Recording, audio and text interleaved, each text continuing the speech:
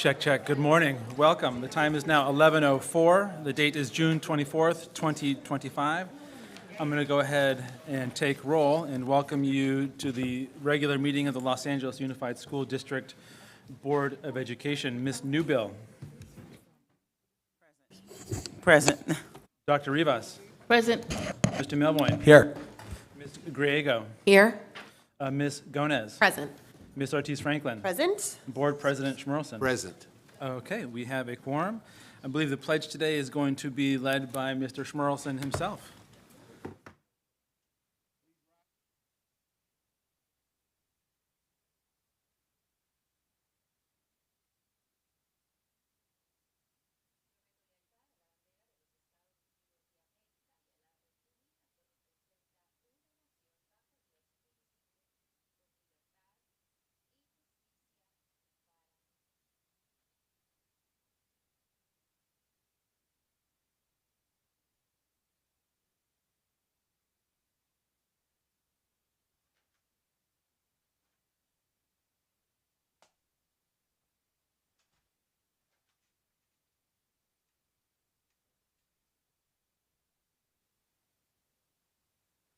Okay, and now we are going to have the land acknowledgement read onto the record. We acknowledge that the Los Angeles Unified School District is located on lands traditionally stewarded by the Gabrieleno and Fernandino Tataviam peoples. We recognize the Gabrieleno as the original caretakers of the Los Angeles Basin and the Fernandino Tataviam as guardians of the Northern Valleys. As we learn and grow, we commit to understanding Indigenous histories and cultures, fostering relationships with these communities, and contributing to healing and unity. Thank you. Thank you very much. We'll now have our labor partners. First labor partner to come up. Okay, come on up, Teamsters. And as a friendly reminder to our labor partners, we request that you keep it to 5 minutes or less per labor group. We appreciate you very much. Thank you. Good morning, Superintendent, school board members. My name is Adriana Avila. I am here on behalf of the health benefits labor unions. As most of you know, I have the privilege of chairing our health benefit committee, and we're here to talk about the budget and a letter that was sent to board members yesterday. We are disappointed to see that the proposed 25-26 budget contains an irreversible and unnecessary allocation to the OPEB trust that will seriously hinder the district's financial outlook over the next 3 years. Specifically, the $336 million and a total of $1.1 billion projected over the next 3 years. This is not the allocation to cover the actual annual cost of retiree benefits. It's an additional discretionary allocation to a trust fund that is neither required nor responsible. District officials are trying to squirrel away an extra $1 billion into this restricted reserve while claiming to be in a structural deficit, and then proposing $1.6 billion in cuts to our schools in a fiscal stabilization plan. We strongly object to this provision of the budget and believe the board should not make any ad hoc OPEB trust contributions during a fiscal stabilization plan. The district should return these allocated amounts to the general fund budget for 25-26 and the projections for the fiscal year 27 and 28, and rescind an equal amount of the proposed cuts in the fiscal stabilization plan. We believe all of this is fear tactics and misinformation provided by former CFO Chris Mount, who recently quit LAUSD. Mr. Mount stated last week that most districts have fully funded OPEB trusts. This is simply not true. Only 7% of districts have trusts that are fully pre-funded, meaning they could cover the full cost of retiree health benefits if every single eligible employee were to retire tomorrow. Most of these pre-funded districts have fewer than 1,000 students, and the majority of school districts with an OPEB trust are partially pre-funded, just like LAUSD. And sadly, these trusts are often used to manufacture a crisis and not protect our benefits. To be clear, our retiree benefits are not underfunded. The board practice in the 2024 actuarial report was to contribute a $40 million to the trust. And the past practice has also been to withhold these contributions during a fiscal stabilization plan. The 2024 report states that with that policy, if the district had to pay benefits out of the fund, the trust would last until 2038. The district has never had to dip into the trust to pay for retiree benefits. Mr. Mount also said these contributions are necessary to cover the unfunded liability of retiree benefits. Again, the liability figure, it's a theoretical cost if every single LAUSD eligible employee were to retire tomorrow. And in fact, there has been no underfunding of these benefits on an annual basis, and the trust has only grown. Meanwhile, since 2017, the future net liability of retiree health benefits for LAUSD has shrunk by 33%, which is over $4.5 billion.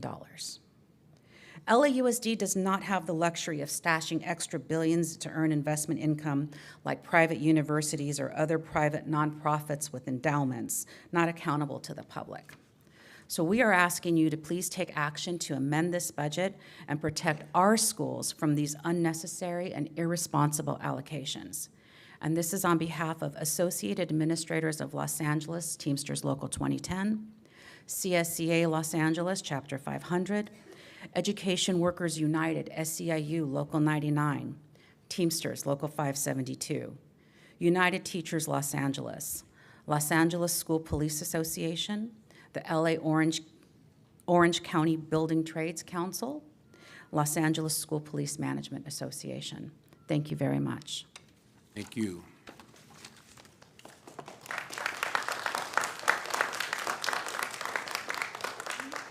Do we have any other labor partners who wish to speak? Mr. Gill? Thank you. And then I see Ms. Parrish is going to follow you. Thank you.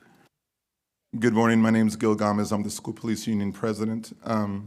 We have a pretty packed room, so I don't want to miss the opportunity to brag about our officers in our police department. Our police officers are getting trained through the LAPD Police Academy and consistently score highest in the academy. One of our individuals even got the #1 recruit. And I'd like to point out that many of our police recruits are LA Unified graduates. And I think I know they're doing LA Unified proud. At the mighty LAPD Academy, they were scoring tops and top recruits. In my world and in the police world, this is a great thing. What I would like after graduation would be for members of the community, students, board members even, and staff to come and help with professional development. They're going to graduate a police academy, and they're going to be sworn police officers in the state of California. But how are they supposed to serve the unique entity of LA Unified? How are they supposed to protect children? They do a good job, but I think that the stakeholders, the children, the students, and the staff should have a little bit more input than what they do. I think this would be very helpful. My LAUSD, in my personal family, my wife's a counselor at Griffith Middle School. Most of the people in my family work for LAUSD or worked or retired. And my mother's a retired administrator. And one thing she said when I came over from a few different police departments, she says, "Be good to my people," meaning the staff, the students, the community of LAUSD. And I think that message should be continued with to our officers when they're getting ready to go out and patrol and protect the students and staff of LA Unified. So I invite board members or groups to come and speak with our officers after they graduate and after they do LAUSD proud by scoring tops like they always do. Thank you very much. Thank you, Mr. Gomez. Next, we have Franny Parrish from CSEA. Come on up, please. Start that clock yet. A hot finger for that clock.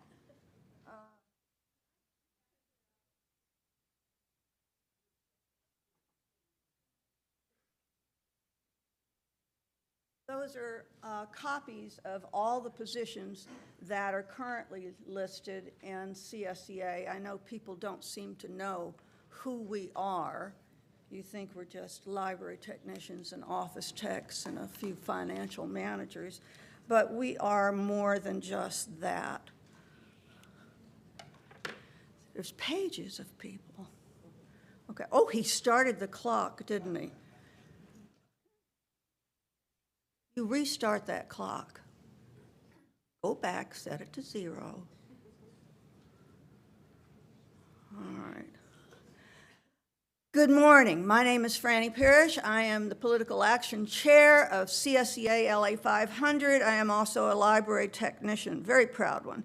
Difficult to know where to start and try and do this in just a few minutes. 2008, CSEA LA 500 had over 7,500 members, almost 8,000. By 2011, cut down to 4,800. Next round of cuts, we were minus 1,700.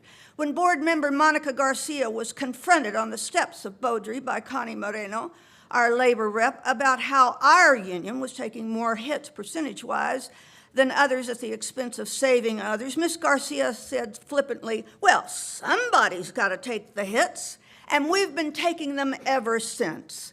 We now have 44 members. So the ones you say are going to be cut are union members. Just who do you have in mind, Mr. Carvalho? We have 2,045 members in central offices. Which 40% are you thinking of cutting? It's been a ghost town and skeleton crews for years there and at school sites. Most work done by fewer people. Norm day ratios, created in 2008. You know, this fact about most work done by fewer people was borne out last week by a SEIU member who stood up here and spoke to you, who said they are often sent to the office to do our work. Our work. They say it all the time. It's happened all the time. I've told all of you board members about this because they're short-staffed. Where there should be 2 to 3 office techs, there is only 1. That is how LAUSD funds the positions. We are also a union made up of mainly women, women of color. Don't be fooled because I'm white and I'm standing up here. We are mainly a union made up of women of color. The average salaries of our people are not enough to buy a house, nor is it enough to support a family of 4 on their own. Our president gave you board members our own budget analysis, and if you bother to read it, you know that our analysis shows there are holes you could drive a whale and a train through in your own budget as presented last week. $600 million in outstanding outsourcing. Well, it's not at all schools. I had a great laugh at that when I was watching at home. That made us all have a good laugh. While taking away jobs of our own people here in the district, all for a cheap deal, expediency on what you think is a deal in order to do union busting or to not have to pay for benefits. Shame on you. Contracting out translators to a company in South America, did you know that? Contracting out our work, period. Enough is enough. And a COLA, 2.3%. So that's what you're offering right now. We're not even in negotiations, but for my brothers and sisters, why not just give what's already given from the state? What's so wrong with that? And the projected COLAs of 3.2, 3.42%. Why make us all grovel? That's what you do when we go to the table. Why not just give what's given from the state?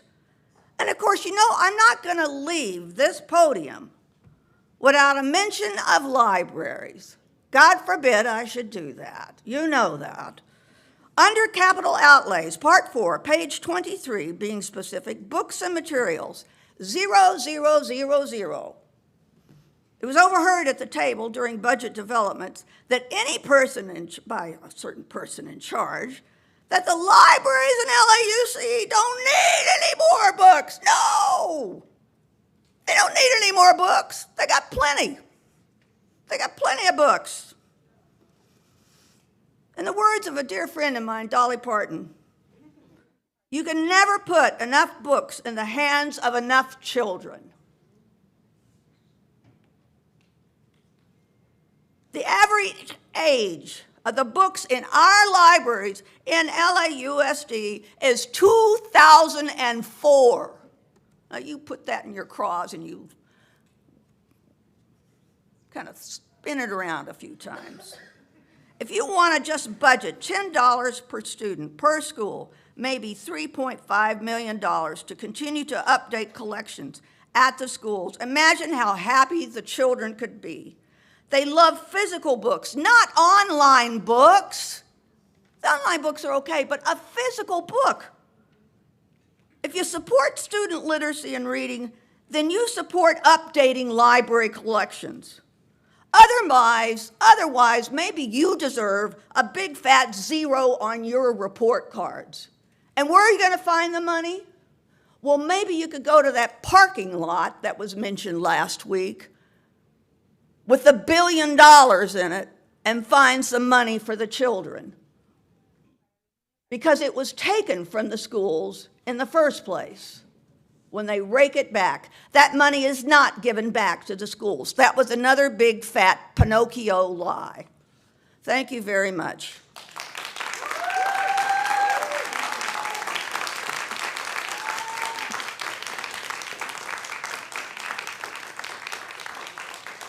Any other labor partners who wish to speak?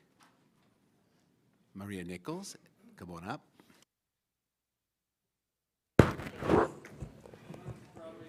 I'm going to respectfully share my time today, if that's okay. Superintendent Carvalho, President Smearshan, board members, I'm Maria Nichols, proud AALA Teamsters Local 2010 president.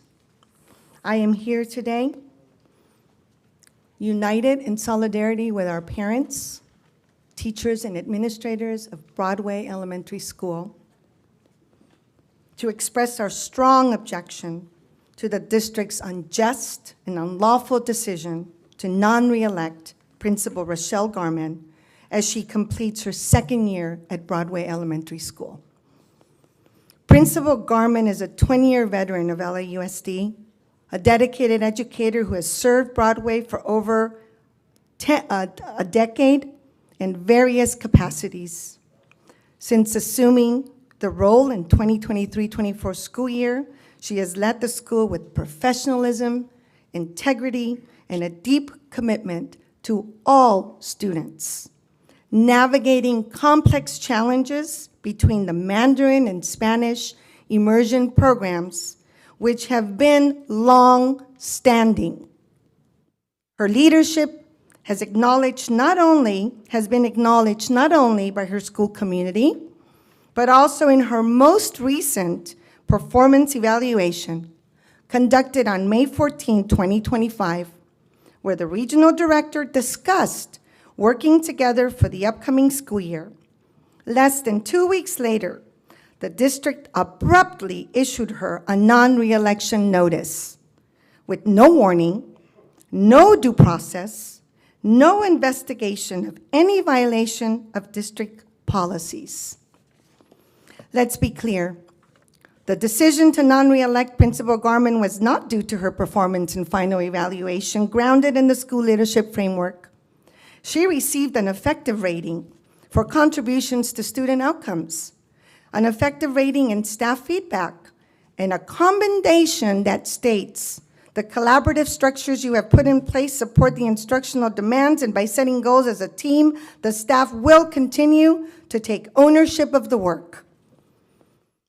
It further goes on to state, the director will continue to support your leadership growth and marks the next evaluation period for 2025-26. The evidence that we have suggests that the decision to non-reelect was the result of a targeted, discriminatory campaign led by a small group of individuals who opposed her leadership due to her race and her perceived linguistic background. She was subjected to derogatory comments and repeated attempts to undermine her authority. The district's failure to defend her and instead act on these discriminatory voices is indefensible and in violation of district policy and the law. Compounding this injustice are unfounded allegations related to $57,000 in Booster Club funds. These funds were never in the possession of Principal Garment or the school. Let me remind you that boosters are separate entities, third parties. Booster meetings are not school-sponsored events, and any expectation that she police the content of parent speech at such meeting raises serious First Amendment concerns. In fact, retaliation for not silencing critical speech may itself be a constitutional violation. Board members, Superintendent Carvalho, this is bigger than one administrator. This decision sends a chilling message about how LAUSD treats their new and developing district leaders. It tells principals that doing everything right, leading with care, following policies, building community, building trusting relationships is not enough. It isn't enough if others decide that for discriminatory reasons, they simply don't want you there because you don't speak Spanish. We call on the board to do the right thing. We call on the superintendent to do the right thing.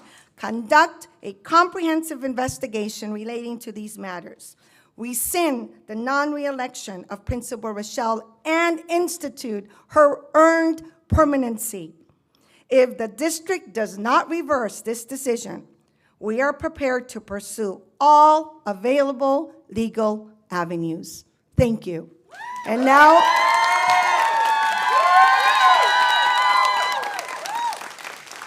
I ask you respectfully to allow Principal Garment a few minutes, since you have really damaged her current career at this time. So give her the courtesy of speaking, please.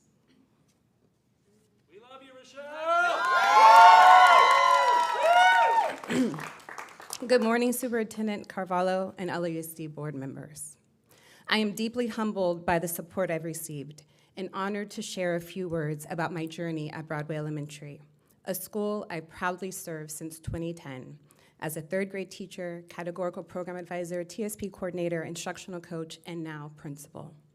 Over the years, I've worked hard to bring innovation and opportunity to our students for both dual language programs, introducing activities such as the spelling bee, math kangaroo, science, robotics clubs, overnight education trips. We reopened our library, we painted a new mural, and updated the playground, creating a joyful, enriching environment for all students to thrive and to earn their optimum potential. We've also built strong partnerships, launching our first local school leadership council, uniting parents, teachers, and administrators around key issues and collaboratively making decisions in the best interests of all stakeholders. Through this, we've built trust, strengthened relationships, and shaped a shared community vision to be the best and brightest for all of our students. One of my proudest achievements has been building morale and uniting our staff. I can say with confidence, I have the hardest working teachers in LAUSD. They plan, collaborate, and create daily to give our students their absolute best. This work would be impossible without their dedication and trust, and as principal, I supported my selfless teachers by creating systems and structures for meaningful collaboration and ensuring they have the time, tools, and resources they needed to achieve extraordinary and accelerated student outcomes. And our results speak for themselves. On the recent summative Smarter Balance assessments, 86% of our 3rd through 5th grade students scored at or above grade level in ELA, and 79% in math. Our parents and guardians are the heartbeat of Broadway. Their passion, commitment, and constant support uplift our entire community. They show up, they speak out, and they give generously of their time and energy to ensure the success of their children and our school. I care deeply for our students, our staff, families, and community. Broadway is more than just a school. It's a magical, one-of-a-kind place that continues to thrive because of our entire school community. It needs and deserves your continued attention, investment, and care. Thank you for your time, and thank you for believing in Broadway. Thank you very much. Thank you very much. Any other labor partners? Oh, thank you.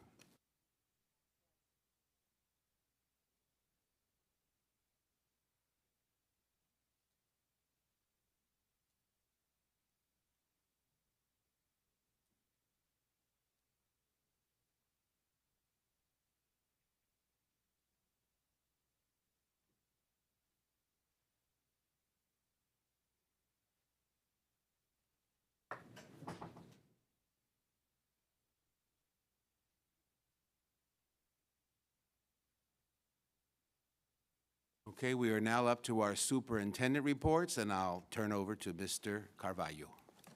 Thank you very much, and good morning, everyone. So we're going to start with some recognition of individuals who committed decades of their professional and personal lives to the improvement and betterment of our great school system. This is a time-honored tradition where we recognize individuals and provide them with that much appreciated bell that celebrates their incredible and powerful contributions. And this year, members of the board, we are sending off some remarkable leaders. The first person that I'd like to recognize today, and I guess what I'll do is I'll do all individuals who will be retiring and then bring them all on and provide them with their bells for their years of service. First is Mr. Jose Huerta. Mr. Huerta has been serving as the Region East Superintendent. Today, we honor in Jose a remarkable leader with a powerful legacy that has shaped the lives of thousands across Los Angeles Unified. Jose's worked with Los Angeles Unified for 34 years, serving students and families, including 9 impactful years leading Region East as its superintendent. Mr. Huerta is retiring and leaving behind a lasting imprint on public education. Believe it or not, Jose began his service with Los Angeles Unified as a TA, then a classroom teacher, grounding his leadership in firsthand experience with students, an experience that has never left him. He progressed through various leadership roles with humility and excellence, serving as an assistant principal and administrative operations, and eventually region superintendent.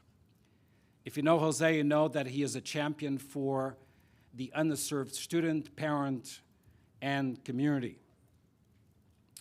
He's always paid keen attention to those who suffer, those who need a better reality. During his time, he has strengthened instructional leadership across the region. He has mentored principals and empowered school leaders. He has helped schools navigate major transitions through the pandemic, recovery efforts, shifts in instructional practices, always with courage, compassion, and clarity. He has led with heart, always reminding us that every child is something more important, someone more important than the data that some choose to define them.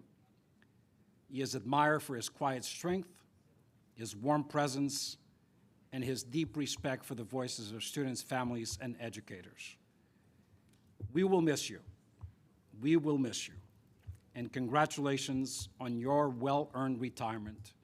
Your journey with us may be ending, but your influence over the thousands you have served will continue to guide them for years to come.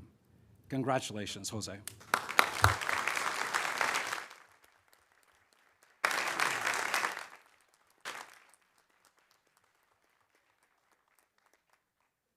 Next up is Deb Loxton, Executive Director of Beyond the Bell Branch. This is, Deb is one of those people that you know she's the real deal when you first meet her. She has a quiet demeanor. She is strong. She is exact in what she does, and she's so good at it. Ms. Loxton began her career with Los Angeles Unified in 1979 as a Beyond the Bell program worker. Those of us that know her know that she doesn't just do her job, she has transformed the job as we know it. She moved through the ranks with determination, with brilliance, with compassion, and just the right amount of sass, eventually leading one of the largest expanded learning programs in the nation as its executive director. You've always believed that kids deserve safe, enriching, meaningful time before and after the bell, including during the summer. Your leadership has been fierce but joyful. Whether you were building out after-school programs, collaborating with city leaders, pushing the superintendent around, or breaking into interpretive dance in the middle of a meeting. Yes, she does do interpretive dance. You've always been the best of the best. You've shown up for our kids. You helped build LA's best, secure critical funding, and shape policies and politics that made LUSD a model for after-school learning in our state and across the country. One of your biggest strengths is the fact that you exemplify that concept of servant leadership.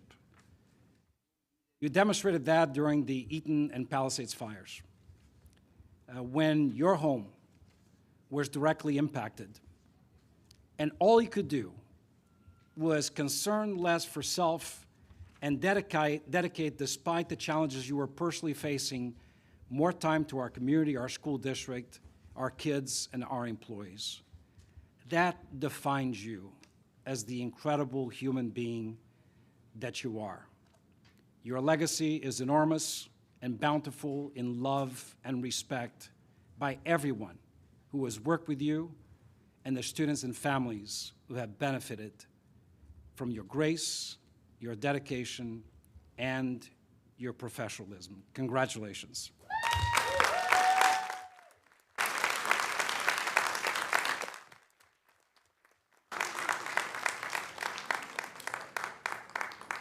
And then there's this, I still call him a young man because, you know, his hair is lighter than mine. He's about to retire. And he's got a youthful, joyful face. I don't care what conversation you have with Mr. Dean Tagawa, you're going to hear.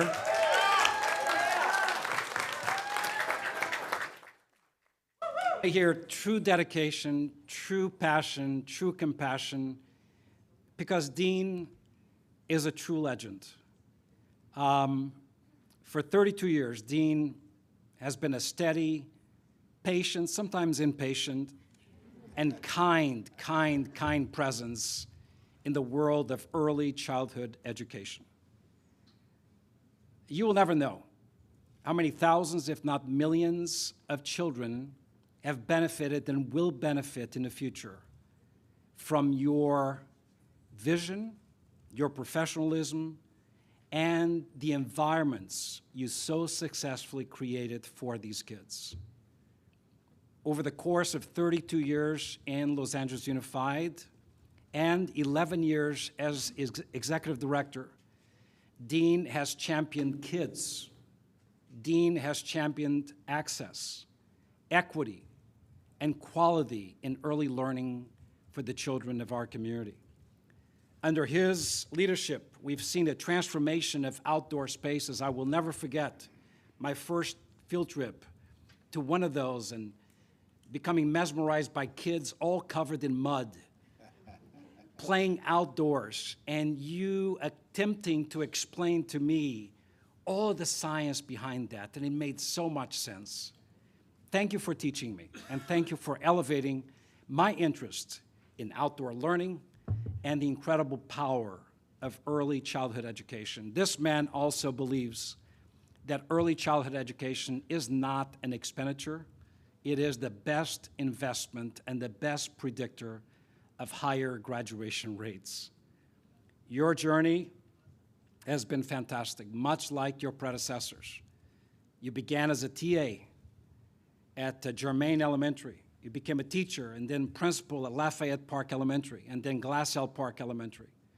You've done everything for a long time, for so many, for absolutely the right reasons.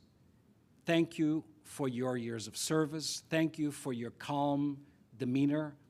Thank you for believing in the power of children. Congratulations on your well-earned retirement.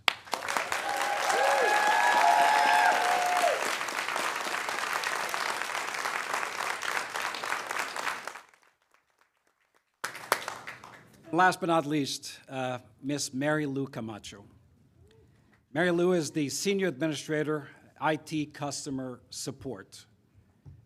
Mary Lou is one of these quiet storms. And now she is a distinguished, quiet, strategic leader who's done it very, very well for 36 years of dedicated service to our great school system. Her incredible career spans a variety of roles, including teacher assistants, teacher, counselor, administrator, counseling coordinator, executive coordinator to the superintendent and deputy superintendent, and currently senior administrator for IT customer support. In her current role, she oversees IT technical field support, the enterprise help desk, and the overall customer experience across information tech services. She leads really cool initiatives like iDream, secondary esports, Adopt a School, and the Women in ITS mentorship program.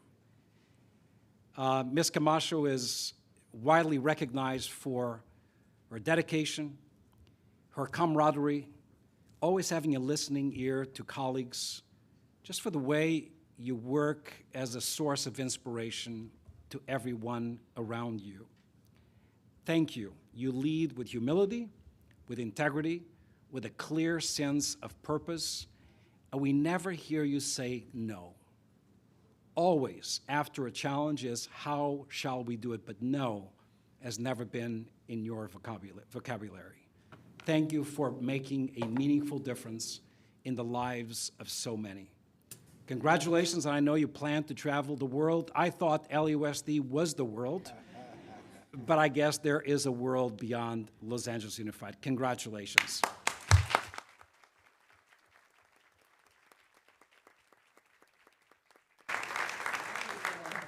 We'll go downstairs and have each one of these remarkable professionals ring the bell.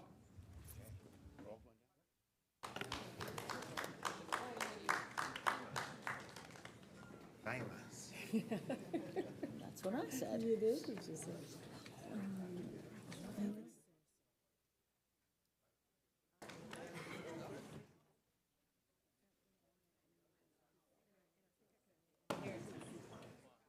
It only give you the top three ranks. Yes, yeah. So I don't really know what to do, but you can interview all of these people. I was like, or ask Gabby if she knows them. I'll send a picture of this to you, and then if nobody knows it, you know it, but I wouldn't necessarily know office to office. And Tony, I was like, I'm assistant. And if not, I'll just get the resumes and I'll just do it old school. I'll just select the top 5, the resumes I like, and interview. So is that right, 35? I like 34. They should come in a little, just to see if, you know. Okay, that's good, yeah. Where's the bell that they ring?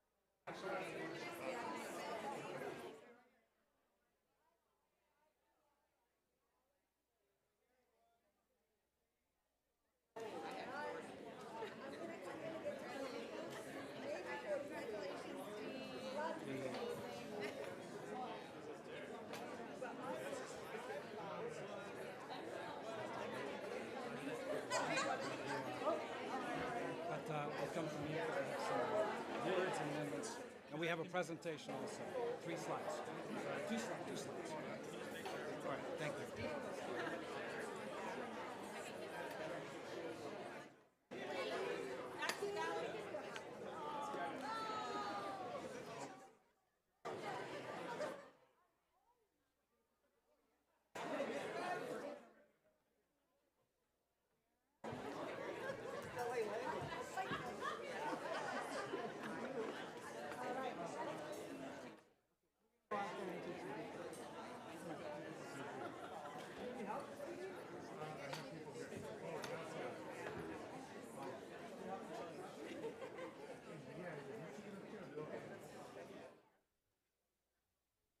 I don't know if the board wants to make any comments.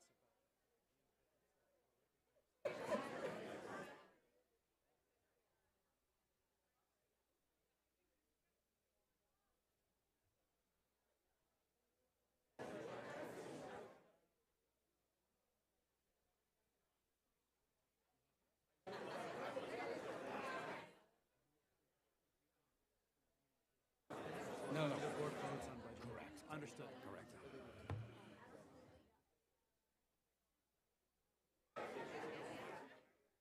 We're good.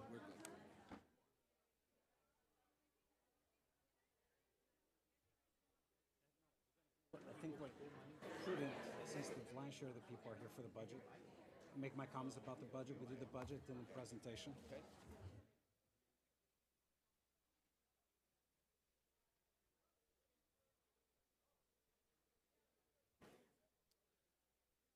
Okay, that was a wonderful recognition of some fantastic district personnel. We appreciate it very much. And now I'll go back to the superintendent to talk about our budget.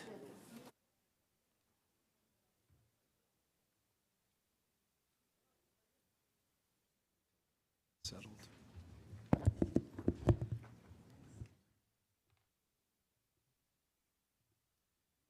Thank you very much again. So what I'd like to do is, we do have a presentation specific to the district safety plan, but we're going to continue now with a very short 2-slide presentation. The first slide is something you've seen before. The second slide does reflect some amendments. The budget is a dynamic instrument that reflects a combination of strategic priorities, resources available, and then the liabilities that accrue over time. A budget should not be a static instrument that does not adapt to newer, better information. A budget should recognize today's realities, but also anticipate and be able to be modified in accordance with shifting trends, increasing or decreasing liabilities, as well as revenues. We've had a lot of meaningful conversations with the board as well as the community about the uncertainty of what's happening in our country. The uncertainty associated with the availability of what we once believed were the steadiest of all revenues across the country. Federal programs like Title I or Title II, Title III, or IDEA. These are programs that we've always assumed have always been there, at least going back to 1963 to 1965, various adoptions of these federal entitlement programs, and have been tested over time. Multiple entities within Congress have tried to modify them, reduce them. They've never succeeded. But this year, unfortunately, it appears that there is a groundswell for modification of these once seen as immutable funding streams. And I want to be very clear, these are not superfluous, superficial investments. These are necessary investments that protect and elevate the needs of the most fragile amongst us. Who would argue against funding for students with disabilities, particularly recognizing that IDEA doesn't even come close to the promise of 40% of the average expenditures associated with students with disabilities, never even having reached 50% of that? Who could argue that with the fact that children in poverty need additional resources and support?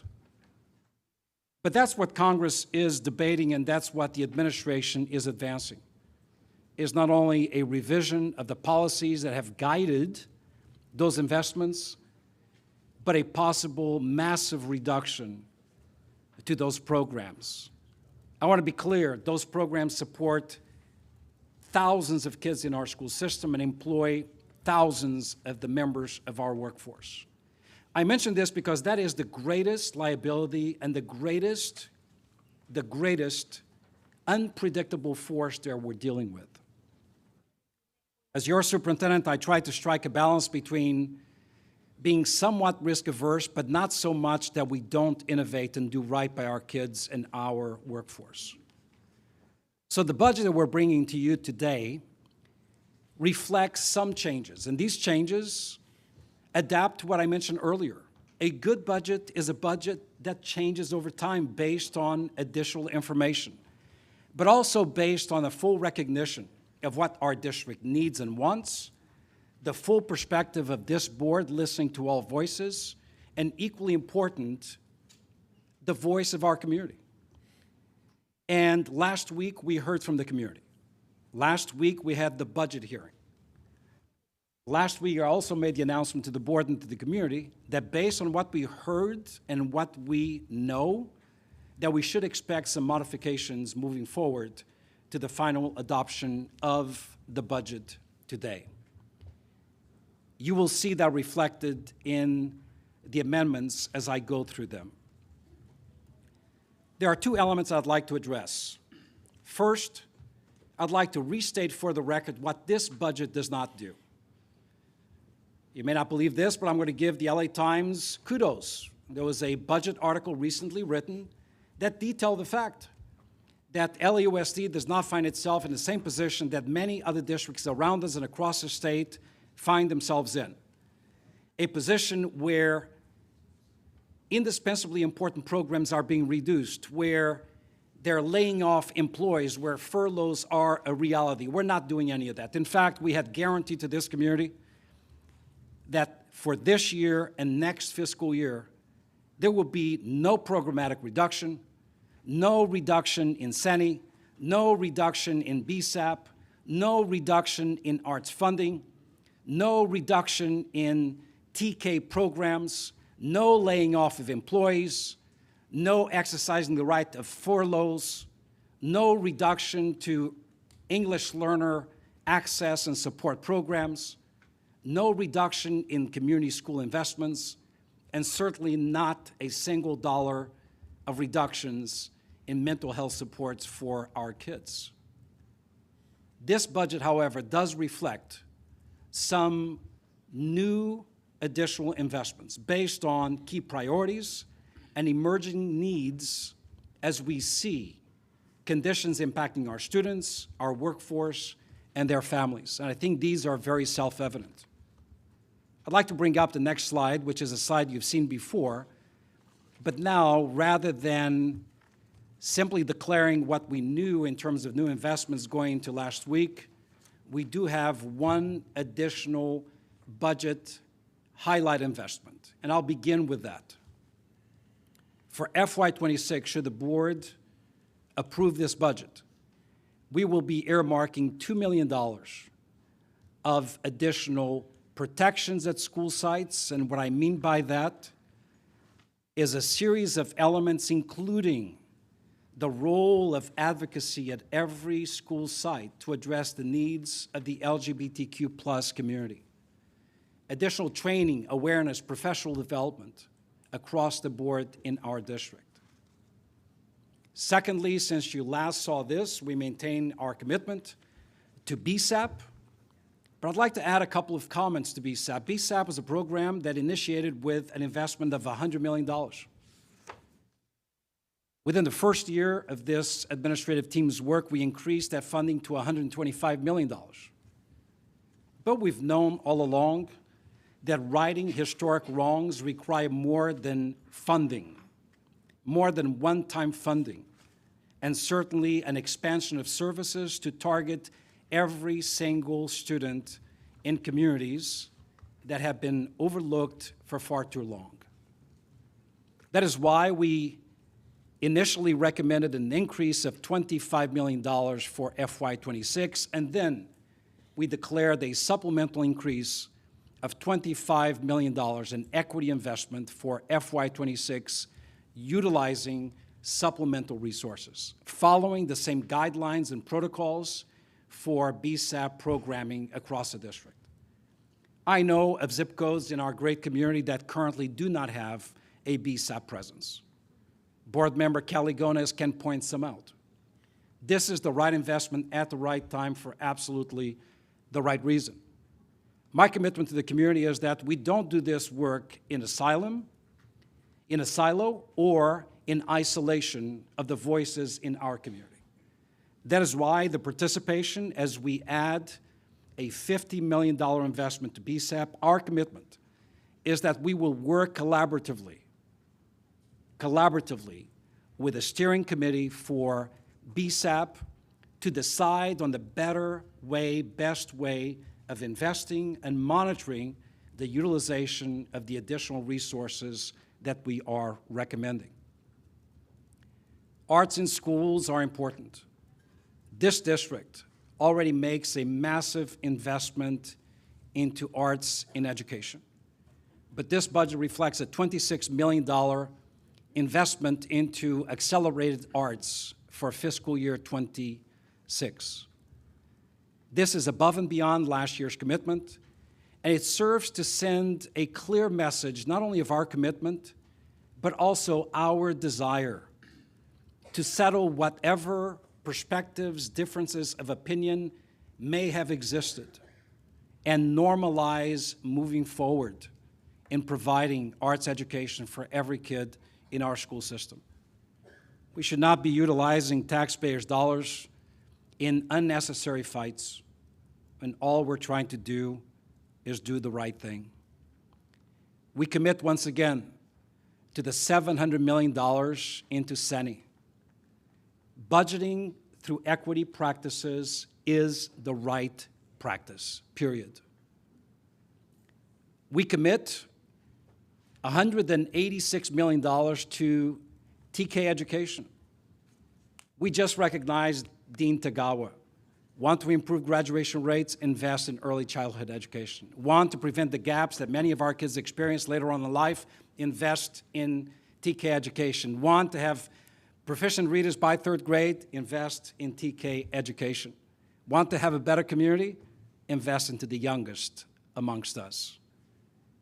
Student family centers, I think any one of us who turns on our TV and reads the paper and considers the stress, the trauma, the abuse, the persecution that we see in our community recognizes that we need to be that alleviating element in our school district, providing support to some of the most fragile kids and families in our school district who right now fear coming to school, fear asking for help, fear being seen, period.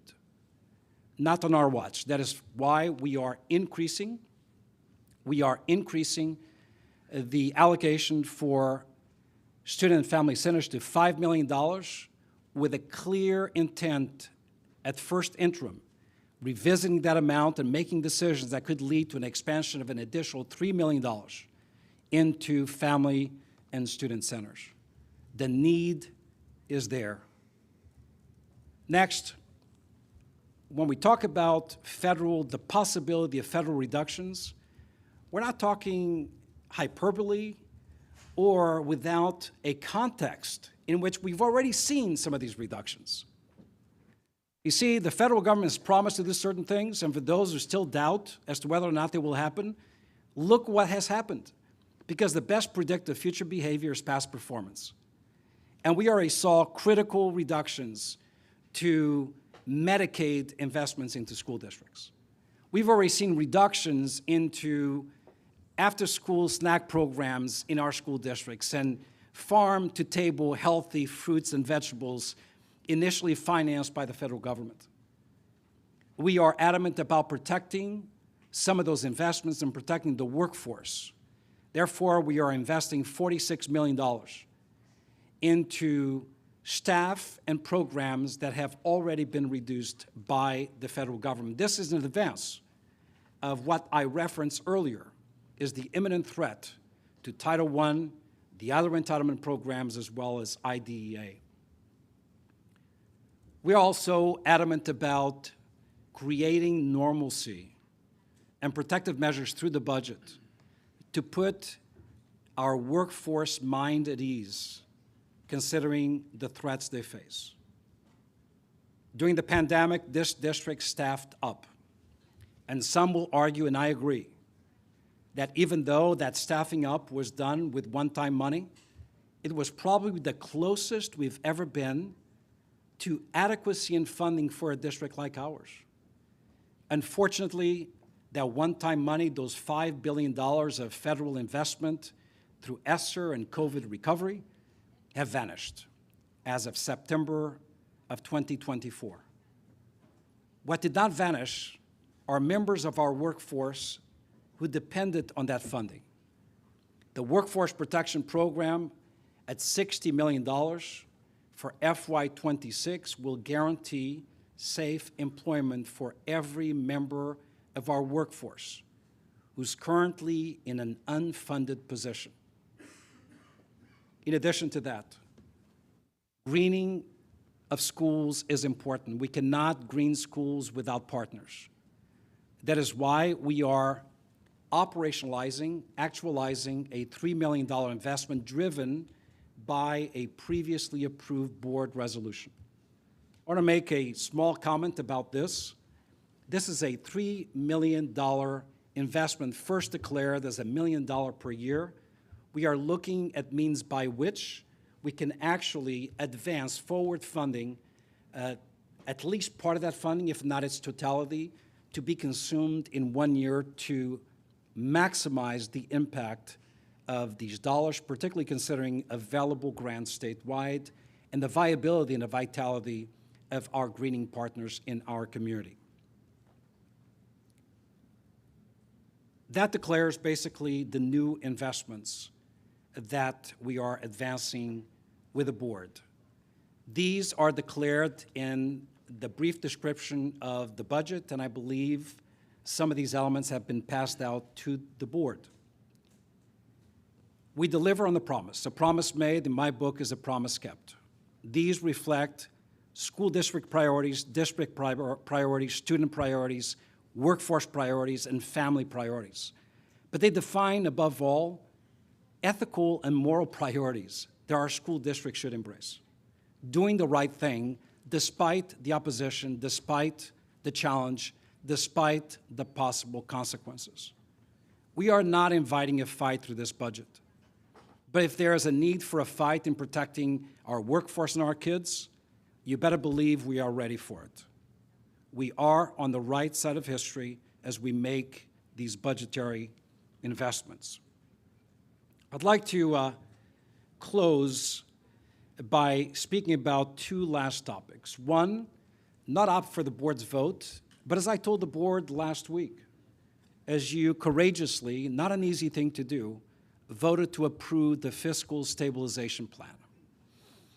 We find ourselves in opposition not because of any wrongdoing by anyone, current or past.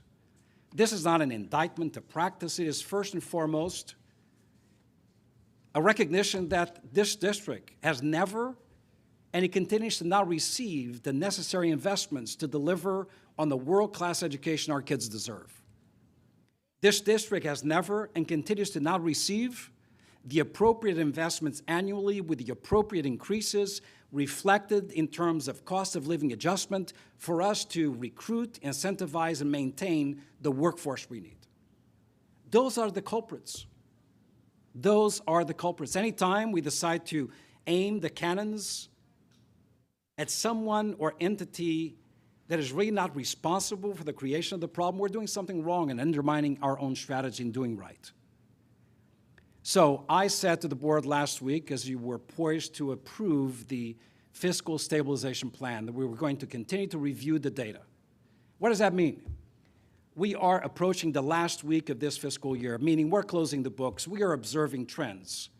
We are looking at the deployment, the hiring trends in the district, but also retirement, separations from positions.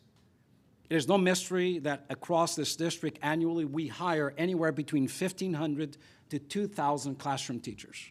And by classroom teachers, counselors, PSAs, PSWs, et cetera, certificated personnel. Remember when I talked about the fact that we have 1,400 people currently in positions that are unfunded as a result of the cessation, the elimination, the sunsetting of the ESSER COVID recovery dollars. We're adamant about protecting those individuals. That's why for FY26, they are protected. No one is losing their job, but we do have a problem for FY27. But as a result of our deep dive and understanding of the data and understanding of attrition rates, we will be revisiting this issue at first interim in December. We believe that we'll be poised to reduce the reduction. I know that sounds odd, but there is an element in the fiscal stabilization plan that would reduce that $60 million workforce protection program to zero. We believe we can prudently and reasonably reduce that to $30 million on the basis of expected movements and shifts of individuals who currently occupy unfunded positions into funded positions, particularly at school sites.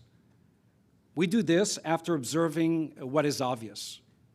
If we are an equity-driven district, we need to recognize that the lion's share of those positions, unfunded positions, are occupied by some of the lowest wage earners in our workforce. In fact, 1,200 out of the 1,400. It is incumbent upon us to do our very best. We will use the next 4, 5, 6 months to realize this commitment at first interim. But I want to thank the board for your vote last week, the right thing at the right time, although difficult. Just as I want to thank those who chimed in and allowed us a deeper dive into some of these issues. The last point is probably the most complex, and it deals with post-employment benefits that our remarkable workforce and their dependents depend on. I remember when I first arrived in Los Angeles Unified, you, the board, told me about the nature of the unfunded liability inherent, a net liability inherent to OPEB. At that time, it was at $9 billion. A few years earlier, it was at $11 billion. The trust that basically receives these contributions and manages appropriately towards the protection of benefits post-employment, after retirement, for people like Mr. Huerta, is one that requires careful monitoring. But it is a set of budget transactions, and as I told you at the top of today's meeting, a budget is like an accordion. It expands and contracts on the basis of availability of resources, consumption of those resources, emerging, increasing, or decreasing liabilities over time, but also the exigent need of today's priorities that need also to be satisfied. So, a number of things that we have detected. OPEB is still a big problem for the district. I do not want to understate or diminish that reality. We ought to be honest as we speak about this. Should we be concerned about what may happen years after any one of us has left this district? Absolutely. Kicking the can down the road or simply throwing money at it is not the strategy. So the work we do and my recommendation is not a reflection only of what is expedient for me, but what is right today and what will be right in years to come for our district. But I find it prudent on the basis of a number of recognitions, beginning with what we see is an evolving trend of OPEB stabilization. The trust is operating well. The trust is operating well. Secondly, I am deeply concerned, as I've stated earlier, that despite the investments that I detailed in terms of highlights for FY26, the biggest threat to us is the unknown associated with state and particularly federal economic conditions. A simple shift in Title I and IDEA combined could deprive our district of $200 to $300 million for next fiscal year. Will it happen? I don't know, but I've heard it discussed in Congress. And I've heard it discussed from the current occupant of 1600 Pennsylvania Avenue. So we ought to pay attention to that.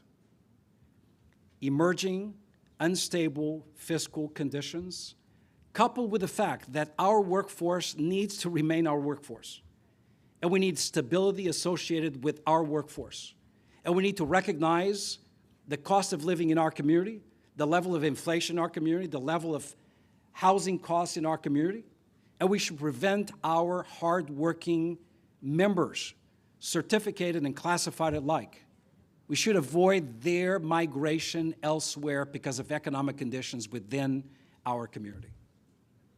So considering the uncertainty of federal funding, the anemic performance of the state's economy, coupled with the need to stabilize our workforce now and in years to come, I find it appropriate, coupled with the fact that OPEB, the trust, is performing well. I am recommending, and the budget documents have already been amended, to exact a retraction of funding from OPEB, particularly what would have been a contribution from general fund into the arc of the trust.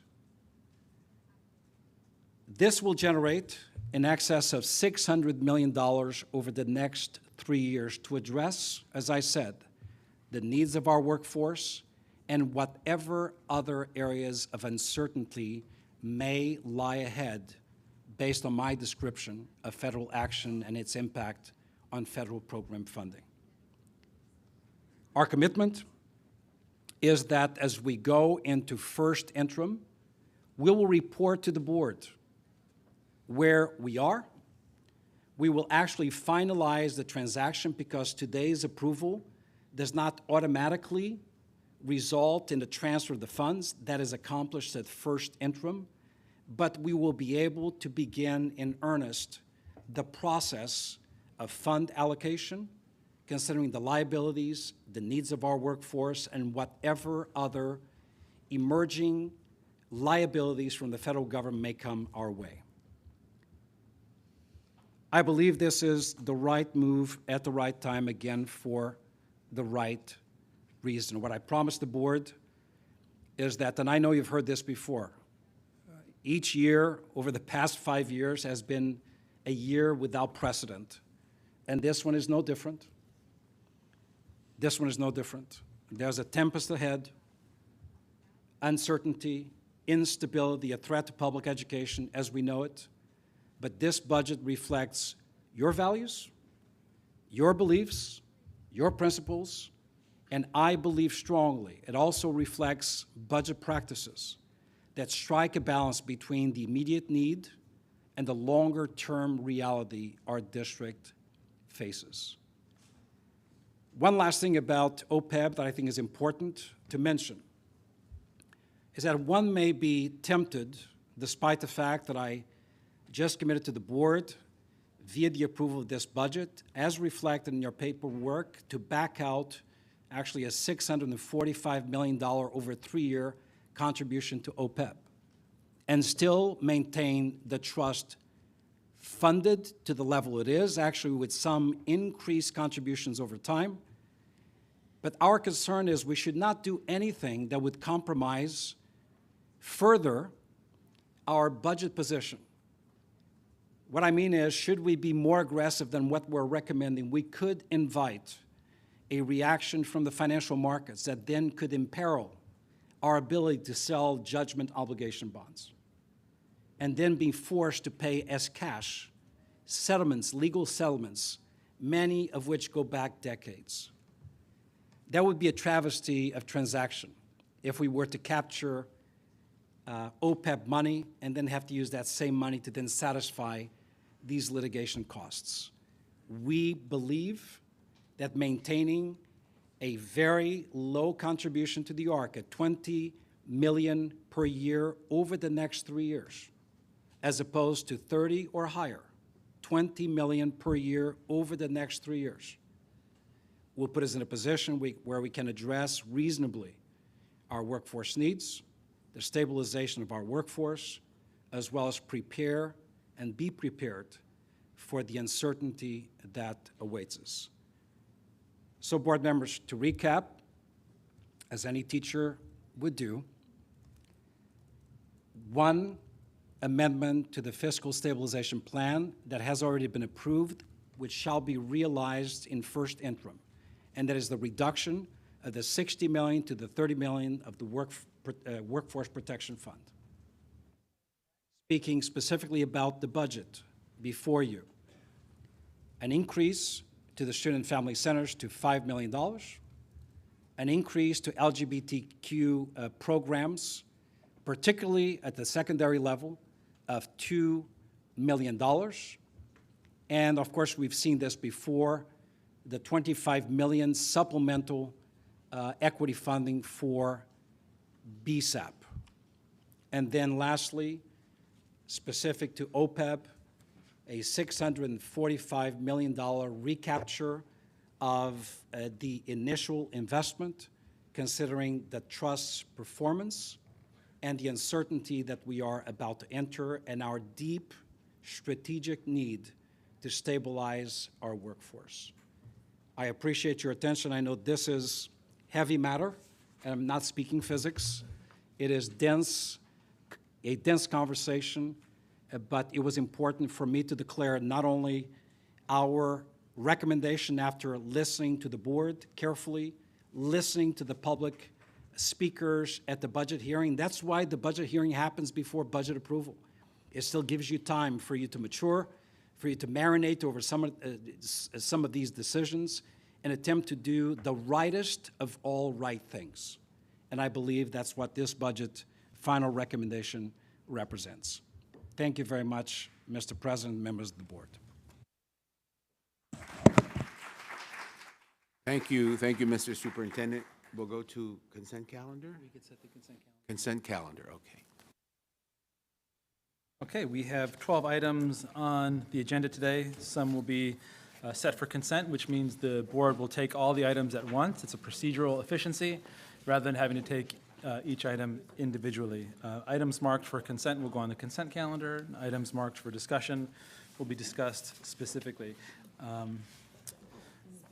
Okay, can I have someone move and second the consent calendar? Moved by Board President Morrison, seconded by Ms. Gomez.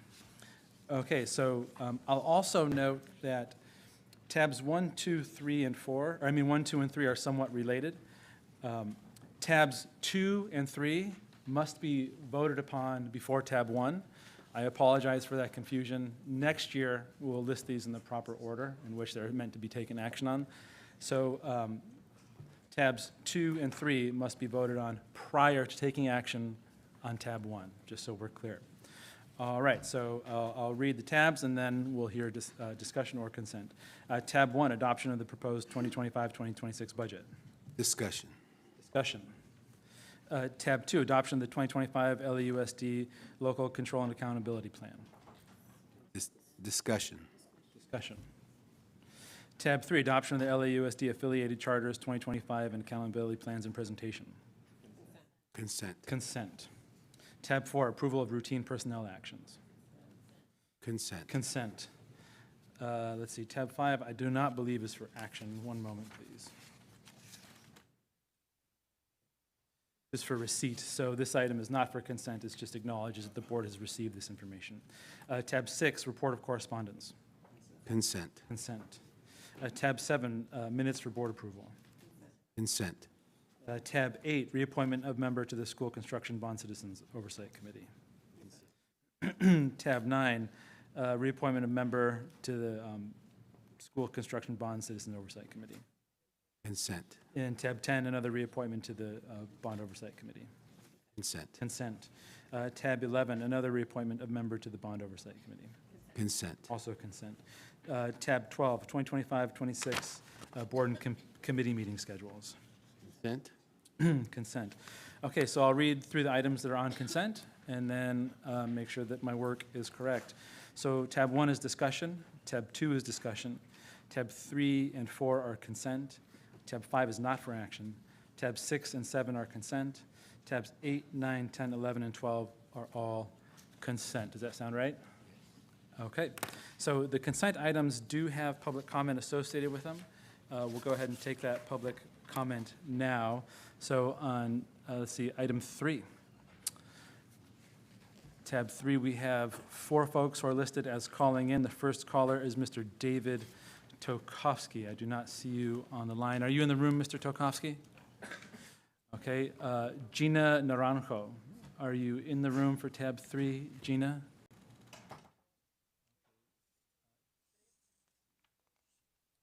Benjamin, I see you're on the line. Benjamin, for tab 3, please press *6 to unmute yourself, and you'll have 2 minutes to speak once you begin. Benjamin.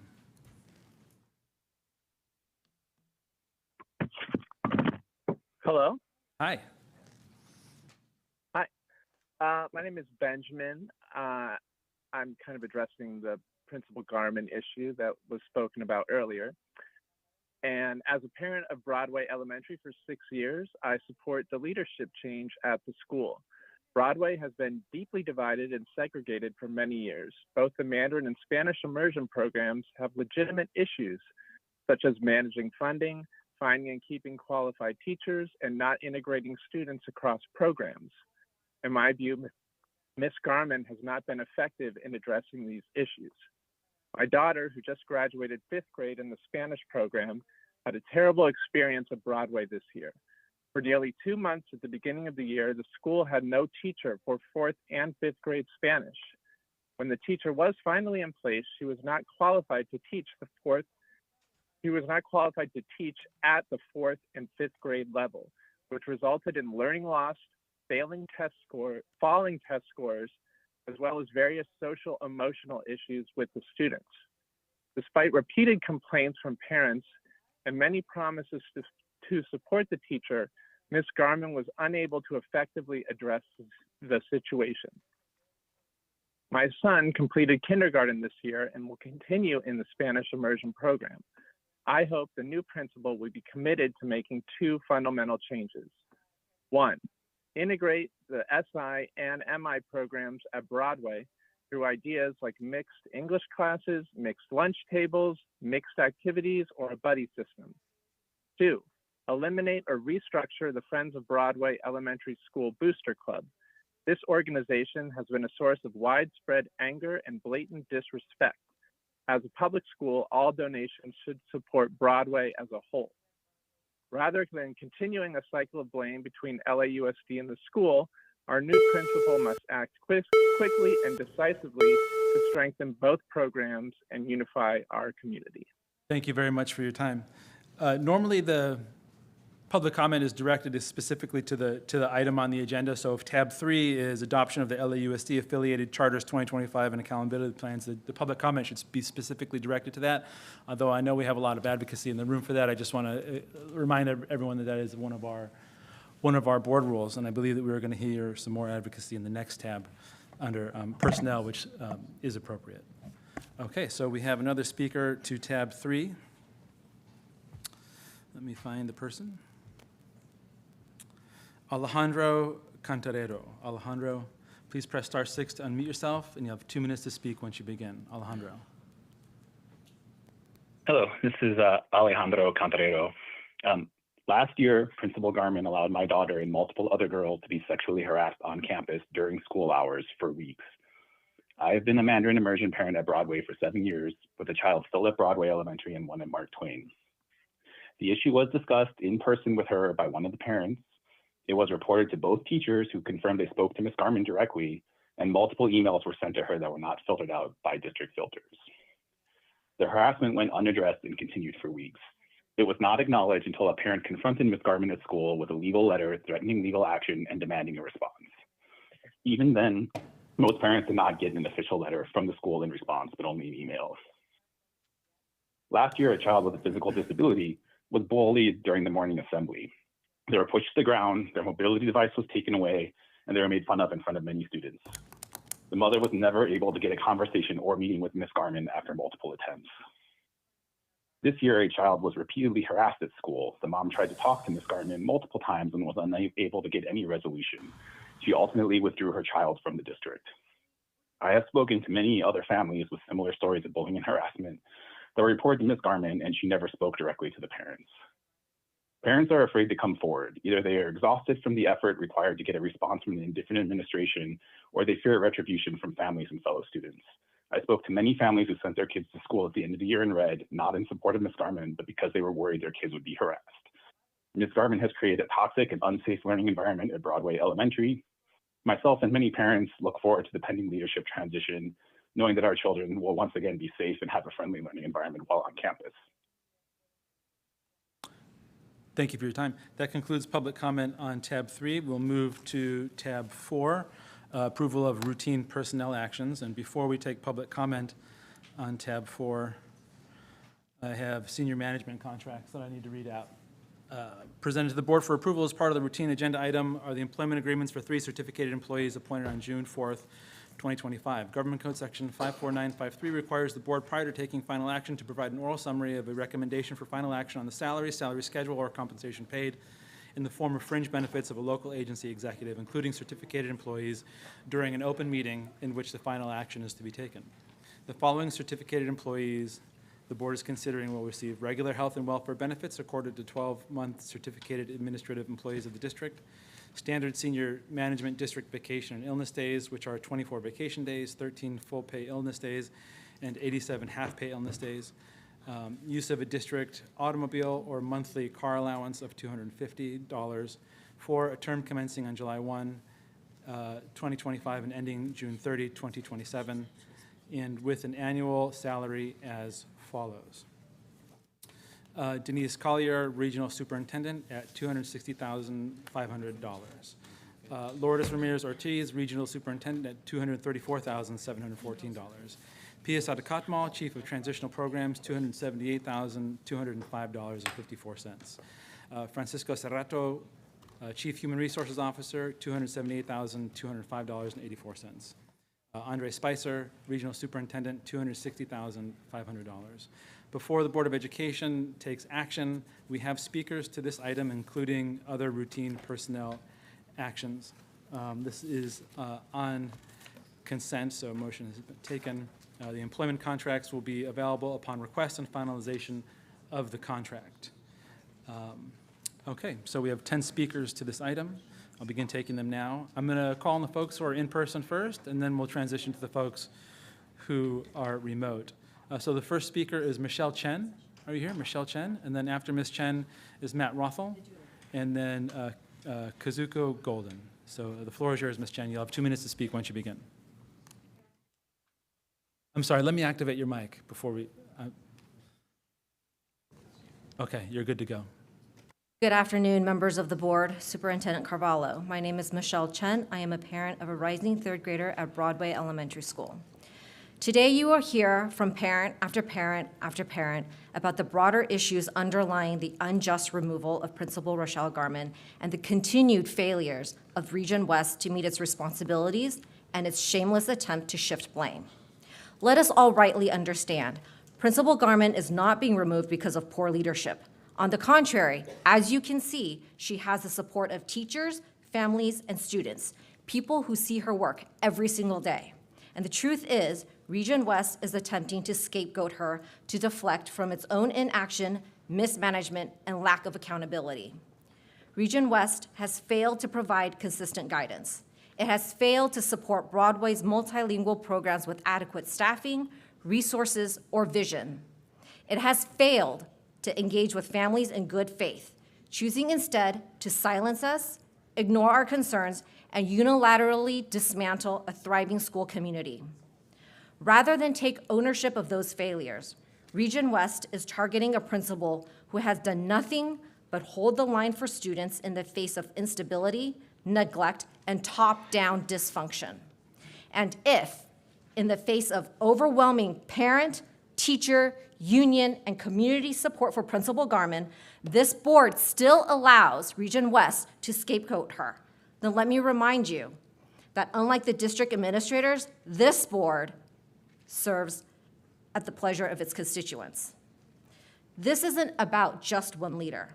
It's about a culture of blame shifting at the regional level that punishes success, alienates communities, and erodes trust.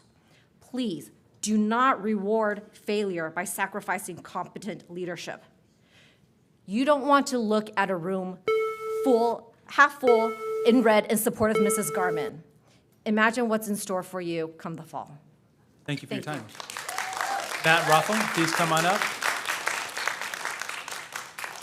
I have 2 minutes to speak once you begin, and then Ms. Golden. And then after Ms. Golden will be Fred T.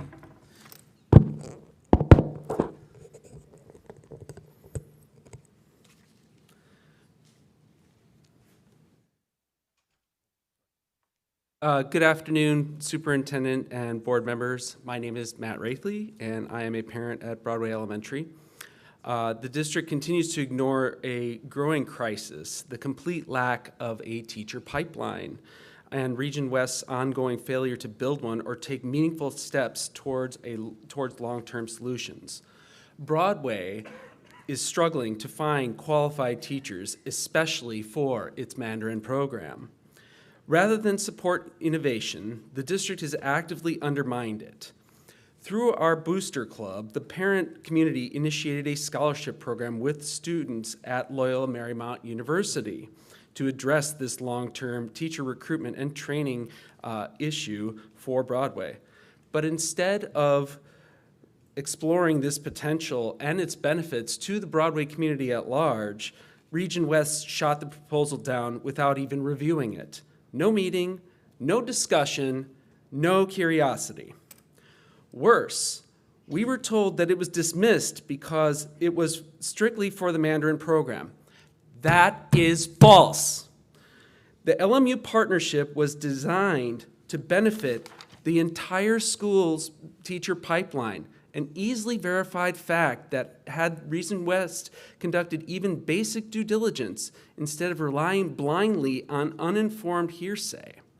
Region West conduct is in complete violation of the district's core values of equity, collaboration, and excellence. What's more egregious is that Region West has offered no substantive alternatives to fill the gap. Their answer, as I told you all in an email over the weekend, is that they're talking to HR. That's not an answer, guys. The anemic teacher pipeline for Broadway is a product of the district's inaction. Broadway parents are working hard to build a strong, stable school that serves its student. That work should be supported, not sabotaged. Thank you. Thank you for your time. Kazuko Golden, come on up. And then after Ms. Golden is Fred Tatasciore, and then Alyssa Sandrowski. Good morning, members of the board and Superintendent Carvalho. My name is Kazuko Golden. I'm a proud parent of an entering second grader at Broadway Elementary School, and I appreciate this opportunity to speak with you today. As I reflect on this past year, I'm reminded that the heart of a successful school lies in strong leadership and united community. At Broadway, we've been fortunate to have both, anchored by an exceptional principal, Ms. Garman. Ms. Garman has led with warmth, vision, and deep cultural understanding. Whether welcoming students by name and nurturing both the Spanish and Mandarin immersion programs, she has consistently shown what it means to lead with excellence, empathy, and integrity, even in the face of limited resources and complex challenges. She is not just a good principal, she is an astounding one. I am at this point going to put the rest of my speech behind a trophy that I will now award to the board with your permission, which is a petition that the students have signed on her behalf. And the question that they have asked of you and of Region West is why? And it has not been addressed. And we wanted that opportunity, but they canceled our meeting with them. Now, you have just heard from two testimonies on the line today, which gave some very accusatory remarks. If she is actually going to be let go for harassment, Region West has not even provided that. They have not told us anything. You have asked us to move to the balcony. Why? We want to know answers. We want transparency. That is what you are supposed to represent. If you say that the budget is in line with our principles, our principle is not in line with letting go a beloved principal who is a leader for our school. So I will give to you this petition on behalf of children who she welcomed when their houses burned down during the fires. Her family is from Altadena. And I would like for you to also answer the question why she is among one of 4 other Black women principals who are being let go in our region. Thank you. For your time. Fred T. Fred T., come on up. Thank you. You have 2 minutes to speak once you begin. Thank you so much. Good morning, Superintendent Carvalho and members of the LUSD Board. Thank you for your work. My name is Fred Tatasciore, and I'm a new parent at Broadway Elementary. I'm here today to express deep concern over the reassignment of Principal Rochelle Garman and what appears to be a troubling pattern of principal removals across Region West. The presence of so many parents and teachers and union here today is a testament to our confidence in Principal Garman. If this were a performance issue, would this many of us be standing in support? We understand that transparency can be limited due to privacy concerns, but we believe that with open dialogue and commitment to partnership, we can find a way forward together. Broadway is one of LAUSD's highest performing schools, ranked number 11 in the district. It's home to a rare dual language immersion program in both Spanish and Mandarin. A school this complex and culturally rich needs steady, culturally competent leadership. Principal Garman exemplifies that. She served for years as Broadway's instructional coach before becoming principal during that time. She built trust with families, supported academic excellence, retained talented staff, and unified our diverse programs. Her sudden removal without transparency or community input puts all of that at risk. Even more troubling, she's the 5th Black woman principal lost to us from Region West this summer, along with leaders from Playa Vista, Baldwin Hills, Marquez Charter, and Prescott. These were not struggling schools. This pattern calls for urgent review. At Broadway, over 1,000 parents and community members have signed a petition to keep Principal Garman in her role. We've also seen repeated breakdowns in communication, procedural inconsistencies, and decisions made without input from the community. This is no longer just a personnel issue, it's a crisis of leadership and trust. So how do we move forward? All right, we want help. Let's come together, families, educators, and district leadership, to rebuild trust, restore stability, and collaborate on a shared vision for success at Broadway and across Region West. Until then, we respectfully request that Principal Garman be retained through the 2025-26 school year, and that an independent investigation be launched into leadership removals across Region West. Our children and our schools deserve better. How can we solve this together? Thank you. Thank you for your time. Alyssa C., Alyssa Sandrowski, come on up. You have 2 minutes to speak once you begin. Hi there. Thank you so much for listening to us today. I know we're a lot, but we love Principal Garman. My name is Alyssa Sandrowski. I'm the parent of a rising 3rd grader and an incoming kindergartner at Broadway. I'd like to tell you a story. It's about a beloved principal who's sitting behind me, who's spent more than a decade serving our school community, only to be removed abruptly without warning or explanation by Region West leadership. Parents, teachers, even our children were left stunned and confused. Why was she removed? What did she do? Or as my own child asked me, Mommy, why isn't Principal Garman coming back? She's the best. I understand the need for discretion in personnel decisions. That's critical. But there's a huge difference between respecting privacy and completely shutting out a community. What's worse is that how we've been treated for asking questions. We've been dismissed, we've been patronized, and we've been talked down to. Sadly, Broadway is not alone. As you've heard, we're seeing a troubling pattern across Region West when it comes to transparency. Principals quietly removed at other schools, and recent confusion last year about new admission rules at Mark Twain and Walter Reed. You know, we teach our children to look for patterns in reading, in math, in history. The pattern here is clear. LAUSD and Region West leaders repeatedly disregard the voices of the very people who make our schools successful: teachers, parents, and students. But this story doesn't have to end this way. There's still time to make things right by reinstating Principal Garman and rebuilding the trust that's broken. Our kids are watching. You know, they chanted in front of Broadway just a few weeks ago before school let out, "Save our principal," and they believe their voices matter. Let's please show our children that their voices do matter by changing the end of this Broadway story. Thank you. Thank you for your time. Michael Shen, and then Curtis Hammond. Come on up.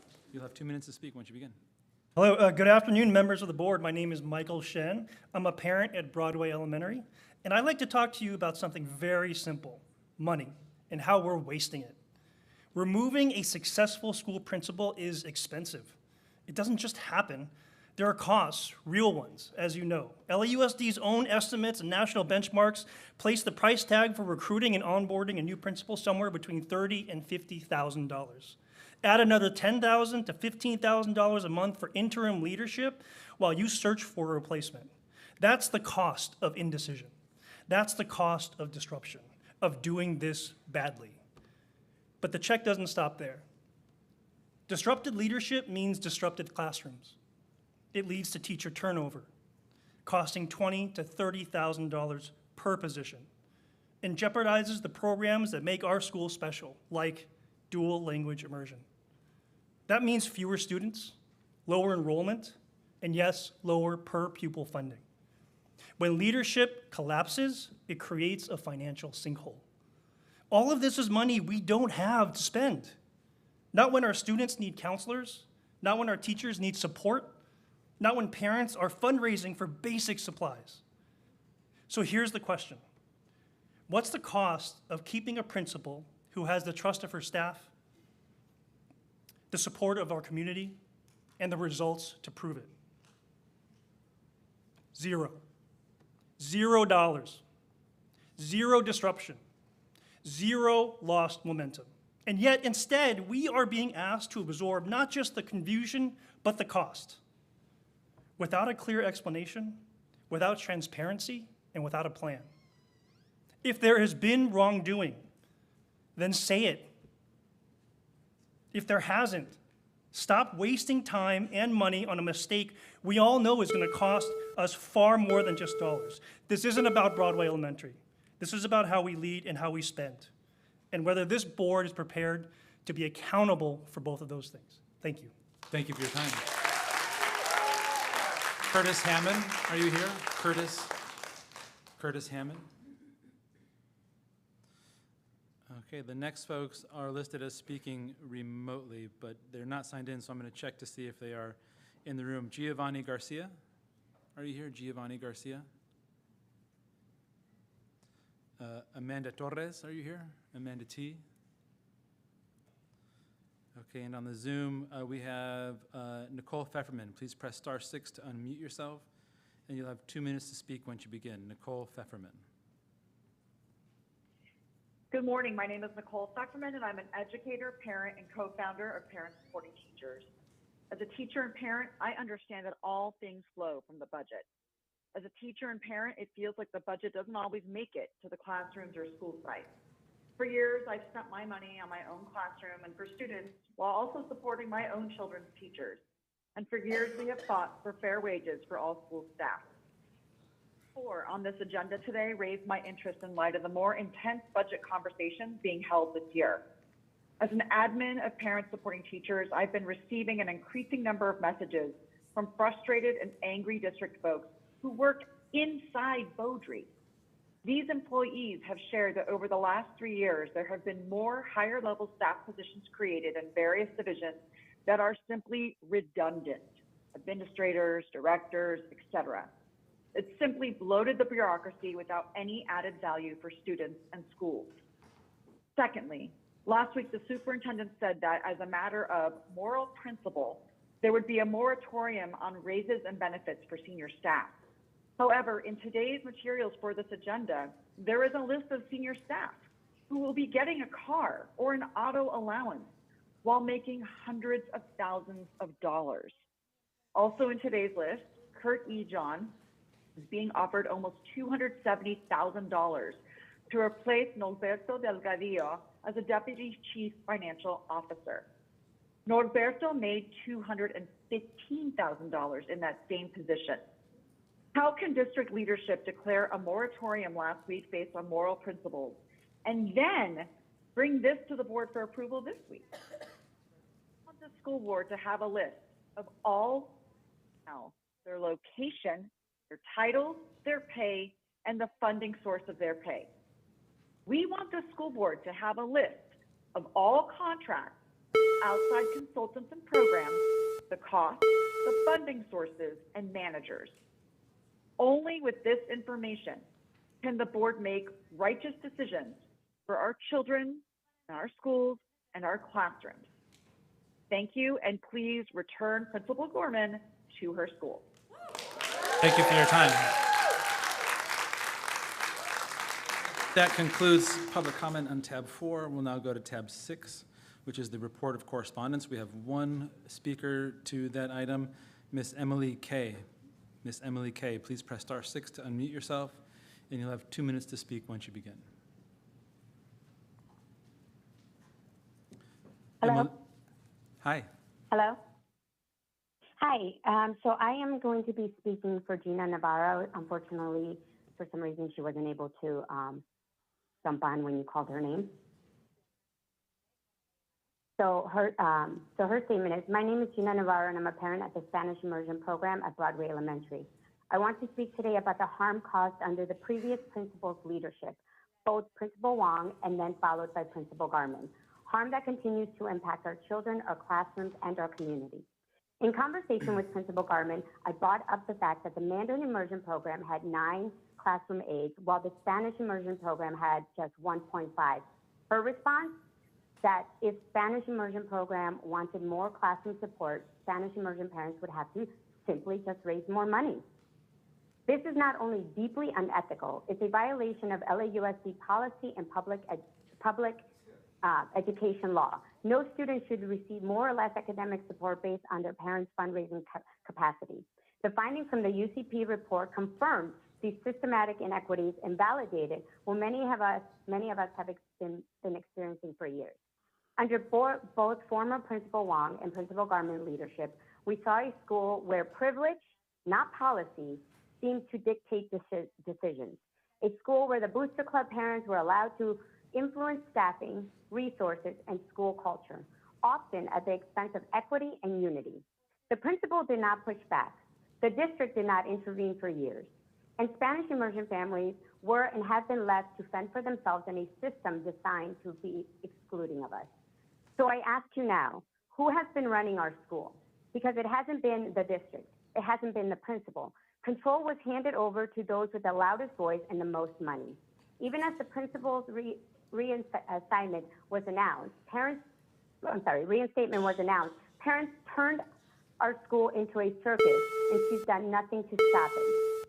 To the district, now that you are selecting a new principal, please do better. Appoint a principal who brings vision, backbone, and seizure responsibility. Someone who understands how to navigate budget within the district. Thank you very much for your time.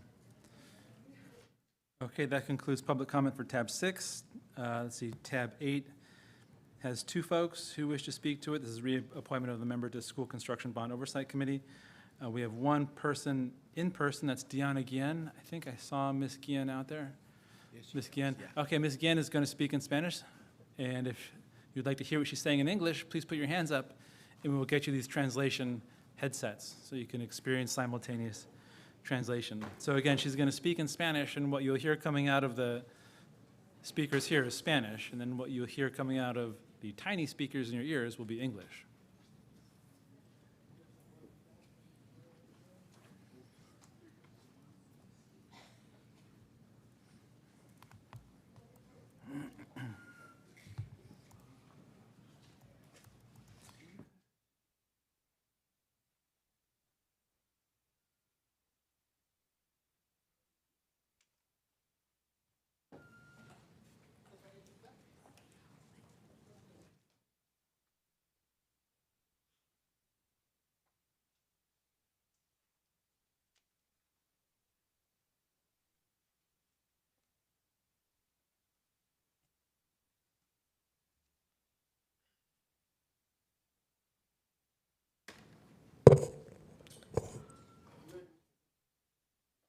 Listos, gracias. Sí, buenas tardes, miembros del board. Mi nombre Members of the board, my name is Diana Guillen, and I applied to be a parent, right? To be part of this committee since about a year ago almost. And I've been here on my notes that in September of 2024, I sent my application, I sent my resume, and you all still have it vacant and have not considered the resume. I am a parent that has been here in the district supporting the students on behalf of their parents for about 10 years now at the district level. And I've been president 4 times for the English learners, and I've also been president. I've been president of the committee PAC, and it has not been considered. Regardless, you all, there was also another position for a member of the community for the people, for the elderly people, and now they changed it that it needs to be an administrator, a retired administrator. I think that looks very bad because these are people that have worked with you all. So I think you all, it's sort of a conflict of interest, since a lot of those that have retired return to work with you all again. So the committee needs to be independent. That money belongs to all the workers from all the people that live here in California, and the ones of which their money, that subcommittee is to guard that money from the workers, from all the people that contributes in this state. So you all are not wanting to listen to the voice of the parents, because I sent this resume a long time ago and nobody's considered my petition that to be in this committee, and you all are the ones that are supposedly have to make that decision. And so you're putting us to the side, the parents' voice to the side, and so now that this vacant position, it's been there for about a year, and you have not wanting to fill that position. So I'm asking you to reconsider, since I'm a person that is very capable and I don't have any conflict of interest. I'm not going to be in favor of the teachers or the administrators or any other parts besides the community, because that money is for the people, for them to be utilized for them for whatever is necessary for our schools. Thank you. We have Monica Arrazola signed up to speak remotely, but I do not have her online. Are you in the room, Ms. Arrazola? She's not here, so that concludes public comment on item number 8. And that also concludes public comment on the remainder of the consent items, which are 9, 10, 11, and 12. No comment associated with those, so it's now appropriate to take a vote. Member Mr. Schmerlson moved and Ms. Gomez seconded, so here comes the vote on the consent calendar. Ms. Newbill? Yes. Dr. Rivas? Yes. Mr. Melvoin? Yes. Ms. Griego? Ms. Gomez? Yes. Ms. Ortiz-Franklin? Mr. Schmerlson? Yes. Okay, that is a majority. We'll come collect the votes for Ms. Griego and Ms. Ortiz-Franklin. And now that brings us to tabs 1, 2, and let's see, 1 and 2. But remember, we got to take tab 2 before we take tab 1. So I believe we have 10 speakers to tab 2, which we can take now. Keith Morrow, are you here? Keith Morrow? Laquan Muhammad? Laquan? Juan Magandi, I feel like I saw you here. Come on up, Mr. Magandi. You'll have 2 minutes to speak once you begin. Mr. Magandi is going to speak in Spanish, so if you've still got those headsets, please slap them on. If you would like, if you don't have a set and you would like to hear what he's saying, translated into English as he's speaking Spanish, please put your hands up and we'll get you a headset.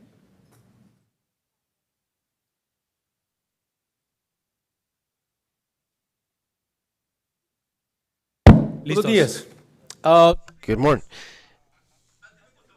Before they had told me a story that was called Alibaba and the 40 Thieves. So they said this story, right? It had something to do with reality. That's what I've always asked myself, right?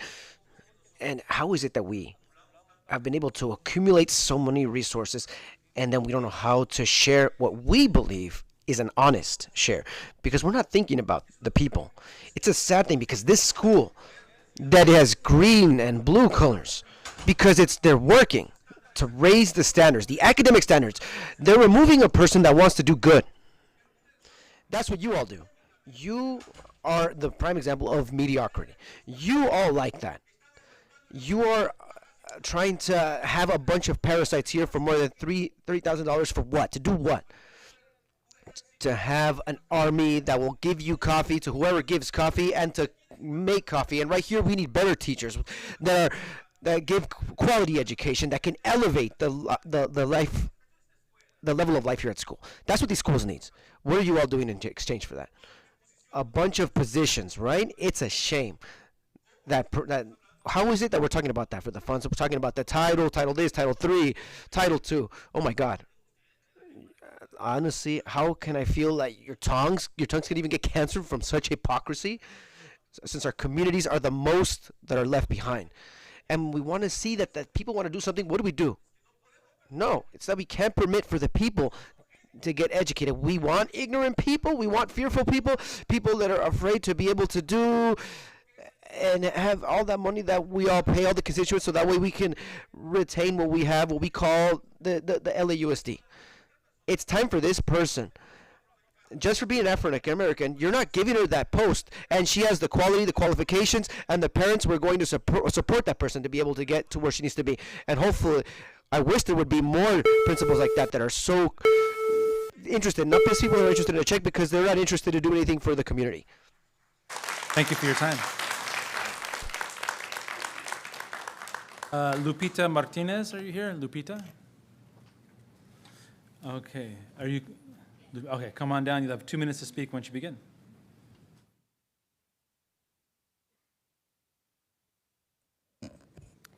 Good afternoon, Superintendent and board members. My name is Mary Ellen Cody. I'm speaking on behalf of Lupita Martinez, and I'm the proud daughter of immigrants. I'm also here on behalf of CHIRLA, the Coalition for Humane Immigrant Rights.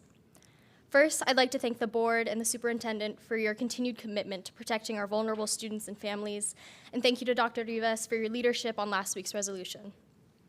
Today, I urge the board to take the next step by expanding funding for student resource centers to support our immigrant students, our Black and BIPOC students, our queer students, disabled students, and other historically excluded students. CHIRLA already staffs 4 Dream Resource Centers with curriculum and workshops that include information on immigrant students' rights and strategies for navigating higher education. These centers are tools of empowerment, and expanding funding will help students navigate educational barriers and feel empowered to become agents of change in their schools and communities. Immigrant students are navigating fear, uncertainty, and systemic exclusion. As federal policies grow more hostile, militarizing our communities and targeting families, schools must be places of safety and belonging. Immigrants are the past, present, and future leaders of our community, and we have to continue showing up for each generation. Thank you for your continued support. Thank you for your time. I will now transition to folks who are remote. So Erlinda Morita, I see you're on the line. Erlinda Morita, please press *6 to unmute yourself, and you'll have 2 minutes to speak once you begin. Ms. Morita is going to speak in Spanish, so if you'd like to use those headphones now would be a good time. Buenos días. Habla Good morning. Erlinda Morita. This is Erlinda Morita. Aquí a todos and presentes here, queremos fondos. everybody here, we want funds for the school police so that they look after and that they are available in case that there are any emergencies in shootings, drugs, weapons, and knives, fights and bullying.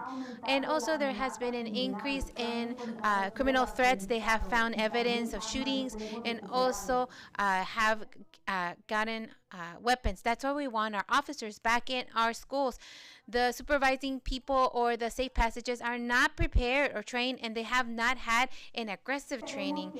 We don't want LAUSD and the board to return our students dead, fearful, with traumas that affects them throughout their life because they don't want to provide safety. For not taking into account our signatures, for not taking into account our voices, because why don't you respect our rights? And in a threat, we call the police. We need more police. In the academics, you need to focus on instruction that benefits all students that are underperforming and to help them to have an excellent education. We want teachers with passion to be to teach. At this moment, I was able to see that Mr. Jose Huerta, you are giving him an award because he is retiring. Mr. Huerta, I mentioned to him that I did not have an engineering teacher for my class for my son's 9th grade. I gave him my phone number and he never answered that call. What type of hero do we have? What recognition do we give those heroes that did not listen to parent voices, that did not help us? Here we see that there are people that are advocating for a principal that works well. Why don't we remove those principles that do not work well? There we go. There we awards. So we want you to help us, to support us. We want for you to do everything for our children with love. Thank you. Let's see, the next speaker is Eduardo Castro. Eduardo, you're signed up to speak remotely, but I'm calling just to see if you're in the room. You are not here. Channing Martinez. Mr. Martinez, are you in the room? You're listed to speak remotely, but I want to see if you're in the room. I do not see you. Marcela Garcia, you're listed as speaking remotely, but are you in the room? I do not have you online in front of me. Raquel El Diaz, I see you are online. Please press *6 to unmute yourself, and you'll have 2 minutes to speak once you begin. Raquel. Sí, buenos días. Good morning. Well, good morning. Good morning, members of the board. My name is Raquel Diaz, and I am a mother of 2 students in LAUSD. Please, we are talking about LCAP, which is the accountability, right? And the only thing that we ask and we wish as parents is that you please be a little bit transparent, and so that we are able to support each other. So in that way that we are able to have better communication between you, clear communication about the benefits for our children, to be able, I think that to be able to have a better control, a better performance, and to be able to work in the benefit always of our students, our children, grandkids, and everybody else. So I request that you are a little bit clear and that you're able to better explain and to together work with you. Thank you. And Karina Lopez, you're signed up to speak remotely, but I do not have you signed in. Are you in the room, Ms. Lopez? Okay, that concludes public comment for tab 2, which I believe there is some discussion on. This is the adoption of the 2025 LAUSD Local Control and Accountability Plan.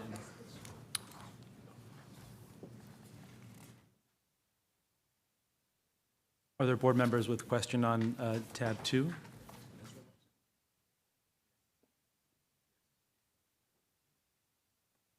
Yes. So on slide 6 for tab 2, it says,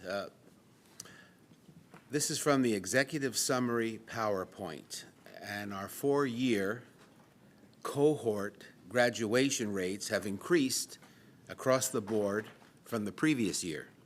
So can someone help me to identify the specific strategies that have been implemented to contribute to this increase in graduation rates? I think we'd all like to know, what is the secret sauce? Or many secret sauces. Good afternoon, Board of Education. Thank you for that question. So the increase is due to a strategic plan that consists of a multi-tiered system of support, starting with providing our students with first good instruction. It's our teachers, and then after that, supplemental support, and then, of course, one-to-one support as well. And so our students have an opportunity to take various courses that meet the A through G requirements. So there is a list of options that students have to complete the A through G requirements. That's in language arts, in math, in history, in arts, in social science, and service. We have a dedicated staff at schools, the counselors, who meet with the students, and they create an individualized graduation plan to ensure that students know what the graduation goals are, be informed parents as well. The counselors meet with the students regularly, and we also provide many opportunities for students to make up classes when they're not passing classes. It's called academic course extension as part of the Ed Code, and we provide that through Winter Academy, through summer school, through spring break. We also offer our students many opportunities to take classes during the year as well, so retake classes. As at the region level, the region teams meet with schools regularly and have data conversations on the progress of students. They look at dashboards and look to see which students are missing 1 to 2 classes, 3 classes, 4 classes, and develop strategic plans right away to implement to ensure that students get what they need to close those gaps. We've also provided teachers professional development and equitable grading and instruction, so teachers are familiar on how to grade students based on targeted standards. And then students also gain a lot of ownership on what they're required to learn, to track and progress their own learning, and be owners of their progress, and eventually to get to graduation. It's a multi-pronged approach. At this point, it's working with all the gears that we have in the system are working together from the central level, the region level, the school level, parents and community. It's a complete wraparound support process. Well, it's obviously working. We appreciate that very much, and the parents and the students appreciate it too. Thank you, Francis. Thank you. Anyone else with comments, questions? Tab 2.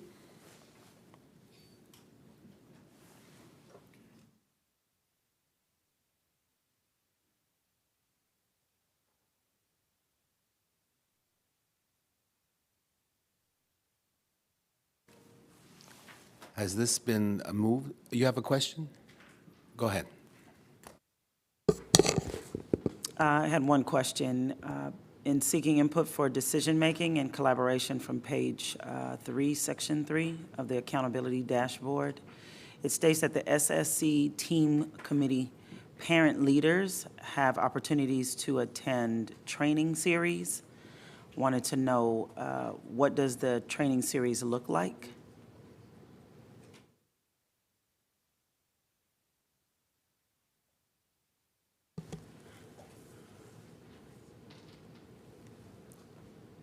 Eric Hansen, good morning. Good morning. So with our engagement for the LCAP, we have LCAP ambassador trainings in each region. And so that's where we go out, we present on each of the goals of the LCAP, and the regions also present how they are working towards those goals. And so that's attended by parents and school site council, ELAC, and any parents. And then how often will it occur? Would they have these trainings? For the region ambassador meetings that we have, we do 3 per each region. So it's throughout the school year, but 3 per each region.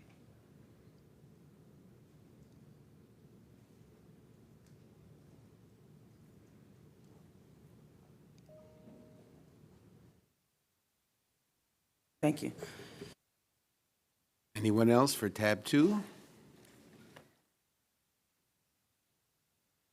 Okay. All right, can I have a motion? Someone move it? Move it. Moved by Board President Schmerelson, I'll second. seconded by Ms. Gomez. Ms. Newbill, Yes. Dr. Rivas, Mr. Melvoin, Yes. Ms. Griego, Yes. Ms. Gomez, Yes. Ms. Ortiz-Franklin, Board President Schmerelson. Yes. Okay, that's 5. I will come back and collect the other 2.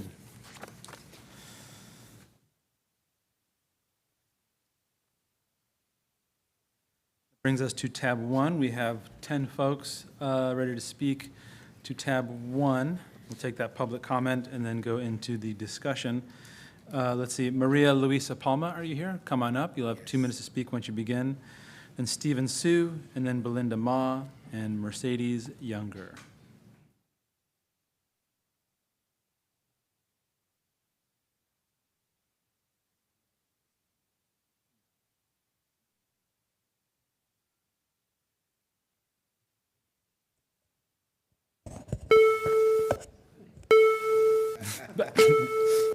You know what to do. We're gonna pretend that didn't happen. Please go ahead. Okay. This here is the system that you and your predecessors have built. It was built by and for those who benefit financially by the allocation of funds of this district, the budget, which you are voting on today. But whose interest does that serve? So when people out in the world, like myself and others, have a child, their entire life, my entire life, becomes consumed with educating that child, with figuring out how that child will survive, grow, how I can impart values so that child will thrive independently out in the world. But this system, built by this bureaucracy, your system, fails these families, fails our families in our community. The focus that you continue to have, the only clear hard data that we ever see is the dollars that are budgeted, of which the largest expenditures, of course, are salaries and benefits. So the focus here is on the dollars on their way out. But where in the bargaining agreements are student academic outcomes? Anywhere? Nope, nowhere. It's not mentioned. There is no evaluation of effectiveness anywhere in the bargaining agreements. That little anemic discussion you just had on the LCAP, that's where the effectiveness and the accountability is supposed to come from. That's in the name. Local Control and Accountability Plan. What is it with this 1 week to review the budget and the LCAP? That's nonsense. We need at least a month to pour through there if we're supposed to give any input.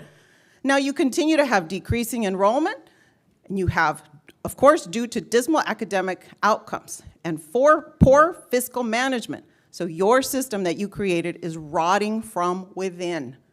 My name is Maria Luisa Palma from Oleada. I am here to remind you once again, you are here. You have the power to vote at the highest level, but you are the agents promoting this disease that is rotting our district from within, and only you can stop it. Only you have the power to change it.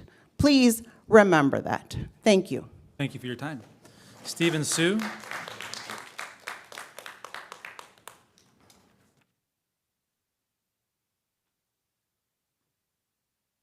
Good afternoon, Board and Superintendent.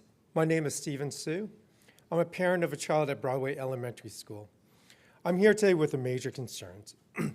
I'm honestly surprised by Region West's recent inaccurate and unclear communications. And think about this. Before you approve today's budget, realize that many of the issues that we discussed today could have been avoided with consistent funding for Broadway's dual language programs. Regarding the FOBE's budget, which is Broadway's Elementary Booster Club, Region West claim that our budget didn't approve it is untrue. Our FOBE's board actually unanimously voted yes on the forecasted budget, but it was us, parents, who voted against it. Why? It's because we don't know who our principal will be after June 26. How can we approve a budget without even knowing who leadership is going to be, especially with our trust in Region West so low? Even Mr. Melvoin called Region West's communication unacceptable. This budget mess and our school's challenges stem from the district's inconsistent financial support. We lack basic support, such as teaching aids. Our curriculum is 15 years old, and parents even funded all of our own library books. Our community's trust is shattered. Region West isn't open or listening. The sudden unannounced removal of our beloved Principal Garman solidified this. We're tired of excuses and delayed tactics. It's frustrating. Many families come from other districts. Are you willing to lose them and their tax money? Must we sue or charter our own school to cut through this red tape? This is infuriating and insulting to taxpayers who demand accountability and real actions, not more excuses. Thank you again for listening. Thank you for your time. Belinda Ma, come on up. You have 2 minutes to speak once you begin.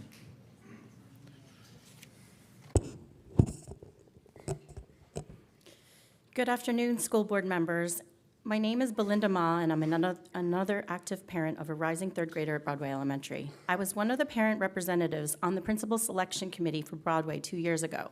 The committee was led by Agnes Kamau, who personally selected Rochelle Garman to lead Broadway Elementary. She believed in Principal Garman so deeply that she chose her over other more experienced candidates, a decision that reflected Ms. Kamau's confidence in Rochelle's ability to lead, inspire, and strengthen a diverse and complicated school community. Every single other person on that selection committee to this day still believes this ability to be absolutely true. However, Agnes Kamau has suddenly and inexplicably done a complete 180, turning against the very leader she was championing up until a few short weeks ago. This reversal is either a result of a nefarious intent or a tacit admission of a serious lapse of her judgment. If it's the former, then the district has a duty to act swiftly and transparently to reverse this mistake, because corruption and personal agendas have no place in our children's education. If it's the latter, then the district must still intervene on behalf of Broadway, because someone who makes such consequential misjudgments cannot be trusted to lead one school, let alone an entire community of schools in Region West. Either way, the situation demands accountability and respect shown to teachers and staff, students and stakeholders alike. The overwhelming support from teachers and parents, which you see here today, makes it abundantly clear that Principal Garman's removal is rooted in a calculated and unjust decision, not merely a lapse in judgment. Rochelle was and still is head and shoulders above any other candidate that you could find to lead our school. She leads with strength and a compassion for her students and staff, and today you can clearly see just how deeply ingrained that mutual respect is. Please don't compound Region West's myriad mistakes and allow them to fool this board to make another costly, short-sighted, and poorly thought-out move. Doing so will only accelerate staff departures, drive down student enrollment, expose the district to multiple legal challenges, and push more families to consider the charter route or leave the district entirely. Shuffling principals around to hide District West failures will continue to cost taxpayers and the community dearly. So please do not allow this egregious decision to stand. Thank you. Thank you for your time. Mercedes Younger, please come on up. You have 2 minutes to speak once you begin. Then John Paul Arancienega. I'll remind folks this is related to the budget. So please go ahead. Thank you. Yes, I will relate this to the budget. Hello, members of the LAUSD board. My name is Mercedes Younger. Obviously, I'm a parent at Broadway Elementary. I urge you to reconsider the decision to remove Principal Garman, not just for fairness, but because it's fiscally irresponsible. Shuffling principals without transparency wastes taxpayers' money. It creates instability. Principal Garman is an experienced leader with deep knowledge of Broadway's dual language programs. Replacing her means unnecessary recruitment and onboarding costs, and it risks unraveling the process of it risks the progress that our school has made. So why is no one being held fiscally accountable? The decision also reveals serious flaws in District West leadership oversight. An inaccurate UPC complaint was filed just 6 weeks into her tenure. Yet most immersion families and board members were never consulted. Over 2/3 of our school and community had no voice in this. Why?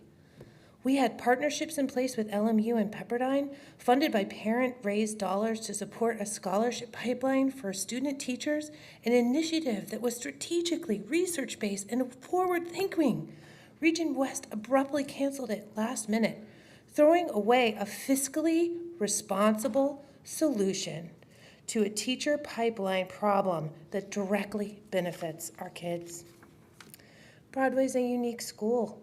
It requires a leader who understands its complexity, yet decisions made by Ms. Kamau and the MMD leadership, including Ms. Acosta, who recently lost a $2 million lawsuit for discrimination and retaliation, have deepened community rifts instead of healing them. We value equity, financial responsibility, and student success. We must keep the leadership that is working. Don't discard it based on flawed and opaque process. Thank you. Thank you for your time. John Paul Arancienega. John Paul Arancienega, come on up. You have 2 minutes to speak once you begin.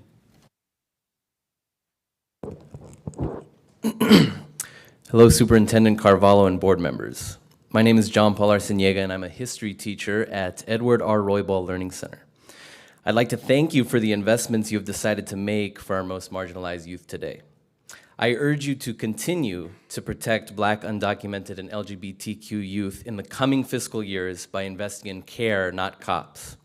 I would like to live in a world where we no longer invest in systems that perpetuate criminalization like the LAPD, LASD, ICE, and the Los Angeles School Police Department. These agencies do nothing but spread violence and instill fear in our students and families, and they detract from the work of creating healthy and vibrant school communities.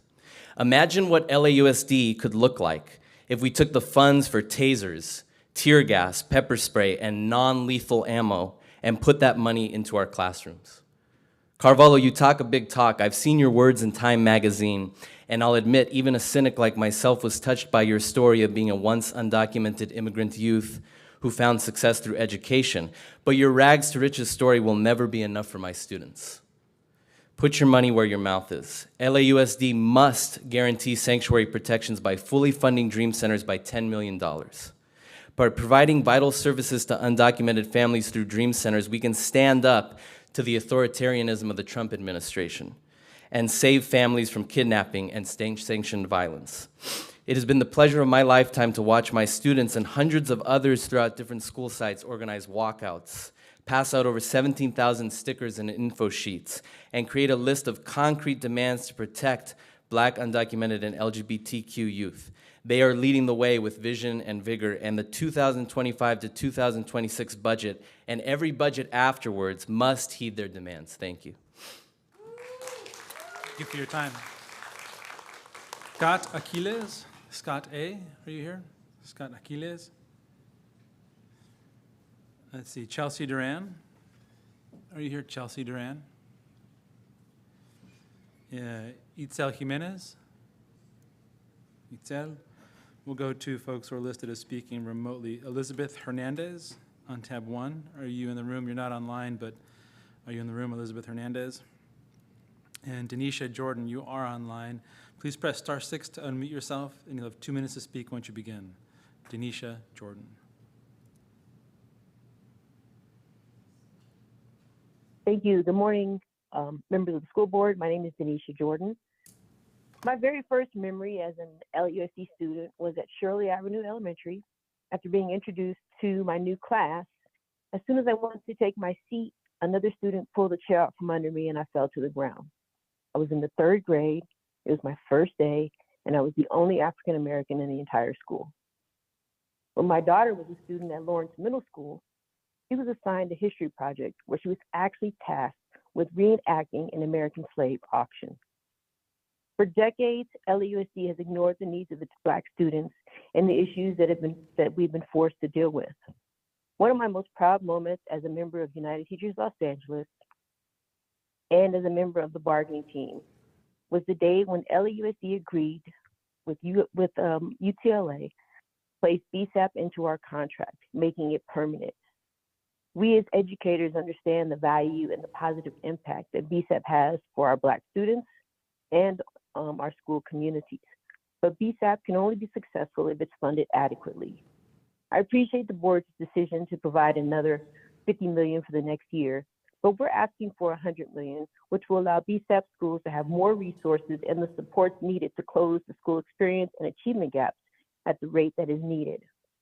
$100 million can provide, for example, culturally responsive school professional developments, safe passage partnerships, parent workshops and community fairs, Spotify math and music technology, a Black cultural arts passport, a Black student union grant, STEM makerspace labs, flexible school grants, a 6-hour community representative, in addition to counselors, PSWs, PSAs, school psychologists, restorative justice teachers, and school climate advocates.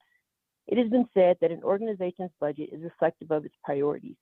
I'm asking for you, LUSD, to prioritize the needs of our most marginalized and vulnerable students. Please contribute $100 million to the BSAP program. Thank you. Thank you for your time. That concludes public comment on tab 1, and I believe there are a number of board members who wanted to have a discussion on tab 1. Mr. Schmerson? Tab 1.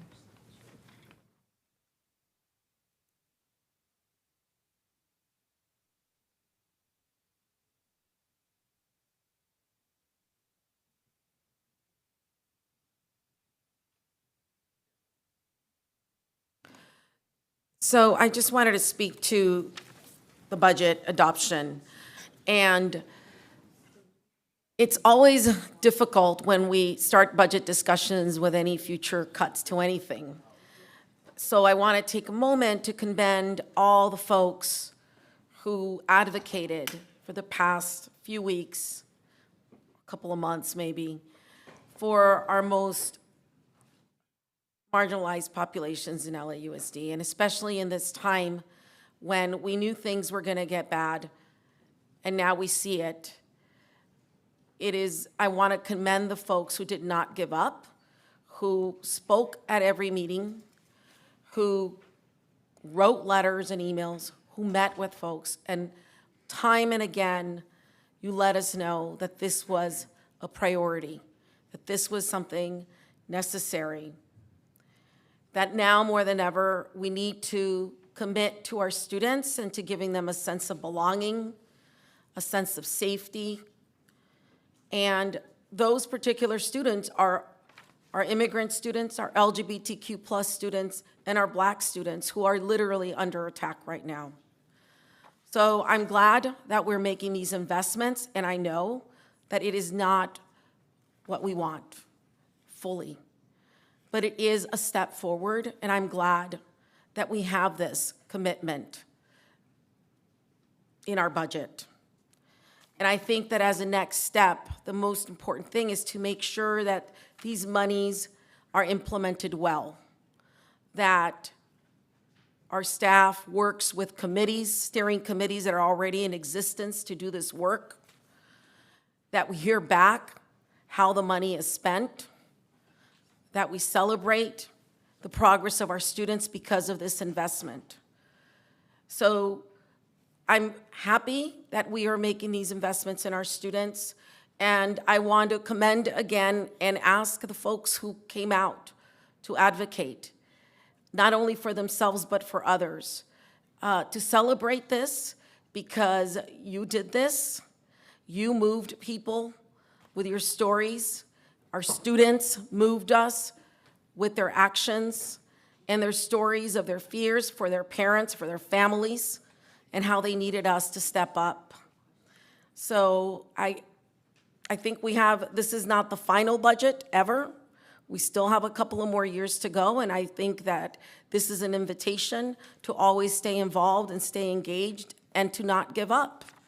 Even when things come back in the beginning is not in your favor or in the favor of the majority or in the favor of the most vulnerable, we don't give up. We keep coming back until we are heard. And so thank you for that. And I'm hoping that my colleagues are also feeling that sense of a good feeling in ensuring that our most vulnerable students are protected through these investments. Thank you, Carla. Thank you. Mr. Melvoin?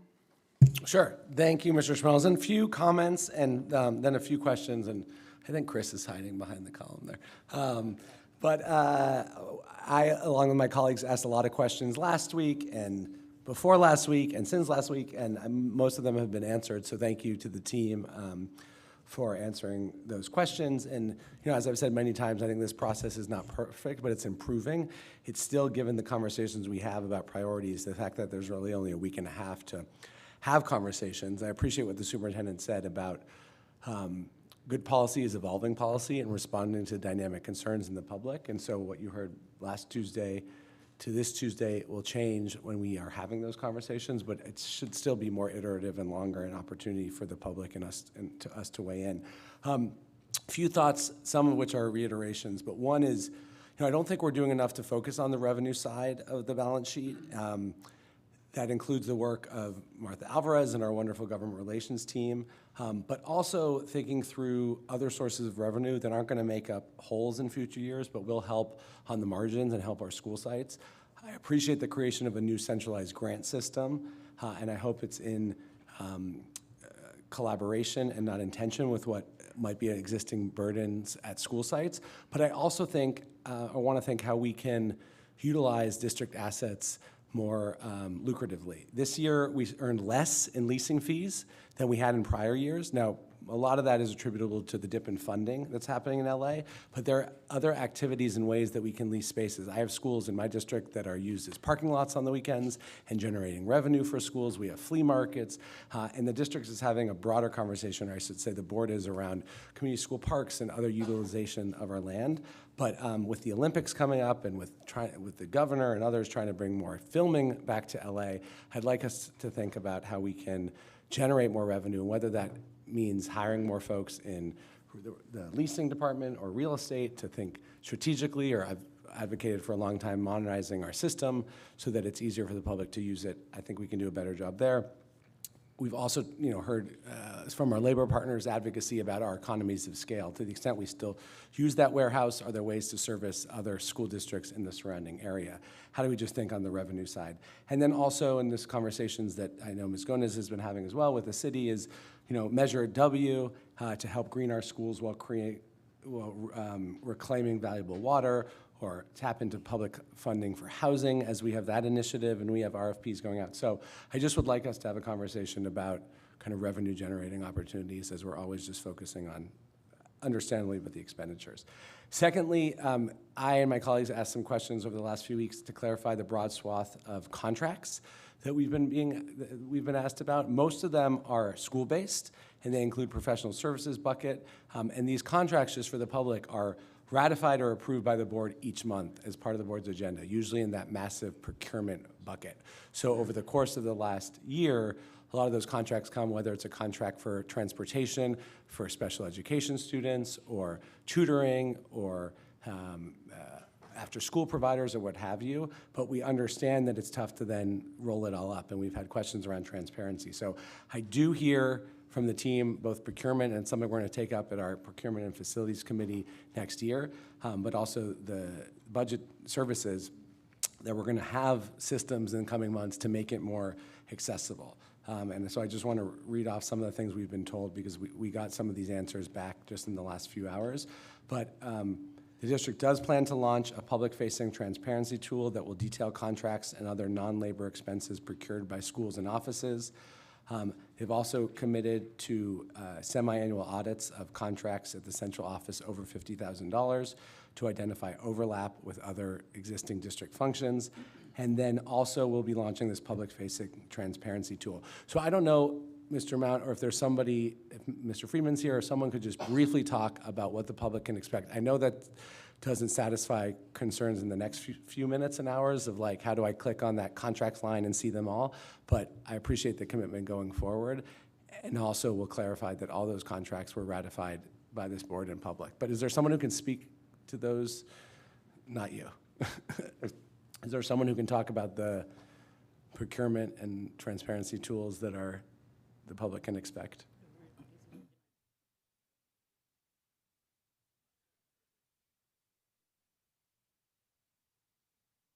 Paging Mr. McLean. Yeah. Scott's in the control panel. If all the lights go off, we know who did it.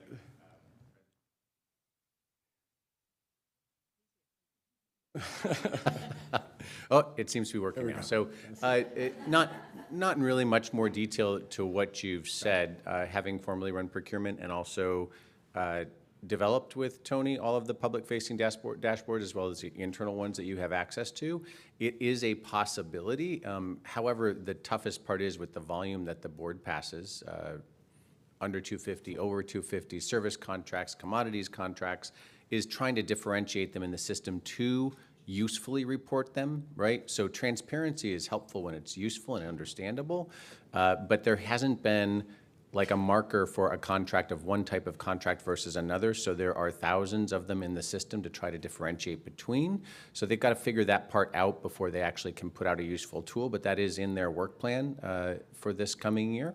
But it's going to be, so the board will get access to more raw data, but to make it useful is going to be more of a challenge, right? So because of the sheer number that the board passes.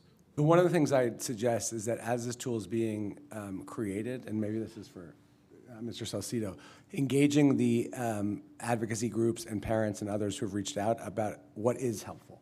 And that's one of the things we did with open data, and I'll note that not all the open data sets are back up where they should be, but engaging to say what are the types of things when you say and you advocate, and the board's getting these emails about these contracts, what do they have in mind and how do we make it as transparent as possible? Another thing about transparency, that, while you're up here to clarify, is we've talked a lot, or we hear a lot about the books and supplies line, or the instructional materials and supplies SACS object code.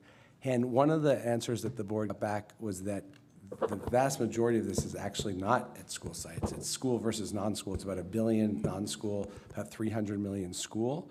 The GF restricted balances at non-school locations are ELOP, $263 million, ongoing and major maintenance, $82 million. Can you just clarify, because this is such a point of tension every year, and I think we've usually said, oh, it's all at the school sites. This seems to suggest it's not. Like, Yeah, you got that breakout from my office. Yeah, so I'm clear on it. So that's also so first of all, a lot of it is books and supplies. That's the actual like budget. actual books and supplies. Absolutely, materials and supplies. And then the rest of it is a holding. So when people want to change or they don't submit their budget on time, remember that every budget throughout the district, we go in and we enter in for the new budget. And so if it's not done in a timely manner, or if indeed there are changes past our deadline for being able to make changes, that is a very time-intensive practice. So what we do is we note it. We have what we call a ledger, that we electronically note the changes that we then have to implement after the SACs open back up again, which is in the new fiscal year, July 1st. And so that is a holding area that both schools use, and that anybody making changes or submitting budgets late, we hold their changes there until it opens up and we can affect those changes effective July 1. So that includes like some of the ELAP carry forward that you're noting, as well as other department or program budgets. So the ELAP carry forward, that is a holding for general ELAP. That doesn't mean that it's instructional materials and supplies specifically under ELAP. Correct. Is there a reason that we can't create another object code that just says you can't create an object code that doesn't actually get attributed to a portion of the SACS code. So it requires you to hold it somewhere until the system reopens again, and then we have to track it on one of our ledgers, and then we make the changes effective reopening of budget July 1. So has this just been LA Unified's practice, or is this a universal? No. This is now everybody might use a different place. Like I know some districts that put everything in. Not that we would do this, but the superintendent's budget until July 1 when it opens again. But the practice in LA has been in that line until the budget reopens again July 1. Remember, development actually ended for us this year in February 12th. We continued to accommodate a lot of changes much later because we did as much as we could, but stuff that comes in too late because we're already in fiscal close for this year. So we are now trying to close the budget on time. So we have a period that we have to hold any changes until the new budget reopens. So, yeah, I mean, that makes sense. It also is understandable where the public's coming from when it's like, this is not all books and supplies, because it's not all books and supplies. That has been the LA specific practice. Like I said, it's held in other places in other districts, but it does have to go to a department and a code structure. Thank you. That's helpful. Sure. Another, one of the other responses we got, maybe this is for you, or I don't know exactly who. If not, I have my team. Yeah. It's been unfortunate that we have not gotten our M&O staffing back up to pre-recession levels. And granted, we have lost enrollment, but we have not lost acreage. And so from a cleanliness, and we hear from our labor partners on this as well. And so we are closing some what we have been told are vacant M&O positions because we haven't been able to hire. But I've heard from some of our labor partners that the MOUs we've had with them or the collective conversations, we have been able to hire all those folks. And so I don't know where the disconnect is, but I think it's something like 70 or so M&O positions that are being closed in this budget. And it was a surprise to some of our labor partners that we had vacant seats. So I would do two things. So we say M&O sort of like it's a thing, right? But they are separate functions. So the maintenance and operations are the custodial that you're speaking of, versus maintenance are mostly our specialty workers, like a plumber or a craftsman.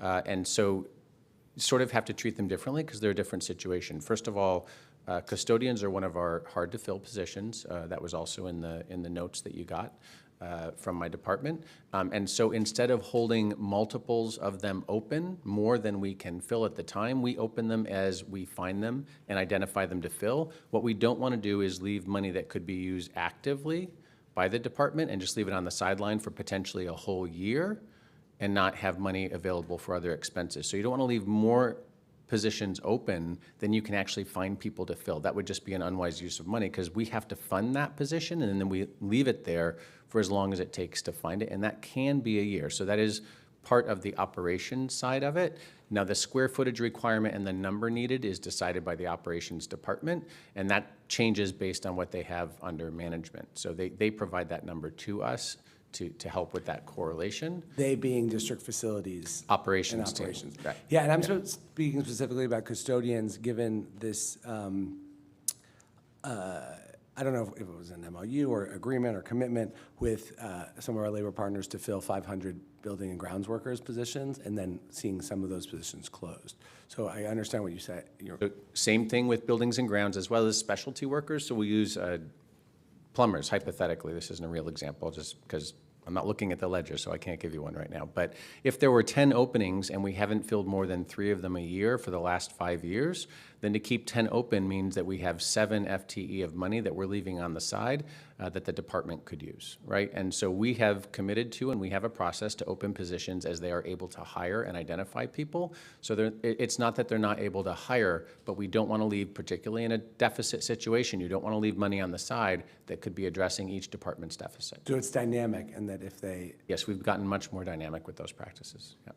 Last one maybe for you, and then just a couple programmatic or instructional questions. Appreciate what the superintendent was saying about OPEB. I think we do need to contribute something to the trust to keep promises to employees, and I know we've been told different things over the years, and appreciate kind of what the board, and I hope the public's been given in terms of the specifics when it comes to contributions. I do think going forward, we should also amend our fiscal policy to align with the action today, because those have been in tension, and maybe when this comes back at the first interim, we can have more specifics and an updated fiscal policy. The one question I think, I'm not sure, Superintendent, if you addressed, is just where, as we pull out some money that we're going to be those OPEB contributions, where are we parking that money? Where is that money going in the short term? Yes, so I actually detailed that. So when we pull out that $645 million of expected 3-year contribution to OPEB, to the ARC, it's going to go into a fiscal and workforce stabilization fund, similar to Fund 17, but different in terms of its potential purpose. And the potential purpose, just like the title of the fund declares, there's uncertainty ahead. There's also an interest, obviously, on the part of the board and this team of stabilizing our workforce and ensuring that we have the workforce we need moving forward, considering the cost of living pressures in our community. So that would be a commitment. As opposed to an assignment or a reserve? Or So when you're passing the budget today, you need to pass it with the friendly amendment of the changes that are being described so that I can make it so in the system on July 1st. You'll then have it reported out to you at the next interim. Great. Thank you. And I think for Dr. Estrada, I guess just I think that's it for you, Mr. Madden, if you want to go back to the shadows or wherever you were hanging out. Thank you. Okay. Prior to the pandemic and creation of the ELAP program, I had brought a resolution looking at after-school, create a coherent plan around before and after school. And I still think that despite the increased investment, we don't have the best cohesive plan. In part, I know we've seen some crosswalk documents, but I would like to have, and maybe we align this with some of the public hearings and committee of the whole meetings that Ms. Gonis's resolution alluded to, but a public conversation, as we did last year, about the ELAP plan. I think it has to be approved every 3 years, and we approved it last year, but still, both in the interest of transparency, but also just understanding how we're making these investments. So if we could have... We'll commit to that as long as COW leadership allows us to do it, but yes, we will. So hopefully, there we go. I got a thumbs up from Dr. Ruiz. I just think there are more that we can be doing with that. I also, I'll just make one of my plugs that I've articulated a bunch, and I don't know, well, I do know. It's never come to fruition, but we have staff on campus who are instructional aides during the day and then leave, and then we are always scrambling for staff when it comes to some of these after-school providers. And I think there could be the creation of some new job classification where you have instructional aides that then seamlessly transition to after-school providers, and there are ways to then create long 8-hour positions and give people benefits. And so those are the types of things I'd like us to think creatively about as we're exploring the ELAP plan. And then finally, just because there's a decrease in tutoring in this budget, and it seems like the questions the board have asked, it's been a true-up because we haven't utilized the tutoring, but my concern is that we're lowering our ambitions and saying, okay, well, we only spent X on tutoring, so next year we're gonna calibrate, versus who actually needs tutoring? Is tutoring effective? I still don't think we've ever seen any outcome data. This has been, globally one of the post-pandemic strategies that's been touted is high-dosage tutoring. And I still think, at least in the public articulation of our tutoring program, we have a ways to go. So I see I'm looking at Dr. Baez, so maybe you can say a few words, but just can you explain the decrease in the budget for tutoring, and does that represent just the reality on the ground, or have we changed our framework, or how are we making sure that kids are getting the services they need? Sure, I'm happy to respond to that question. So last year, we had a spend of about 90 million, but we had budgeted 110 million. And then what we've seen this year is that we have about 70 million. And so what we're noticing is that the impact, the reason why there's a decrease and less of an allocation is because of the attendance. So as we are meeting with our providers regularly to review data, to review the impact data from the pre and post that they administer themselves, and we review attendance. And we invite them to the table and say, you need to help us to ensure that our students attend and participate in the high dosage tutoring on the campus. At the same time, the approach to ELOP and the allocations throughout the year, they're dynamic. So where we're seeing an underspend, we are reallocating funds throughout the year from program to program. So while you may see that at this point, we have about 50 million earmarked for tutoring, if there is an increase, we will reallocate dollars from other programs that have an underspend. And at that point, that's how we'll be addressing that. But know that this is much in part because of attendance. Yeah, so I guess my request or question, maybe for this ELOP update that we're gonna have, but also I'll suggest, and I know we can't use the ELOP dollars on it, but a lot of the research I'm seeing is about the effectiveness of during the day high dosage tutoring. So maybe we can get an update with that. Is that if we're saying that, if we've determined that $110 million is the right allocation for what kids need, and we are having attendance issues, the solution should be, as you seem to allude to, let's figure out how to get kids to show up and tutoring companies to either fulfill their commitment or cut that contract, as opposed to just saying, oh, because it seems like we're again, I don't want to say lowering our ambition, but maybe it is, or lowering our expectations based on the reality on the ground, not based on this is what we think needs to happen from an instructional standpoint. And just so you know that we have been implementing that strategy where there is tutoring during the school day. We do not use the LOP for that, but we have been using that as a strategy as well. When we've noticed, for example, in our high-need schools that students aren't staying after school, even though we've offered transportation and provide different types of intervention to ensure that they come, we have also introduced that strategy as well. Thank you. And there will be a round two. Okay. I know you're waiting, Ms. Newbill. Right after. Yeah. So I had a few questions. I know we have been talking about norming, and in section 3, page 3, 9, it outlines staffing norms for elementary schools, secondary schools, and magnet schools. I noticed there's no staffing norm outlined for our span schools. Anyone can answer? So, board member, the staffing norms are declared, they're the pre-existing ones. As you know, we declared in our fiscal stabilization plan a desire to further norm, but we have not begun that. We have a year of planning, conversations with labor entities and the board itself before we move on further norming any positions. So currently, how are our span schools going to, I guess, since they're not normed, how are they allocated staff? Sorry, I was Board Member Newbill. I was looking around for my norming specialist, but I will take a wing at it because she'll say you already know this stuff. So we use the same norms as we do for our elementary and our middle grades, but we blend them together depending upon enrollment and the actual span that school serves. So it's included in the elementary and the middle school norms. So they would go with a hybrid model? How does that, the average? Because if it's a elementary school, they'll have a certain number, and if it's a middle school, they have a certain number. But if they merge, if they blend, how do they get the number? Still by enrollment in that grade level and the contractual and the norm requirement for that grade level. So middle would be by itself, and if they don't meet the number for, say, an additional administrator. Right, well, and also at the grade level, right? So middle, so like I'm a 7 through 12 certified folks, that's different than the K through 6, so middle's already a little bit of a blend because it serves both primary and secondary.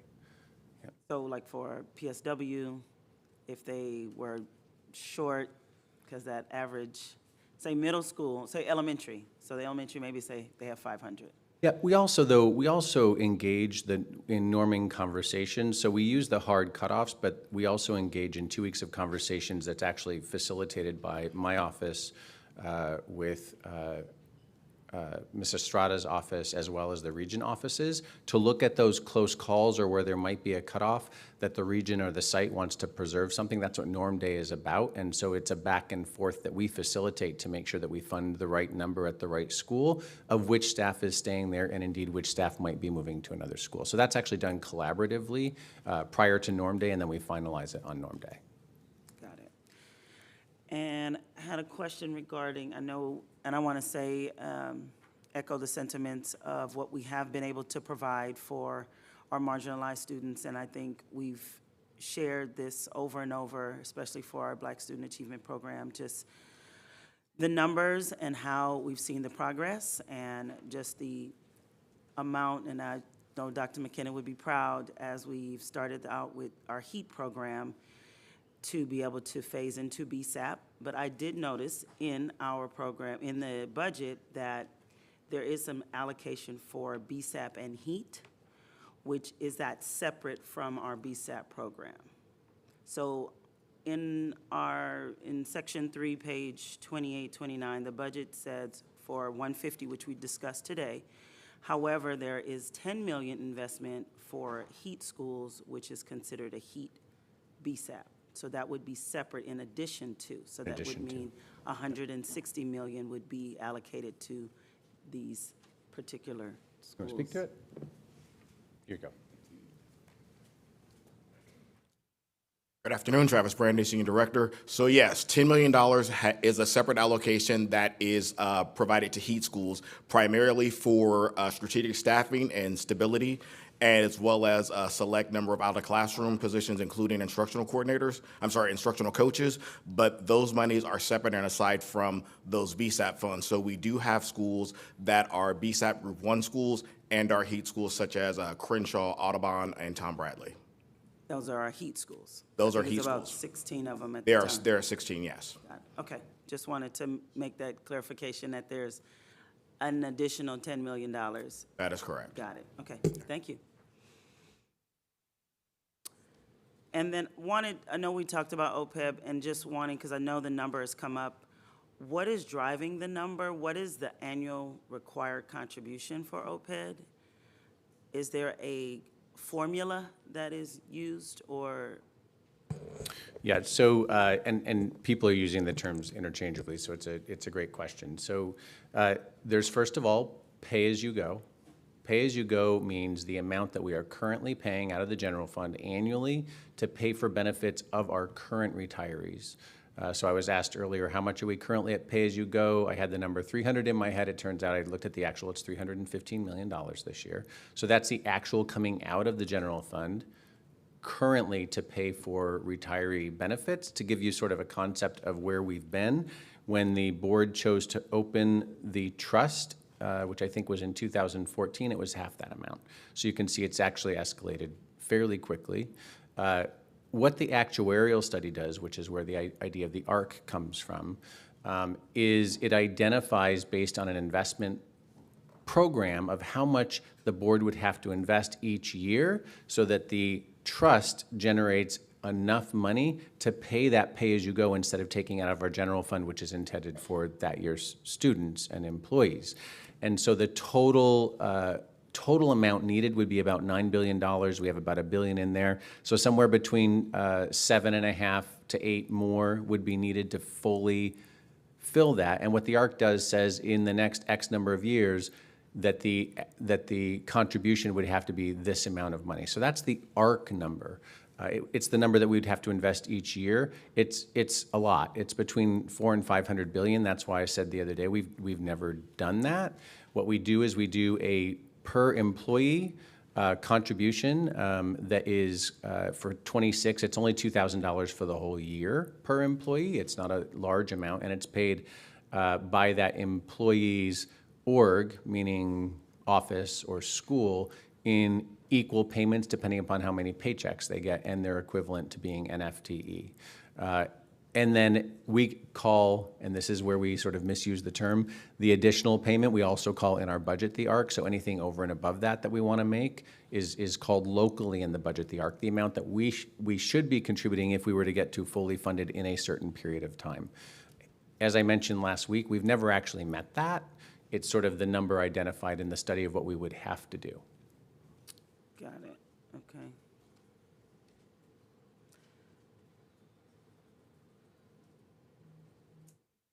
And I think that's it for now. And there is a round two, so don't worry. Go ahead, Dr. Rivas. Thank you, Board President. First, I want to make some comments before I have just a few questions. I am very grateful for the investments that were added to the budget that were already mentioned by our superintendent. And I just want to acknowledge and express appreciation for the critical investments that are in the budget, and mention that these commitments reflect the reality that our students and families are navigating, not only from the academic and emotional fallout of the global pandemic, but also the recent escalating attacks on their identities, histories, and their rights. Black students continue to confront systemic barriers that limit their access to opportunity and achievement. All LGBTQ+ youth are facing alarming rise in political and hate attacks, policy rollbacks, and social hostility that threaten their safety and well-being. Immigrant families are living in fear amid renewed threats of detention and deportation, which I will say are happening right now as we speak. And across all these communities, families are dealing with intense trauma, housing insecurity, economic instability, conditions that threaten their ability to thrive both inside and outside the classroom. And the same can be said not only of our students and families, but also our employees. Our public schools must be places of safety, belonging, and support. And this is reflected, although we will love more, in the budget. But this is a significant step in making sure that we are addressing the needs of all of our communities here in Los Angeles. These investments help us meet the promise by funding the programs and the people that build trust, stability, and opportunity. Finally, I want to offer my deepest thanks to the students, the advocates, the school staff, parents, community-based organizations, every single person who raised their voices and made their needs impossible to ignore. Your advocacy, especially in these incredible trying times, is what made this possible, and what will continue to guide us forward. So thank you all. With that said, I have a few questions. Let's see. OPEB, that's done. Just had a question regarding, the first one is on adult ed. Well, first of all, I want to thank Board Member Melvoin for bringing up the custodial staff. I had the similar questions, so I thank you for bringing up that area, so I won't ask that. But on section 2, page 10, just notice that we are down 24 adult ed teachers. So, and then previous year we were up 17. So we were up 17 last year, and this year we're negative 24. And given the fact that we're expanding access to adult ed, just kind of wanted to understand that change. And also for our advisors and counselors, last year we were up 24, and this year we're negative 13. So could you help us understand why this fluctuation in our adult ed staffing? Thank you, Dr. Rivas. My name is Matthew Oberlander. I'm Director for the Division of Adult and Career Education. The reason it looks like there's a negative change in those categories is because that snapshot in the budget book is during budget development. And at the time, we hadn't processed all of our assignments because our assignments work on a different schedule. So where it looks like we're down 24 FTE, we're actually going to be processing 29 more positions. So we will be up and we'll be able to meet that need. Okay, great. And same thing for our counselors. Correct. Thank you, appreciate You're that. welcome. And then the other question, I guess it will most likely be the same answer, is for our dual language education. I see that we increased 2.6 million in the budget, but yet we're negative 48 in staffing, given also that these are very popular programs that are, our parents really seek out and add strong advocates. So just wanting to understand why we're down negative 48. So it's probably due also because of enrollment or budget development.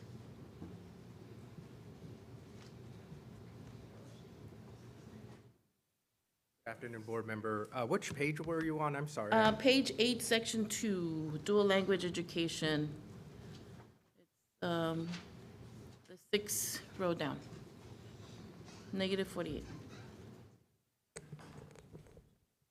Do you want to add to that? I don't have a response to you. I'll have to get that for you. I think Lydia Yes. can add some more color to that as well. I believe she has a response. Oh, thank Oh, there you go. Hi, Ms. Chevalier. Hi, everybody. Sarah Chevalier, Deputy Budget Director. That is because of fewer norm allocations. As we see enrollment decline, as we see those changes at our school sites, as a result, that's also impacting the positions that are dual language sites. Okay, great.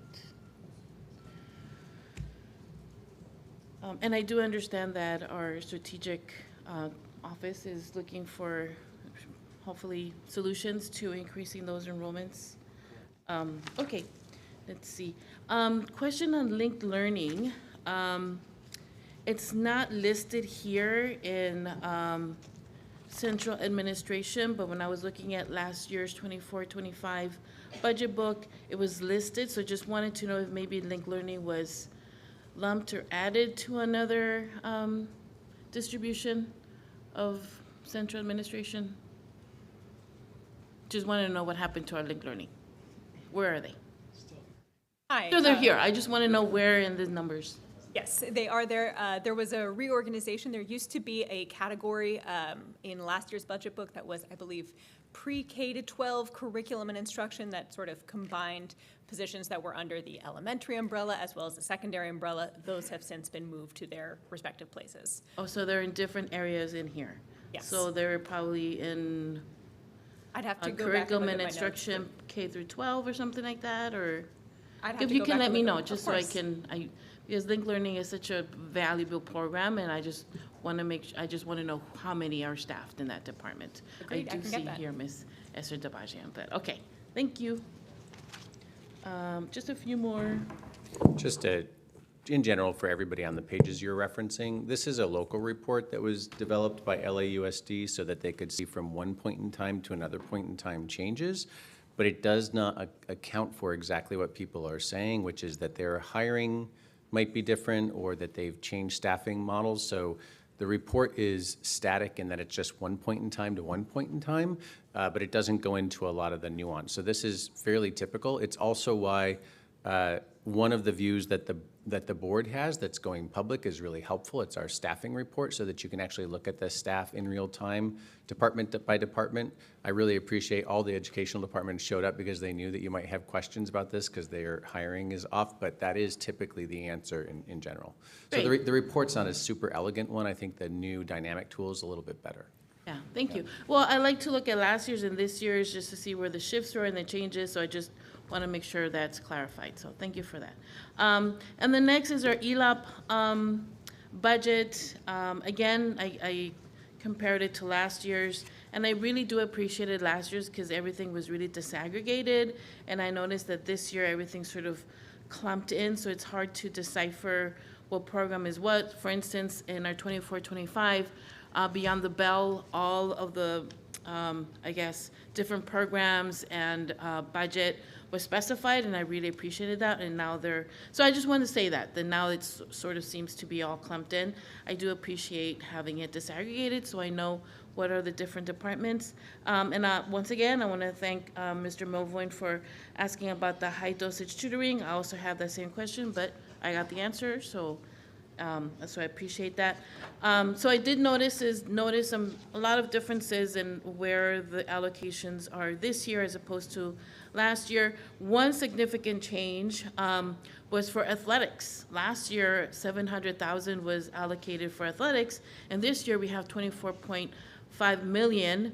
So I just would like to understand what was sort of the thought process. And I'm glad, I'm not complaining. I just want to know, you know, athletics are so important, and I am glad to see $24.5 million. I just want to understand sort of what went into that decision. Good afternoon, board members. David Estrada, Budget Office. The program for athletics was moved over from general fund to ELOP. We worked with the department under district operations to fully fund athletics, varsity, CIF, with ELOP for the 25-26 year. Great, I'm glad. And does cheerleading go under that, or drill team? I'm just kidding.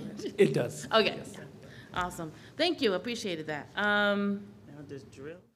Drill team, yeah, I think so, right? Drill team and.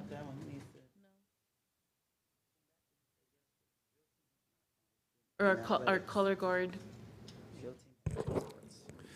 Anything that's considered a CIF sport would receive funding from there. So if it's drill team and it's competitive drill and they're having tournaments or having competitions, yes. If it's something like the color guard, more than likely that would not be funded out of IAD, which is what this is. Really quick before you leave, and how do you determine what school or what sport will get certain allocations? What sort of metrics do you have or identifying that? So what IAD does every summer is they put out a call to action to each school, and they basically say, please let us know which sports you intend on fielding teams for or individual athletes for in the coming school year. And then once the school declares and says, this year we're going to have swimming, basketball, football, so on, whatever sports they select, IAD will then fund. Great, thank you.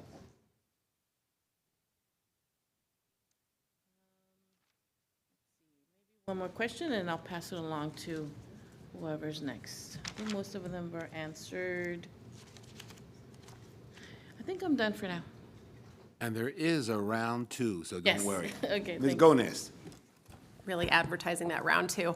Well, thank you all. I appreciate the comments that others have made. You know, I think that this budget is reflecting the challenging realities that our district and many districts across the state are facing as we are dealing with the expiration of federal emergency dollars and the continuing trend of declining enrollment, just really putting pressure on our ability to maintain essential services and supports for our students. I think that we are in some ways in a stronger fiscal position than nearby districts, so I appreciate, you know, the prudence of the team in maintaining our financial stewardship and safeguarding our essential school supports. I also want to appreciate, you know, the superintendent's comments at the beginning. I think this is about intentionally responding to this political moment and uplifting our most vulnerable students and communities at this time. Appreciation for those who have spoken up, especially our students who have called for these investments.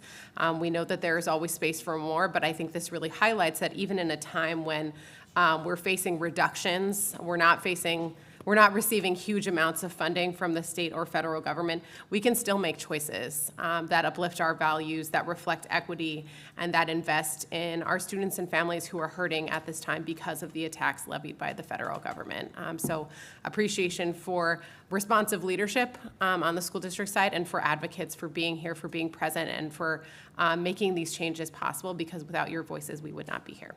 And then I do have some questions for the team. I think first, on page 6 of attachment B, which is the financial projection dartboard on the May revision, it notes in a small asterisk, and I think this has been also presented to the board, that The California State Preschool Program is proposed to be excluded from the state's COLA in 25-26.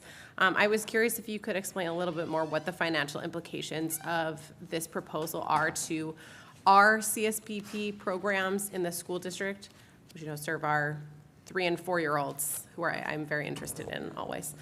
So the May revise in net, all of the items that they reduced mean that in 26 we have $92 million less in revenues to support those programs.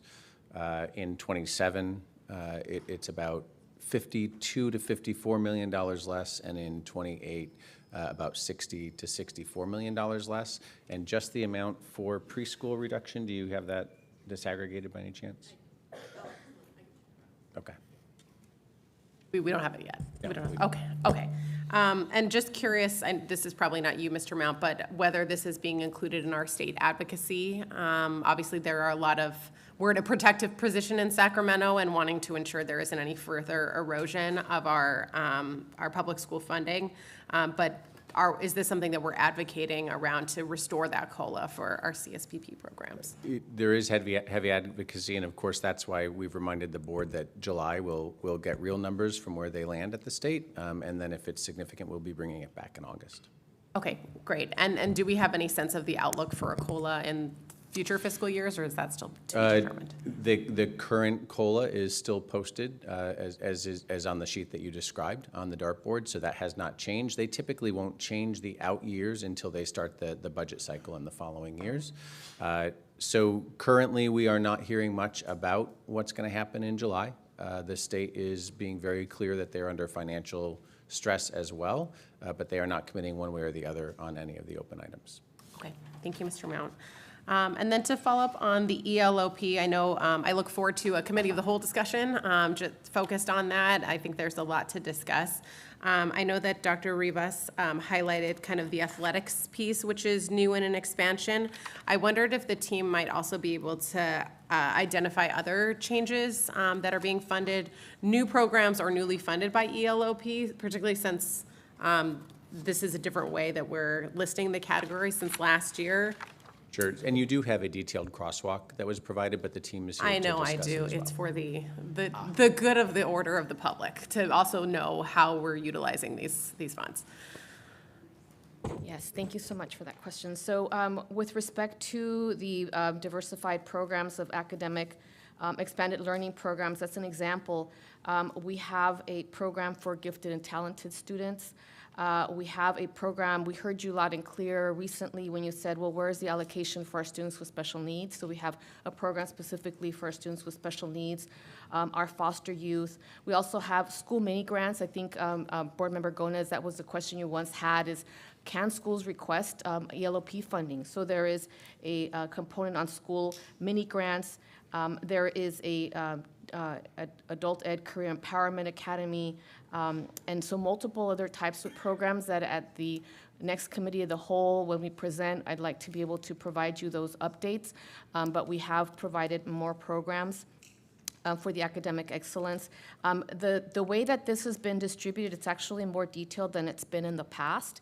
So you're able to see the Beyond the Belt program as the first category. As you know, that's the base program.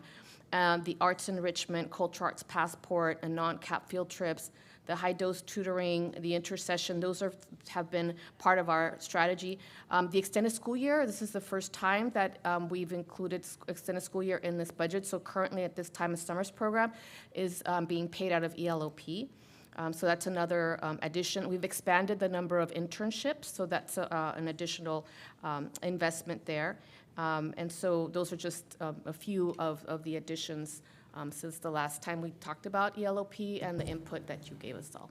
Thank you, Dr. Baez, and I appreciate the comments being made and then there being adjustments made, and I think that there's been progress certainly in spending down more of the funds and ensuring that we're really utilizing them, but great to hear about, like for our foster youth who we know have not seen the same increases on state testing, specific investments for them. So appreciate that. Thank you so much. And then Mr. Mount, I do have some more questions on, I believe it's section 2, the kind of the chart that you gave some caveats about. I will, just more of a comment. Appreciate the questions on the custodial and maintenance positions.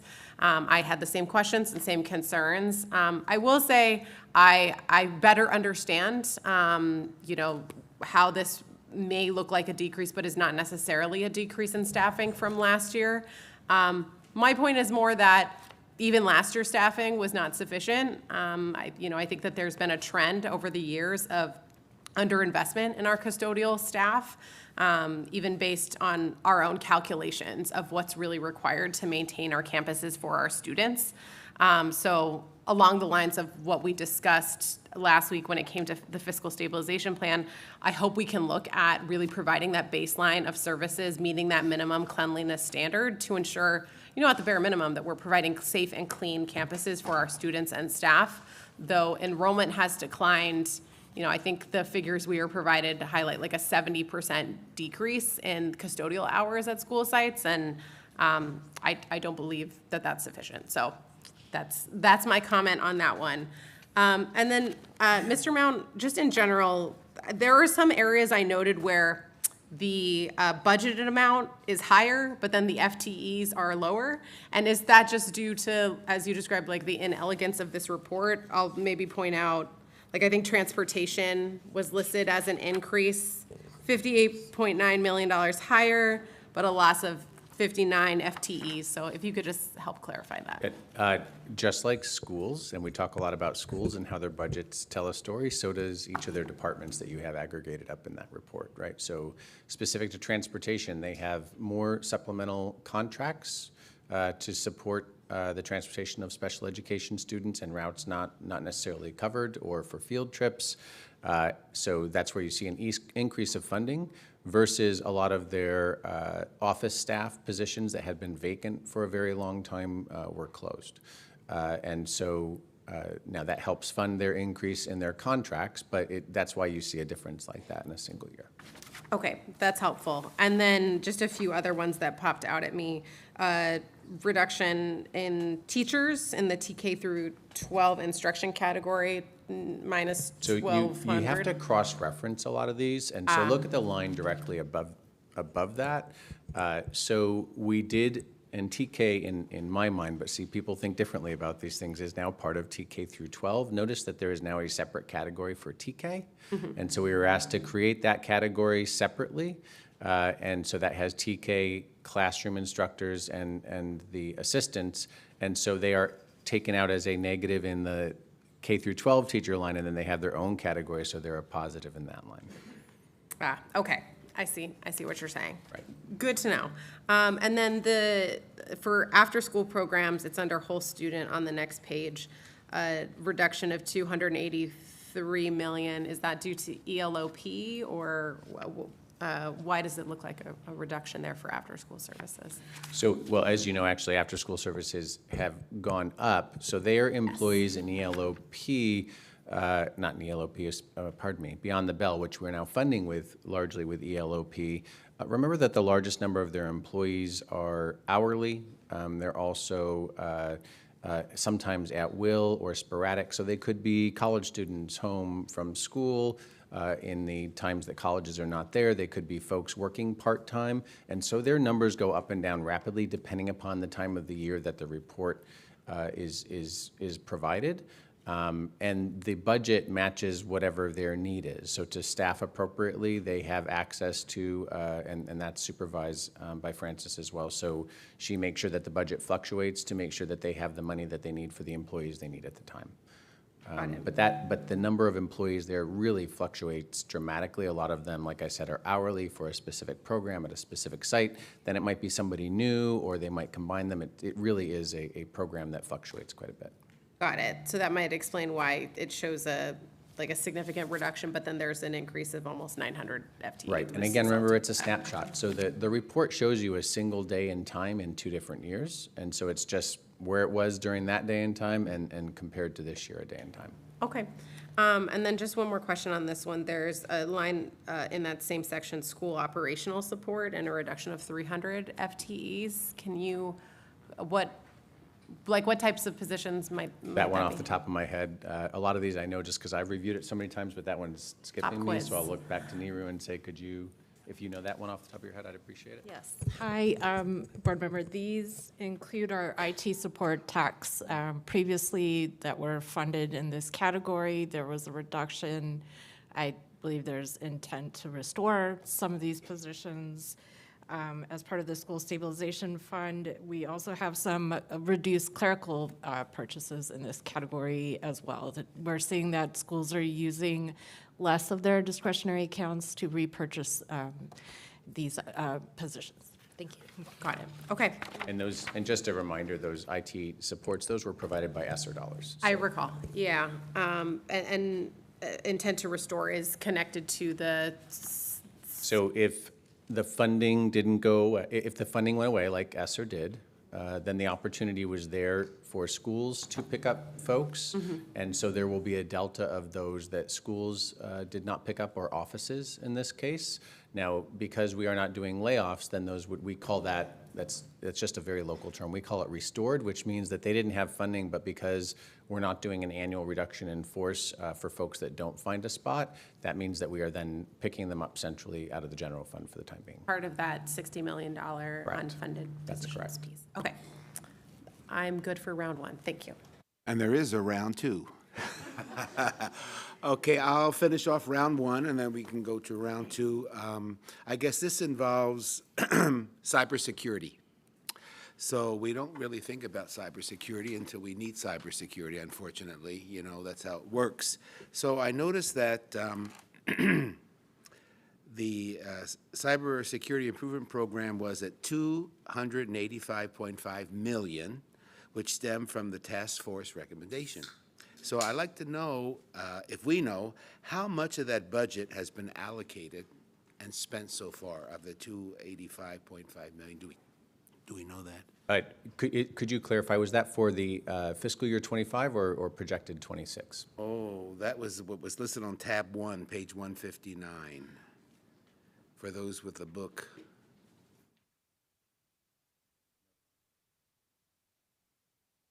I'm asking because if it was for 25, then I can get an actual from you. If it's for 26, that's just the budget figure that they've submitted. So I'm just looking for clarity.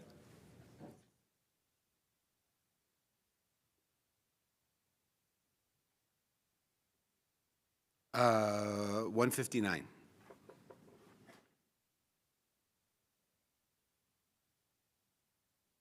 If you want to move on to the next question, I they'll will. look it up. So when we figure that out, what's the plan for the remaining funds for cybersecurity? So I see that Sohail is coming up. So for fiscal year 26, that's the budgeted amount that you're seeing, which of course we program into the system. And Sohail, did you want to add any color to what that cybersecurity budget covers? Good afternoon. Sohail Kettle, Chief Information Officer. So the total original estimated budget for the cybersecurity program is amount to $285 billion. As of now, we spend over 70, I believe 72, $73 million from COPS or COP. General fund spending, I expect budget can provide a response to the general fund. In totality, we are 2 years into we still have 2 years to complete the program. So by 2027, we're going to complete the cybersecurity program. The remaining funding, we are waiting for the budget to allocate those funding for us because it was part of the phase 2 COPS, which we defeased that program. So now we are relying for the future funding as we allocate. Thank you. And, you know, speaking of cybersecurity, I was hoping, we were talking about the Bond Oversight Committee, and I noticed there's not a member of the Bond Oversight Committee who maybe is a specialist in cybersecurity, so that in the future would be a good representative. We have people from the trades, and I think someone from cybersecurity would be a good addition to the Bond Oversight Committee. So I'll talk to Mr. Popejoy about that. Thank you. I have a couple more questions. Okay, Mr. Mount, how much wiggle room do you think we have to navigate around projected increases coming up in salary, benefits, other additional costs in coming years? How much wiggle room? So currently, there's no wiggle room on salaries and benefits. We project at actual, right? Now, that changes as soon as you agree to any new negotiated agreement. So right now, it's actual, and we are less, I mean, we're less than 0.25% variance on our compensation. So we're very good at that. Now, other areas, typically in the past, you would see more of a variance. This last year, when I reviewed the year prior, I showed you the variance in what was originally budgeted versus what was spent.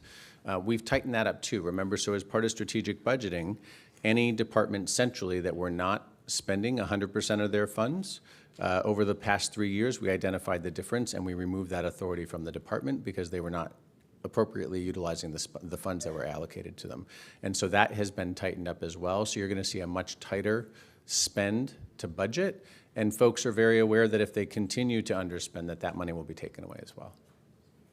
Okay, thank you. So we do have a $600 million deficit coming up, and after we start cost-cutting measures, any analysis of any programs, any contracts that have not yielded the desired results? I don't know if that's a Francis question or a Dr. Estrada question about programs that they're just not working out. And, okay, go ahead. Yes. I'll take it. I think we declared that actually in the fiscal stabilization plan when we referenced a $200 million reduction, and that reduction is to be accomplished by targeting, evaluating, analyzing for results, and targeting programs, initiatives, and all the resources that support those that have proven to be less than effective in producing the desired outcomes. So that's the work that lies ahead over the next year as we actualize that perspective, a $200 million reduction going into FY27. Yeah, especially this coming year, really being strategic about those contracts that we have are not just, they're just not working out for our kids and for our results, so I hope we'll look at that. Last meeting, I guess, Board Member Gomez's resolution on equitable funding. How will district staff help to safeguard the investments that we have in mental health resources for the coming years? I don't know how we're going to do that. Mental health resources, can you answer that too? Okay. So if you recall, one of the first of the two slides that I presented today, the things that this budget does not do, one of the bullets reflecting that slide is it does not reduce in any way, shape, or form in terms of programmatic investment or staff professionals, investments into mental health supports. Obviously, as we move forward, considering the fluctuation of enrollment, there may need to be some degree of adjustment, but for FY26, we're safe. Again, we will begin right now evaluating need as well as budget needs going to FY27. But for the immediate future, those programs are safe. That's good news to hear. And we're going to go to round two, but I was thinking, Ms. Newbill, about you're talking about SPAN schools and allocations. I have a K-12 SPAN school. That's interesting. I don't know how they figured that out, to be honest with you, but they do somehow. They do that. Okay, round two. Who's ready? Guess we got all the questions out? Okay. Okay, so I heard board members making statements about the budget, and I too would like to make a statement about the budget, and anyone else who would have a statement about the budget in general, you know, you're free to do so before we vote. So let me just say that we all know that the budget of every single organization is the clearest expression of its values. And the LAUSD budget is no different. We are living through very difficult times, and as we have heard time and time again, we may be facing even more difficult times in years to come. So, still, we share a strong commitment to do everything we possibly can to protect our most sacred spaces, and that's our schools. We are committed to maintaining continuity in our BSAP program by investing $125 million this year and an additional $25 million in 26-27. We are investing an additional $26 million in art programs in our schools, and we will be investing an additional $4 million for the important expansion of support for our student centers. And these are just some of the investments, but even with the rest, we know it's still not enough, and the need is too great. So we have also heard our CFO say we may face larger cuts in the next 2 years due to federal and state government pressures on spending. And I'm going to vote to support this budget because we retain the ability to adjust it if we need to. And that's what's so important to me. We have the ability to adjust it. And I know that voting against the budget doesn't change this reality. And I'm also voting to support this budget because, as our former president, Jackie Goldberg, once said, we're doing the best we can to do in these difficult times. And I agree with her. Thank you. So, a motion? Oh, yes, nobody raised their hand. You are ready. Go ahead. Yeah, thank you. I just wanted to bring up a couple of things. One, we've been talking about OPEB, so Mr. Mount, if I could ask you a couple of questions again, just to clarify. My understanding is that both the per position funding or allocation that we receive and the That we collect. that we collect, exactly. That's already budgeted with the position, with the cost of a position. That's correct. And any other money that we decide to put into the ARC. Both of those are optional, the amount that we put in, correct? The amount, optional. So the per employee amount is pre-programmed. That's been the contribution that we've been making. So this coming year, it's at 2,000. Any additional contribution is up to the budget process, right? So that's what the board would vote on.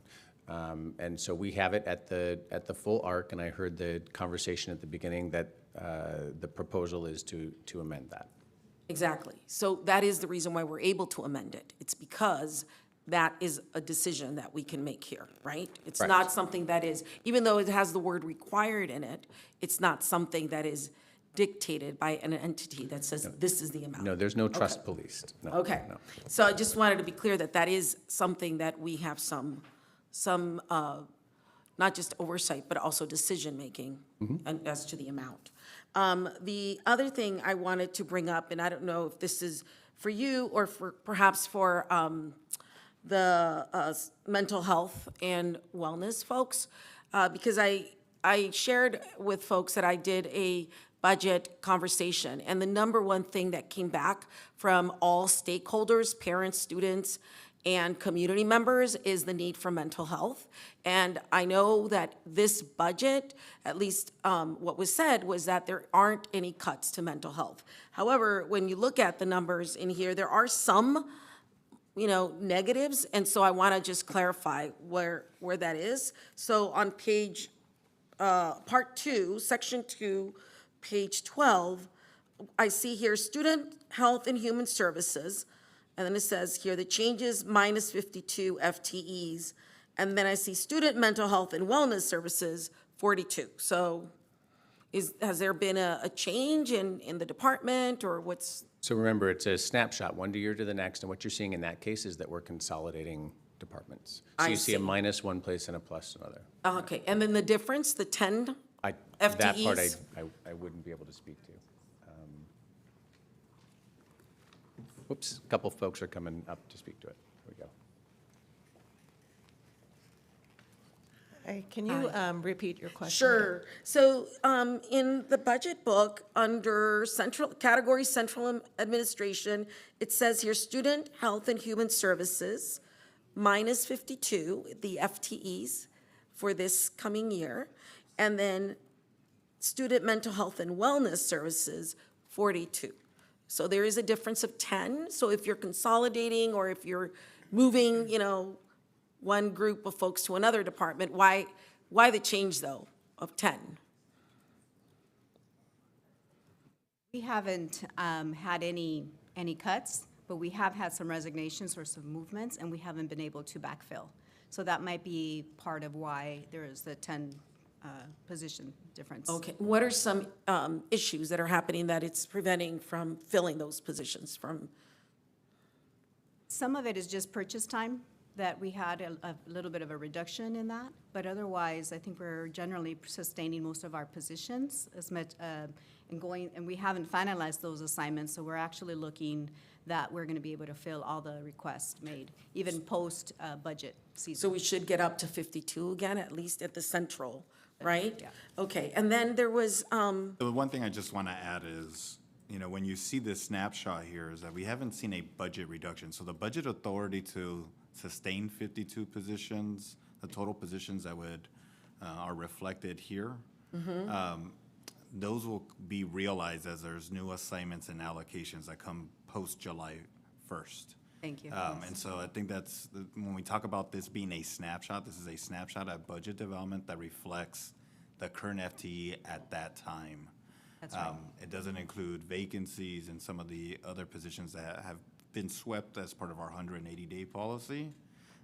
Those get reinstituted after July 1st, and staff will look to reassign and reallocate resources on that end. okay, because that is a concern, as I'm sure you know, it's your department.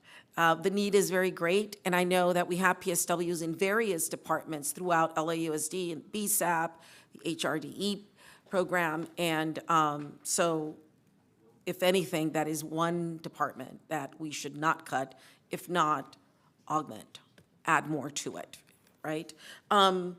That's it for mental health. That's what I've got, and thank you so much.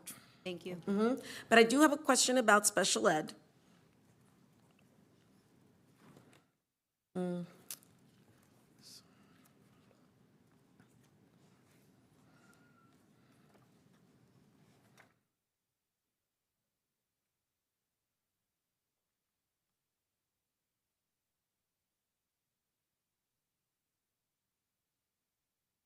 Oh, sorry. I thought it was going to be Mr. Depends on what your question is. So that's what I was we're gonna be waiting to Tony. hear. Anyway, contracted IEP services, what are those? What are the contracted IEP services that are listed here? It's section 2.9. Hi, board member, those are our non-public services. So they're twofold. We have non-public schools that we send our students to, and then we also have our non-public agencies that send providers directly to our school sites to support our IEP services as a part. Is the latter BIIs? Yes, that is correct. I see. Non-public agency. Okay, BII. because it did go up to 507. What is that based on? Because it was 220, well, actually, there's an error here, because it says 219.6 in 24-25, and then 220.1 in 25-26, and it says the change is 507. Right, I'd Why? have to look Why at is that row. I can explain the math behind that row, but those dollars are directly driven by what the IEP requires. I see. Okay. And then in professional development supplies and additional time, it looks like there's been a negative change of 15.3 million. So I am concerned about that, because I know that one of the asks that came out of the listening session was more professional development, particularly for teachers, educators who work in the inclusion model. And also parents have been asking for more professional development. So why the change? Board member, that's because of timing. So as you know, we had an early budget development this year. Those dollars are supported by our Medi-Cal funds. And so because we received the Medi-Cal plan after budget development closed, those dollars will be restored when the fiscal year opens. Oh, the 15.3? Yeah, it's a timing issue. Oh, okay. Yes. Okay, well, that's good. I'm glad. Let's see, what else?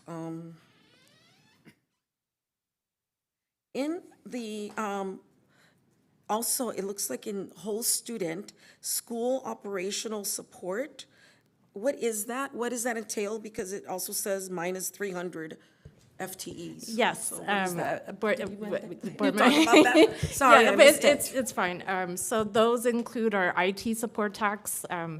that were previously funded under that category. I know many of them were eliminated. There's an intent to reopen some of those positions under the school stabilization plan.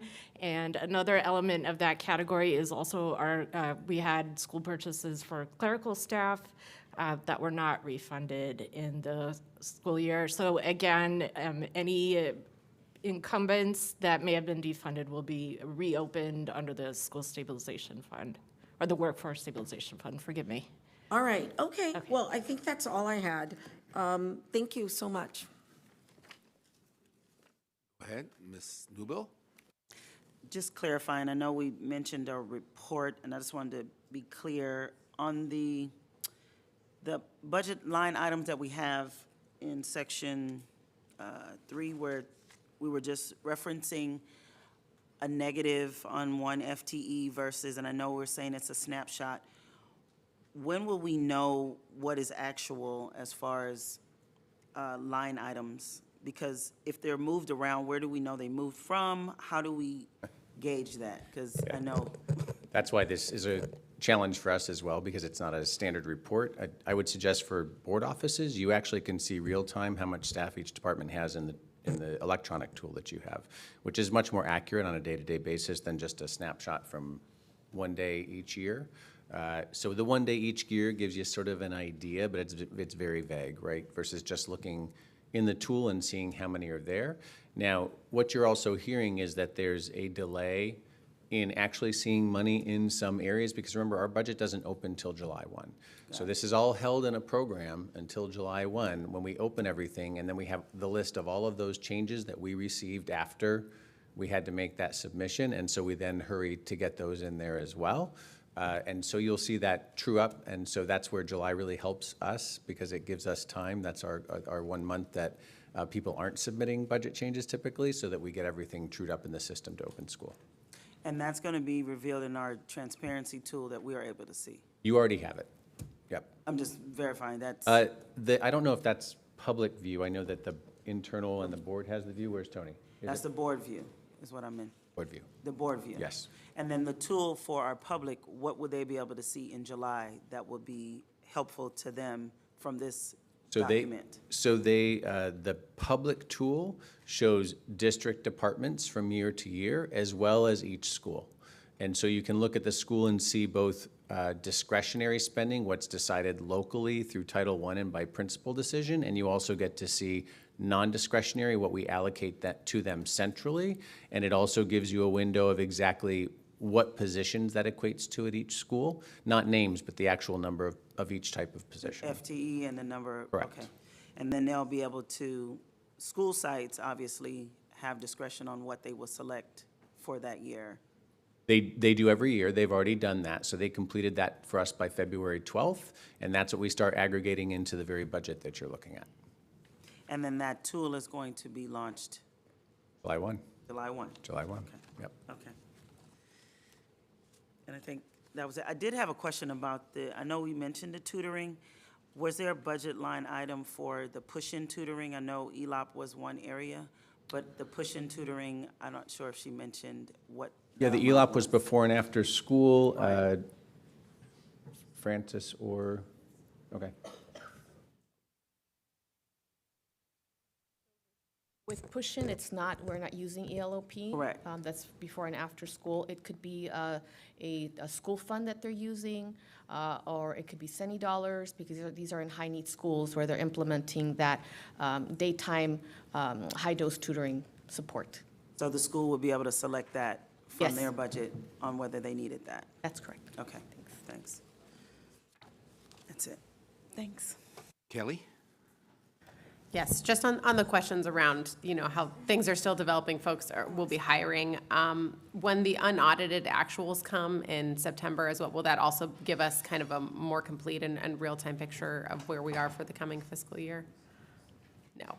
No, wrong year. Wrong. So you're Previous fiscal year. It's feedback. So your unaudited actuals are actually providing you with a snapshot of what was budgeted and actually spent for the year that we just finished. So the reason that there's a pause in the budget system that we're referring to, and the reason that we need everybody to get their budgets as complete as possible by the deadline is that we then have to close the system for any further activity while we aggregate and close all of the transactions going on this year. You can imagine how large of a process that is. So essentially, we don't allow any changes from April all the way until we open the new fiscal year, because we have to aggregate all of those and report them out to you in that September report, which gives you sort of, I call it the post-mortem. This is how we did in budgeting versus what we actually spent for the year we just completed. And then that gets audited. We usually complete verifying all those numbers by December. It gets turned over to the auditor, and then you get the audit report for that year in January. Thanks for reminding me. Sure. And then one more question on the operating budget year-to-year comparison chart. Under whole student, there's a school safety line item, about $235 million. One, kind of what is aggregated as part of that line item, and then there's a reduction in FTEs of almost 70. If you can help me understand, what positions those are. Sure. Those include our community reps, our campus aides, and our school supervision aides. And as you know, these are largely school purchased. So if there are changes in the school purchases, it shows up in the delta of that line. Got it. Non-normed school purchase positions. Yes. I know we're going to be having a school safety presentation, but, obviously I think, those are essential for supervising students. Will those be part of the 60 million? That is correct. So if there are any incumbents, if they will be, I believe Personnel Commission will assess if there's any vacancies that they can move those unfunded positions to, and if there are not, then they'll be refunded as part of the Workers' Stabilization Plan Fund. Thank you. Thank you. Carla? Yes, I just have a question about what we're going to vote on before we vote. I want to know, are we voting only on the top part of the First Amendment, which is 25-26 fiscal year, since this is the 25-26 budget? Is that what we're doing? Yes, in addition to, consistent with the comments that I made at the top of the meeting today, specific to the budget, the amendments that were reflected in the document that was passed around. And those include the retracting of the $645 million from OPEB contribution to ARC into a newly established fiscal and workforce stabilization fund. They reaffirm also the expansion of the Student Center budget to $5 million for this year, specific to FY26. But then, as I stated, at first interim in December, we will revisit this line to evaluate an additional $3 million for the future cycle. Also, you're voting on the amended expansion to include the $2 million of investment into LGBTQ plus support systems, particularly at secondary schools, training, et cetera. So that's all included in this vote. What's not included, but I put it on the record officially, is pursuant to the board's vote last week on the fiscal stabilization plan, that on the record that we will be reducing the $60 million reduction to unfunded positions down to $30 million based on trend data and attrition. That will be done at the first interim budget meeting in December.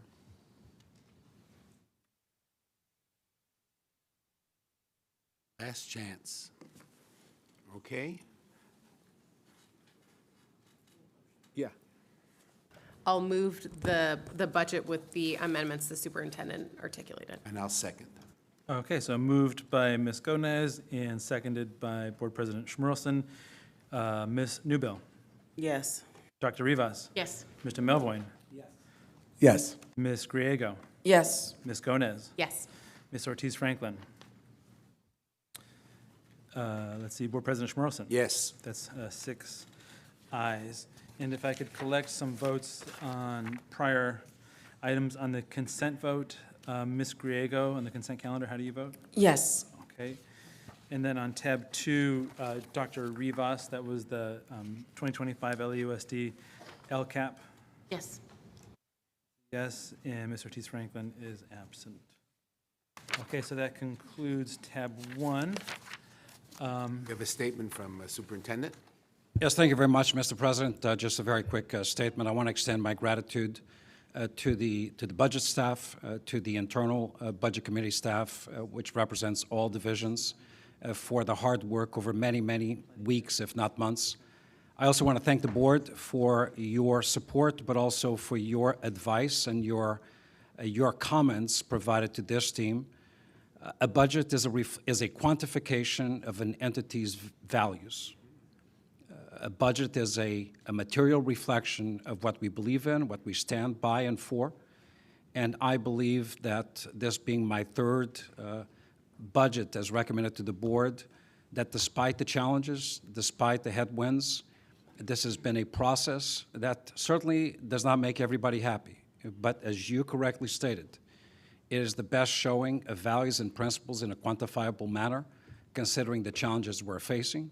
It represents courage, it represents determination, and it represents deep alignment to the priorities of this district as reflected in our strategic plan, but also the values and the principles that this district represents. Lastly, I want to express my gratitude to the advocacy entities with whom we have met time and time again, not only for your voice, but also for your contribution to this process. Thank you very much. Okay, the time is now 2:52, so we've arrived a shade early for the general public comment. Can I, by a show of hands, see how many folks are here who have signed up for general public comment? So that's just for the record, you can't see, the cameras can't see, I'm only seeing like 3 or 4 hands, which is, Mao has used 2 hands, 3 or 4 hands, which would only get us to not even quite 3 o'clock. So we'll go ahead with the safety presentation, followed by general public comment at 3:30.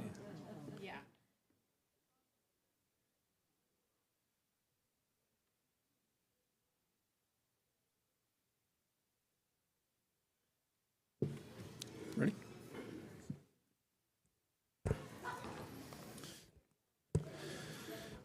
All right, good afternoon, folks. Andres Che, Chief of School Operations. Thank you for the time and opportunity to present an update around safety for the school district.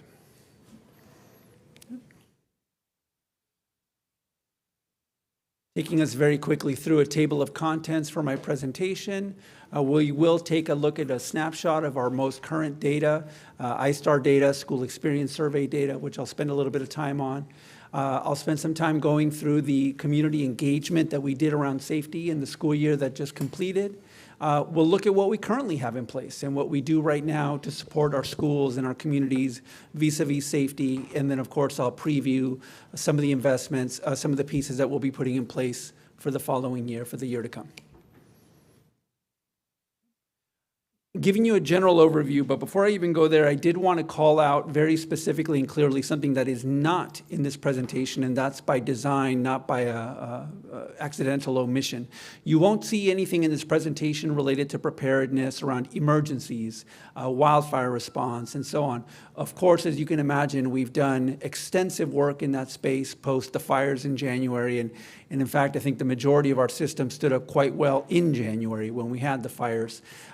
Separate from this presentation, we have a board informative that you'll be getting that will speak to the more robust preparation that we've done for this coming wildfire season. As we know, we're basically already, I don't want to spend too much time here, but we're basically already in wildfire season for all intents and purposes. We're already monitoring. So of course we have systems in place. So if you don't see that here, again, please know that it is obviously something we're actively working on and will be sending information in the near future. My best educated guesstimate would be in the next 2 to 3 weeks. So in terms of what is here, just giving you sort of the Reader's Digest version of what you'll see. Again, when you look at the relevant data, and for us in the world of operations and safety, our most relevant data sets, other than those anecdotal engagements with the community, those conversations that we have when we go out, are iStar and school experience surveys. So you'll see snapshots there, and I know that our presentation was originally slated for last week, so you've had an opportunity since last Tuesday to hopefully dig into the data, if not a little bit earlier.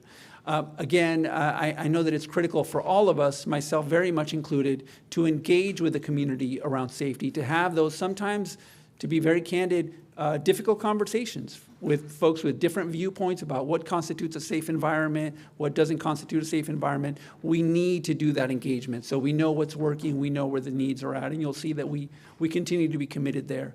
We'll talk about, again, the fact that we see some positive outcomes from what we have in place as borne out by the data. And again, I'll speak to some of the upcoming investments and changes. So let's do a little bit of level setting around the data. First and foremost, so many of you, I think just about everyone here has had a presentation before from yours truly, or maybe some of my team members around iStar data. As we all know, Incident System Tracking and Accountability Report, it's a digital platform. It's been around in a couple of different versions, but for at least the last 10 years, it's been a digital version. Originally, it was intended as an internal platform for reporting of incidents. So for example, when I was a principal, if something happened on my campus, if a student fell on the playground apparatus and hurt her ankle, then I would file an iStar to note that and so on, or if I had a disruption to the campus. The proverbial rule of thumb that we give our administrators, because most iStars are filed by administrators, is to file an iStar when something occurs on or near your campus that disrupts the normal operations of your campus. Now, obviously, there's some subjectivity there, right? What I may consider a disruption, maybe my fellow administrator down the street may not. So that's iStar in a nutshell. Two, the data that you see in front of you, when we do talk about safety, we tend to focus on these 5 categories as, again, our proverbial canaries in the coal mine as far as what's going on our campuses. Specific to today's presentation, we honed down even a little bit more. The data that you see in front of you is incidents that involve students. Student could be a victim, student could be a witness, student could be, I don't like to use the word suspect when we're talking about students, but student could be the one that initiated whatever triggered the iStar, right? So students are in one way or another, they're involved in these incidents, and they're on-campus incidents. So when you cross-reference this with prior iStar data, you may say, hey, Andres, when you showed this to us a few months ago, there were more iStars in this specific category. That's the why. Any iStar, for example, we do have incidents related to ideation, to suicide risk that may involve only adults. So if that were the case, that would not be reflected here. In this focus, what we're focusing on here is student safety. So that's one piece I wanted to point out. And the last piece that I really wanted to ensure, because we have such a long snapshot here, right? You have all the way back to 1819. We often refer to 1819 as sort of our last normal year in the district. But if you really look at it, we had a strike that year. So even that year was impacted. 1920, I think all of us who were at schools remember that Friday, March 13th was the last day that kiddos were on campus, and then we shut down from March 16th on. You'll see that 2021 is not on because basically we were completely remote until I believe April of that year. I always remember because that's when my girls started kinder. And then the following year was we were back on campus, but we had a lot of protocols and so on. So again, the 2 years that are not up there, it's not because we couldn't fit them on the slide or because we chose to omit them. It's because they're not really good comps. So here's where I'm going with this. The number of iStars that are reported in all categories, because I know sometimes we see these numbers, particularly when we talk to parents, and I get it. I get that visceral reaction of like, oh my goodness, why are there now, for example, from 1819 to the year that just ended, there's basically double the amount of fights being reported, right? I understand that reaction. But to give you a couple of comparison points, utility failures, which obviously for the most part have nothing to do with safety. In 1819, we had 274 iStars related to utility failures. In the year that just ended, we had 971.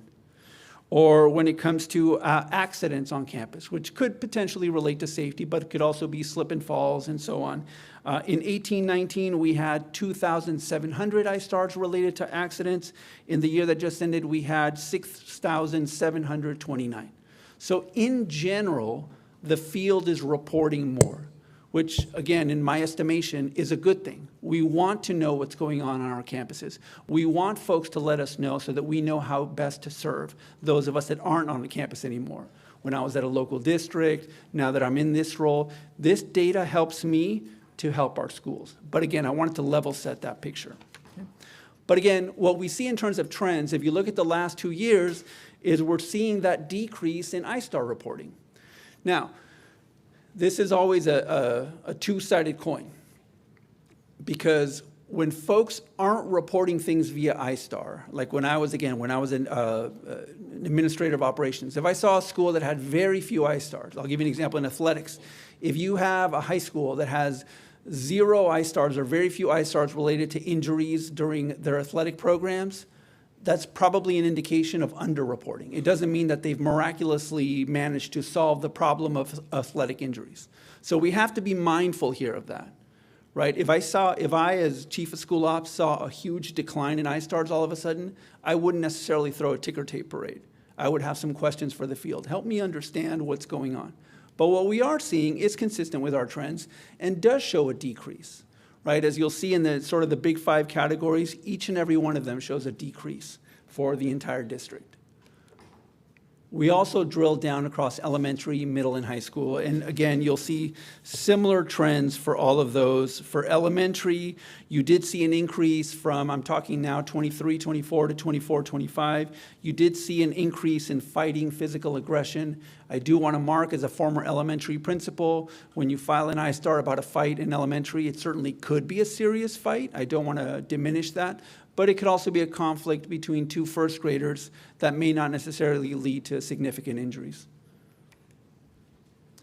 Middle school, again, you'll see that same trend from one year to the next. You'll see a decrease in all of the major categories that we track when it comes to student safety. And then similarly in high school, with the exception of threats, where we saw a slight increase, again, from one year to the next, you're seeing a decrease in I-STARs.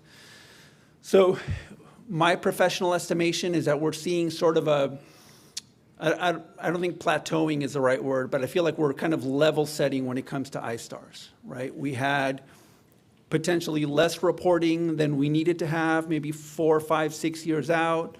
We had COVID, where we had fewer kids on campus. There were fewer things happening physically on a campus. Then we had folks getting back and reporting, and now we're kind of getting back to sort of sea level, for lack of a better metaphor. As I referenced earlier, the other data set that we look at in school operations when it comes to safety is the school experience survey. You know, I understand that the SCS is a snapshot in time. I want to mark this year that just concluded as the second year in a row that we administered the survey in February, or basically in the sort of late winter, very early spring, I guess, versus we used to do it in October. For those of us that have been on a campus, we know that the way folks feel about how things are on their campus in October tends to be a little bit different than February or March, if we're being very candid and honest with ourselves, right? There's certain things that come to a head in winter or spring for any number of reasons. All that said, though, you'll see the summary on the screen in front of you, and obviously I'm not going to read it to you, but in general, again, we're seeing those same positive trend lines. We're seeing more and more of our community members report that they feel safe, and this includes students, of course, that they feel safe on campus and that they also feel safe in the environment near their campus. So specific to students, and again, I want to mark the last 2 years, 23, 24, 24, 25, were the 2 years where we administered the survey in the February window. So again, you'll see a slight increase for the entire district. In elementary, you see an increase. Middle, you see an increase. And in high school, it's pretty much static. Okay, and again, this is how students report that they feel in school, or for those who participate virtually in online sessions. Now, for our students, in terms of how they feel in the neighborhood around this school, again, you see some positive movement. You see a 4% increase at the middle school level. You see a 2% increase in high school. You see a 2% increase in elementary. Moving to our parents, and Bill Johnson and team shared that this year we had the highest rate ever of participation by parents in the school experience survey. We know that we tend to get higher results or higher outcomes from students and from staff because they're essentially a captive audience, if you will. With parents, there's a little bit more of an ask in terms of getting them to participate, and we had the highest rate of participation that we've ever had. And again, you see the trend lines for parents are moving in a positive direction. For our employees, for our staff, again, the numbers have always been, I would say, pretty high in the 90s, obviously. And again, you're seeing across the district, you're at about 95%. You're seeing about the same at elementary, but it's pretty high to begin with 96%. And in middle and high school, you're seeing that positive movement. And last, when it comes to the neighborhood around the school, again, you see that positive movement for the most part when it comes to our employees. About a 1% in elementary, 2% in middle, and pretty static in high school. So that's what the data tells us. That's what the data captures for the last year. And again, with iStar, we gave the 4, 5, 6-year snapshot there. Now where I'd like to take us again is to around community engagement. And one of the things that I really emphasized to the team when Superintendent asked me to come on board in this role back in October of 22 now, I believe, was getting out with the community. You have to talk to folks. You can have the best intentioned ideas, you can have your own life experience, you can have your own experience as an educator, but if you're not talking to people, if you're not asking them the hard questions, if you're not willing to take the feedback, if you're not frankly willing to have somebody wag their finger in your face, then you're not really, figuring out what's working and what's not. So we've done some extensive work in that area, and we'll continue to do so. So over the past year, and obviously I'll dig in a little bit here, we've had engagements with students, parents and families, employees. Some of the categories that I did not put up here, obviously we've met with some of our key community groups. We have a series of meetings with Superintendent, with Students Deserve, Community Coalition, other key community partners.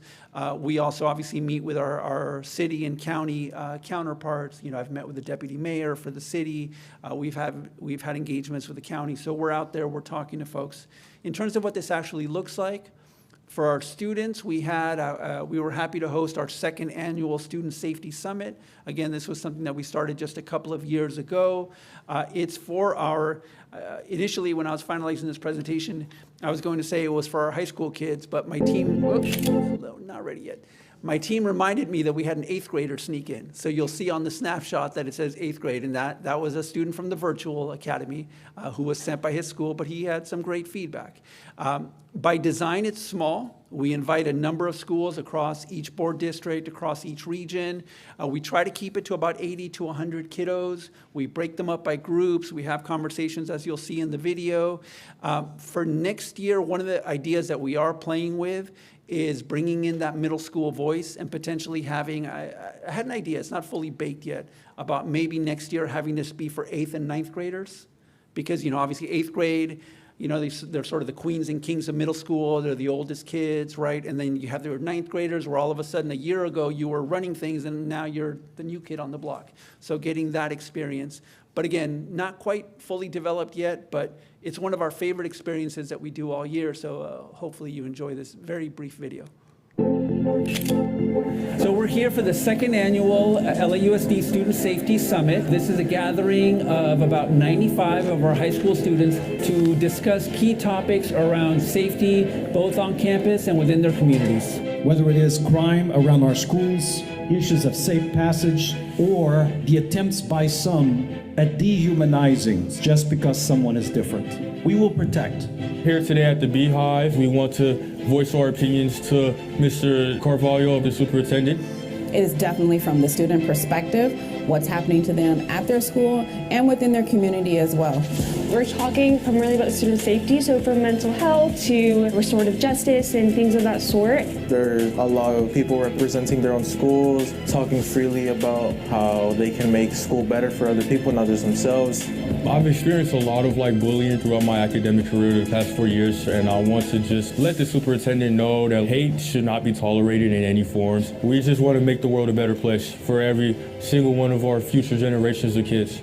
You could listen to how each school operates and how each school feels about their own safety. And then through all those ideas, you're able to discuss what can we do to make our school safer? We understand that we need to calibrate with students to make sure that the supports that we're putting out there are actually meeting the needs of our learners. And so this gives us an opportunity to really hear directly from students. If a student doesn't feel safe, they're not going to learn. If a student doesn't feel safe, they're not going to come to school.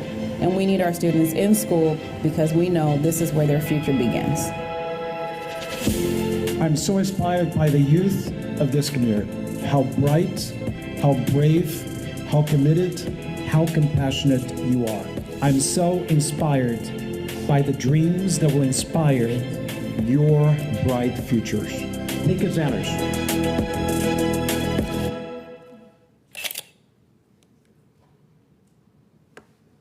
All right, and again, this slide, and I suspect you've had a chance to already look at it, is just a visual representation of some of the feedback that we gathered from our students.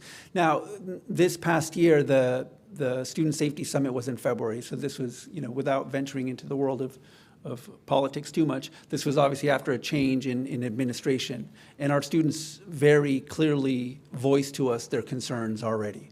And this was after, many of you all may remember, we also had a number of walkouts in January. So this was, sort of after walkouts, before immigration enforcement writ large that's been happening the last month plus. And our students said to us very clearly that this is an area where they needed support, that they knew if it didn't impact them, it would impact their families, it would impact the folks that they lived with, and so on.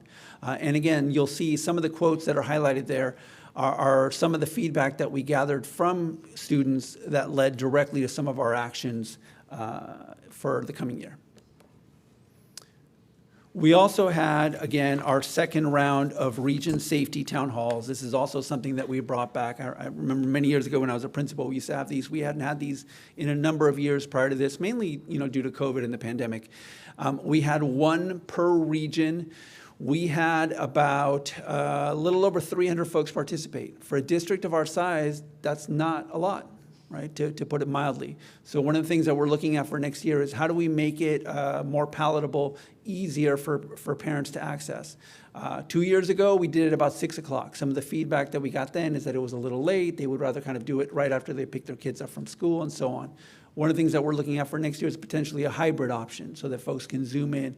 Makes it a little bit trickier because you want to make sure you're able to have those authentic conversations.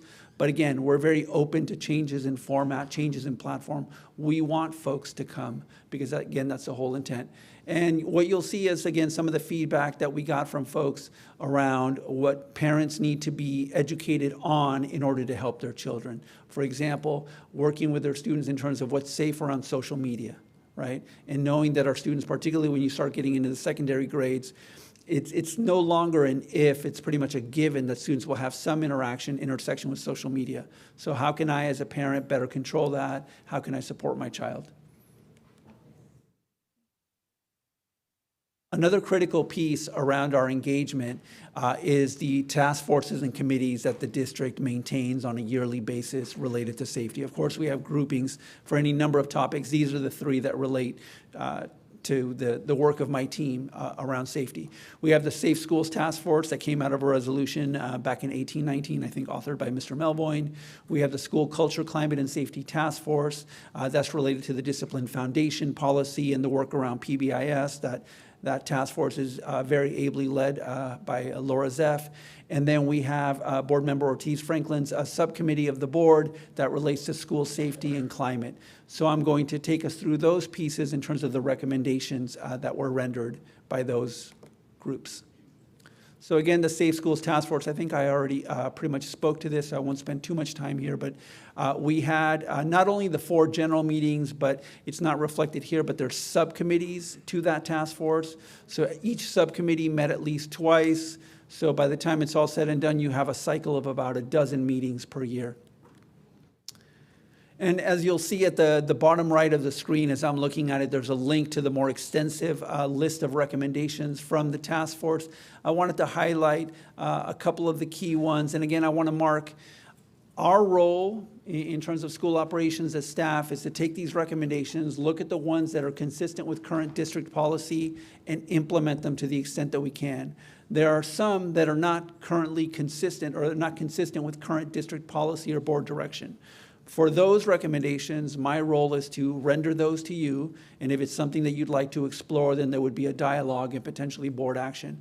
I call that out because, of course, I know you've had many folks speak to the third bullet on this slide that talks about schools potentially having autonomy to have a school police officer on campus if they would so choose. Again, to be very transparent, that is not consistent with current board direction. So that is not something that superintendent or certainly not I could do unilaterally or give direction to the field. Something to that effect would require board action. On the other hand, increasing mental health supports and activities. Sure, that's something that we internally can look at. We can look at the data. Where are the areas where we're seeing higher ISTARs around suicidal ideation? Where can we put additional resources? Even security cameras. We can work with ITS. We can talk about potentially strategically where cameras are placed on a campus when there's already a camera project going on when it comes to maybe theft protection and so on. But again, I wanted to mark that that's, I think, the only one of the three slides that highlights one that is not consistent with current policy. Again, the School Culture, Climate, and Safety Task Force. This is the task force that goes hand in hand with the Discipline Foundation policy and with our positive behavior interventions and supports. Again, much like the Safe Schools Task Force, they meet 4 times a year. Laura Zeff, Paul Gonzalez, other members of the team lead this work. We have very good dialogue at these meetings. And these are just a couple of the recommendations. And again, I very much invite you, if you haven't already, to look at the link for the more extensive list of recommendations. One of the pieces that I really want to focus on, and this was brought to us by this task force, and obviously I've heard it elsewhere, is the level of awareness, particularly by parents, around PBIS, right? And we've had parents who, there are obviously like many parents that are very savvy, and you can tell them, what's PBIS, and they can give you the primer on PBIS. They know more about it than you do. There are other parents, and this is no fault of theirs, right, who say, I don't know what that is. So our role is to make that come alive for them. So for example, one of the things that we're going to be doing this year is really leaning in those PBIS committees that each school is supposed to have, providing agendas, making sure, being very honest, some compliance pieces in terms of making sure that schools certify that they're having these meetings, making sure that they're inviting parents at least a week in advance so folks can make arrangements and so on. And then the last body that I want to recognize, of course, and it's Board Member Ortiz Franklin's School Safety and Climate Committee, which again, I apologize for not having the dates here, but we had at least 4 meetings throughout the year. And again, that's something that I'm privileged to serve on as well. And again, this committee looks at a number of issues around safety. We invite external partners. We have folks from the county. Deputy Mayor Lane from the city is on the committee itself. We have partners from Cadre that come and give us their feedback. And of course, we have schools present as part of the safety committee, this committee. And again, there's an extensive list of recommendations that was submitted. Board Member Ortiz Franklin and her team bucketed it into, I believe, 7 key categories, and each category has sort of sub-recommendations, if you will. But again, I wanted to highlight a couple of them. One, and this is almost, there's some relevance here to the budget discussion that you all were just having around providing opportunities for students to be engaged during non-instructional times, right? How do we keep our kids engaged beyond 8 to 2:30, 8 to 3:30 when they're on campus, or maybe when they can make that affirmative choice whether to stay on campus or maybe go home? So again, before I move on to this section, I certainly humbly hope that illuminates the amount of community engagement that we will do and will continue to do as we go forward. Every year we learn more. Every year we do things a little bit differently. Even with the region town halls, one of the things that we heard 2 years ago at the town halls is we want data, ISTAR data, specific to our region. The district data is all well and good, but we want to know what's going on in Region East, Region West, Region North, Region South, and so on. We brought that this year. And folks said, thank you for bringing that. Now we want the data for our school, right? Which is That's the question that I would ask. I'm a district dad. I would want to know what's going on in my kiddo's school. So that's another piece that we're looking at. How do we provide our constituents, our parents, with the data specific to their school sites? So what are we doing right now to support our schools? In short, many things, frankly. It's an ever fluid situation, but I wanted to highlight some of the supports. And like any good educators, we tier our supports. We look at our tier 1, which are our baseline supports. We look at tier 2, and we look at tier 3. One thing that it's very important for me to say right now, I even wrote it down in my notes, is there is no such thing as a tier 2 school. There is no such thing as a tier 3 school. I wanted to be very mindful of that. I didn't want anybody to walk away from this presentation saying, oh my goodness, my child attends a tier 3 school. No, there are supports that are provided to a school based on need. So you may have a school, for example, that is generally calm, placid, like the overwhelming majority of our schools are, and then there is a specific day where they need those tier 3 supports. So I wanted to mark that. And again, this list is obviously not comprehensive. You'll see again, there's a link at the bottom of the slide that will give you the sort of the omnibus list if you'd like to see that. But some of the ones that I want to really highlight, again, for us, it's PBIS and TFI. I would say short of Laura Zeff and Paul Gonzalez, I'm probably about the truest believer you're going to get in PBIS in this district. And I don't say that to laud myself, but it's because I believe in it. I believe in it as a teacher. If you deal with tier 1, if you create those systems, again, when you were a classroom teacher, then when you had that one kiddo that was a little out of pocket, it's okay. You have the time and the resources to deal with them. So we're really continuing to put a lot of energy into PBIS, TFI. Our supervision plans for our schools, and I know the board member Gomez referenced campus aides, and I do reference it later in the presentation. One of the things that we do already with schools, but we're going to amp it up a little bit more in the year to come, is sit down before school even starts and look at their supervision plans and talk about who do you have out there, what are your key areas, are there sort of pockets of a campus where maybe that's an area that you want to, for lack of a better term, make it off limits during nutrition, lunch, because maybe you don't have necessarily the best eyes on that area, and having those conversations. Training of staff, my team, so that you all know, specifically trains campus aides, school climate advocates, and also through the Every School Safe Blueprint, we also provide general training to all staff, and then of course to parents and students we provide presentations. In terms of our tier 2 supports, again, so when there's a higher level of need, we have our school mental health and wellness support. I know that Dr. Malhotra and Ms. Marquez were up here a minute ago. We continue to work hand in hand with our PSW teams, and you'll see a little bit more about that later on. One of the things that we're looking to bring into, this is kind of a new practice, but also not, is those site walks. A couple years ago, I know that superintendent, myself, and a team went out to a middle school. Obviously, I won't name the school, but it was a school that frankly was in crisis when it came to supervision. And we went out, we walked the campus, we saw the things that were going on, or frankly, the things that were not going on that were leading to a lot of the issues, right? So we want to make sure that we provide those opportunities for our staff to go out and see what I would consider, for lack of a better term, model schools, see schools that have high functioning supervision strategies, and they can say, oh, okay, you see that? Okay, I'm going to adopt that for my school and give them those opportunities. You'll see some slides down the road just a bit around the community-based safety program. That continues to be a significant investment for the district, not just as part of BSAP, but also outside of BSAP per direction from superintendent, but with, I want to be very clear here, with some very strong guardrails in place to ensure that those programs are yielding the results that we would like. And I know I've mentioned this in prior presentations. We now have an MOU with GRID, with a gang reduction youth development program. We're finalizing, literally while I was in the back, I just got the latest draft of the MOU with the Office of Violence Prevention. So that's LA County, so we hope to have that before summer ends, or frankly before school begins.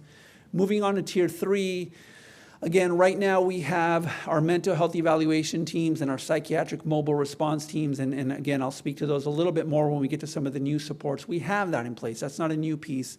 And the MET team, for those of us, I know there's many of us here, just about all of us have been site educators at one time. I don't know how many of us were site educators when MET existed. I was not. I was gone as a principal before MET was. And sometimes you would have students who would be having a mental health crisis, what we sometimes call a 55-85, and you were looking for a placement. You were looking for a bed. You know, we would talk about we need to find a bed for this student for the night. And you had to rely on external services. The mental health evaluation team, as I'm sure most of you know, all of you know, is a partnership between a psychiatric social worker and a school police officer. The reason that combination is so critical is because the psychiatric social worker can make essentially the diagnosis that the bed is needed, and the school police officer can make the connection to get that bed. So now, again, instead of those calls that we used to get when it would be the assistant principal who's still on campus 10 o'clock at night, sometimes later, waiting for a placement for a student, through the MET team, we're able to get kids placed much more quickly. We obviously have a robust crisis team response as needed. We deploy our operations coordinators, both from the region, and I have a very small but mighty team here centrally that deploys. And then specific to school police, their sort of default model is what we call directed patrol, when they have each officer or each car has a group of schools that they monitor, driving by, stopping by as needed. But, you know, delegated authority from superintendent gives me the ability as needed to authorize short-term on-campus deployments. To be very crystal clear, a short-term deployment is no more than 5 days. And when we do send school police officers, we also send additional supports, mental health, supervision from the region, and so on. Okay. Specific to community-based safety program, because again, I know that that's something that's front of mind for a lot of folks. I know we are in, and forgive me if I get my years wrong, I'm getting older. I believe we are in year 4 of BSAP, and we are in, if we're being very candid, we're in I would say year 2 of really robust implementation of CBSP. Prior to that, there was some implementation. I don't want to, denigrate the work that was done before, but it wasn't at this level of investment. So what you see in front of you is just a very simple visual representation of the programs that we've been able to implement when schools request programs. Of course, we prioritize Group 1 and Group 2. Dr. Whitman and Dr. Brandy also authorized us to go ahead and extend the support to Group 3 schools as needed. And you'll see that for the most part, with literally 2 exceptions, and the only reason those programs weren't executed is because the request came in very late in the year. Yep. We've been able to execute these.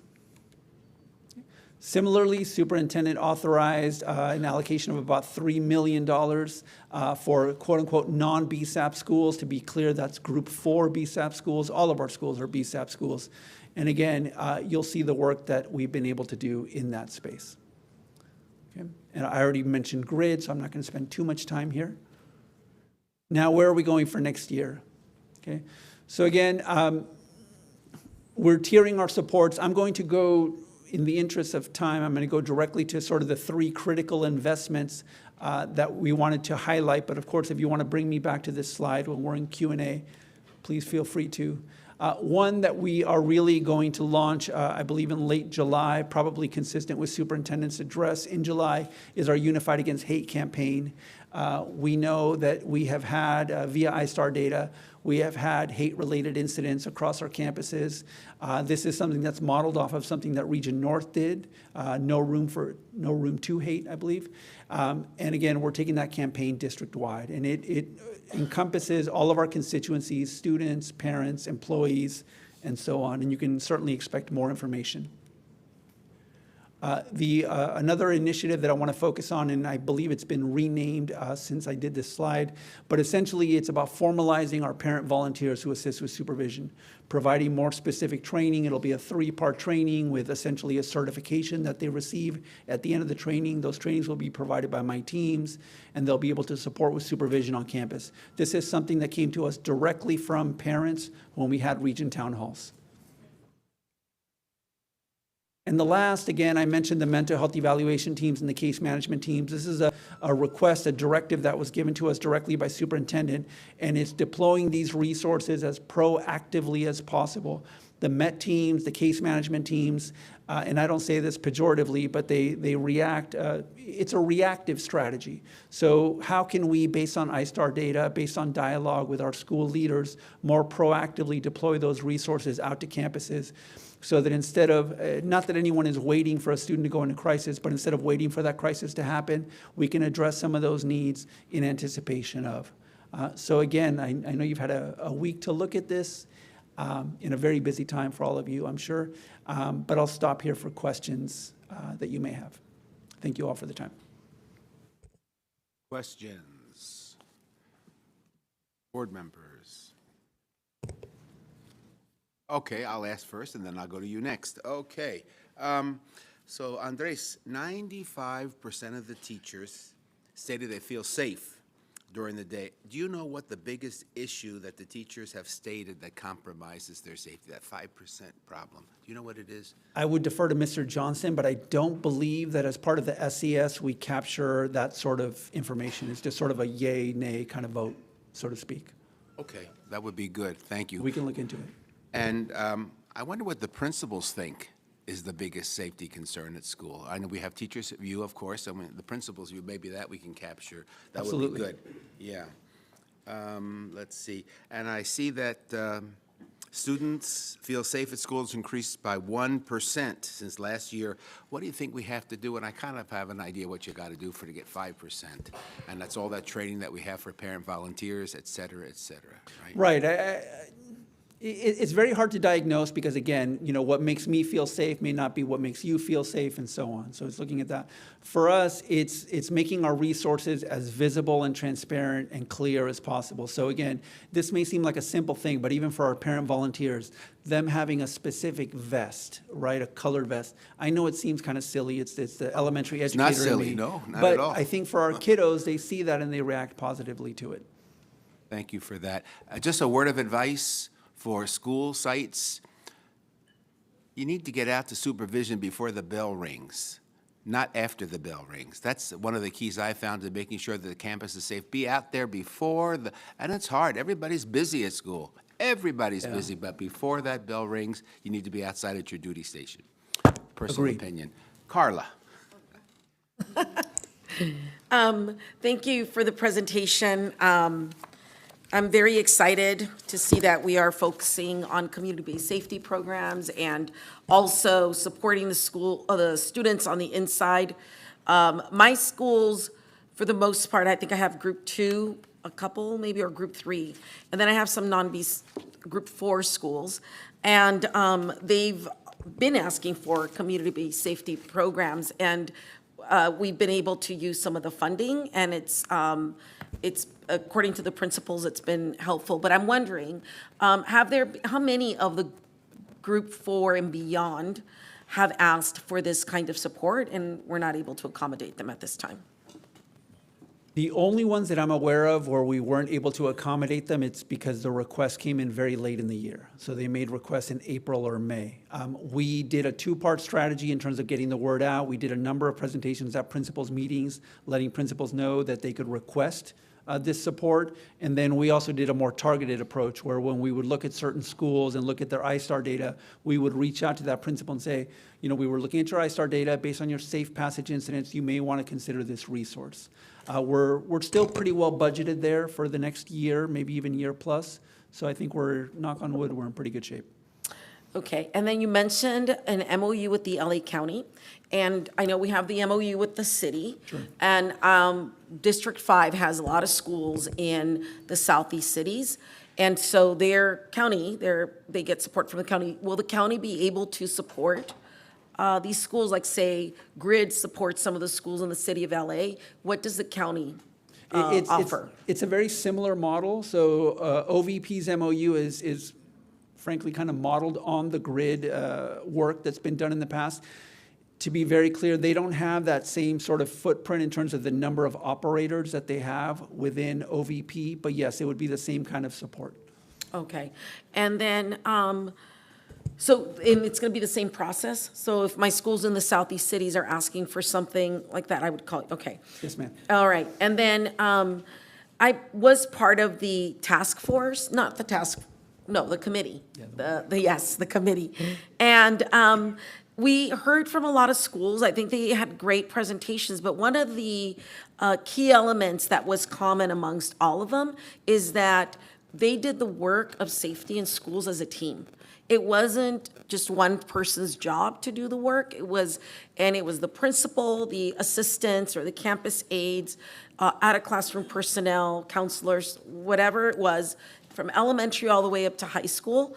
And so I think it's important to see the supports at a school in that way. And one of the things that they also shared was that there were regular check-ins, that they would check in on a regular basis, like daily, okay, what happened, and then you could hear what's going on with the students, and you can offer more support. So do a lot of the work ahead of any sort of issue that might rise. And as you know, as a person who was at a school site, you know when things are about to happen. So, but I think the communication has to be there, and then the structure has to be in place for them to work together. So the other thing I wanted to share is that in my survey that I passed out to folks in my district, 77% of them said that they wanted more investments in safe passages, and 73% said they want more investments in school safety teams. And it's that model of having folks, and they talked about a coordinated vision of safety where school climate advocates work with mental health providers, with educators and others. And one of the most important asks was training. Everybody, school climate, and I know you said that there is training, but what I heard from folks who do the work on the ground they're saying that there's not enough training. And so I feel like there needs to be a calendar and a schedule of training for school safety teams throughout our district. The other thing I was going to ask is, I'm sorry. Oh, in the Unified Against Hate campaign, who is going to be doing that work? Because it says a call to action for the entire school community of students to focus on increased awareness, training, curriculum, and review of district policy. So will it be your office, or who will be doing it? So my office will be the lead. We'll obviously work with the regions to get information out, to get training out as needed, to our site administrators and so on. Ultimately, the work at the school site is designed to be done by the stakeholders there, led by the principal and by a team, very much to your point, Board Member Griego. We're designing it kind of like similar to what we've done with the Every School Safe Blueprint, where there'll be modules or trainings that are designed for students, pieces that are designed for in-classroom use by teachers, and so on. So yes, it's essentially a three-part in terms of the work. Okay, and when will principals and school sites be aware of the funds being there for them to start calling the community-based safety programs, or anything that, any programs that they can bring to the school site, like the peace building? Now, we're already in dialogue. Since we know that principals are going off basis, I believe it's next week. Since I went off e-basis, I don't follow e-basis anymore. We are front-loading a lot of the information with them around those programs now, so that again, when they come back on basis in late July, then we can get those programs up and running. Our goal is to have as many of them as possible in place for August 14th. Okay, wonderful. I appreciate that. And yes, thank you also for acknowledging that really we've only been doing this work for 2 years, right? And really this past year has probably been the one where we're like really using all the funds. So I'm hoping that next year we use up all the funds and we can get some data that shows how this is working for our students. So that's it for right now. Thank you. Thank you. Kelly? Well, I'll echo some of the same comments that Board Member Griego raised. I know from conversations in my community, school safety is really top of mind for parents and staff and students. I think the concerns that they have shared vary from, ensuring safe routes to and from school, to responding to incidents that are happening on campus, building in more partnership programs, and from our students, because we held specific student listening sessions on this, really wanting to see a sense of belonging for kids and not feeling alienated, so that caring adult relationship was really central. So I really appreciate the emphasis on PBIS, because I think while it's been a longstanding part of our district, I don't know that the implementation is at 100% at every school site, and I think that there is much more investment and support we can provide on that front, and being preventative before any issues happen. I know that our schools are also bringing on more supports on the socio-emotional learning front, which I think also complements PBIS and really investing in students' wellness emotionally and socially, which I think will help prevent some of the incidents we see in the iStars. I also am happy to see the safe passages increases here. I know that some of my schools in the Northeast San Fernando Valley have had significant needs for safe passage support. I know we've gotten those up and running this year, so I look forward to greater expansion on that front. And also the inclusion of our parent volunteers as being a part of this effort. I think we have parents who are active and ready to help support in these ways, and it's about having, again, caring adults, a team of us on campus to support and oversee our students.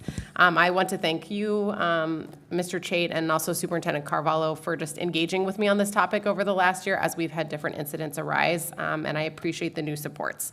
Okay, a couple of questions from me. One, we have discussed limited funding, the fiscal stabilization plan that recently passed. One priority for me is ensuring a minimum level of staffing. We know that having supervision staff, whether it's during recess and lunchtime, at dismissal period, is really important to prevent incidents from occurring and ensure that students feel safe. So was curious about kind of the campus aid related piece here. There's a note in the Tier 1 supports additional campus aid positions allocated as needed. Are there more details you can provide on that? Yes. So part of the work that we did leading up to the presentation was around how campus aids are allocated presently. So currently, the baseline allocation, and this goes all the way back to Superintendent King, to Dr. King, is a minimum of 2 campus aids for elementary and a minimum of 2 campus aids for middle school. There isn't necessarily a baseline allocation for high schools. Doesn't mean schools don't purchase them. I'm talking about allocations that are made centrally, right? So that's kind of where we're at now.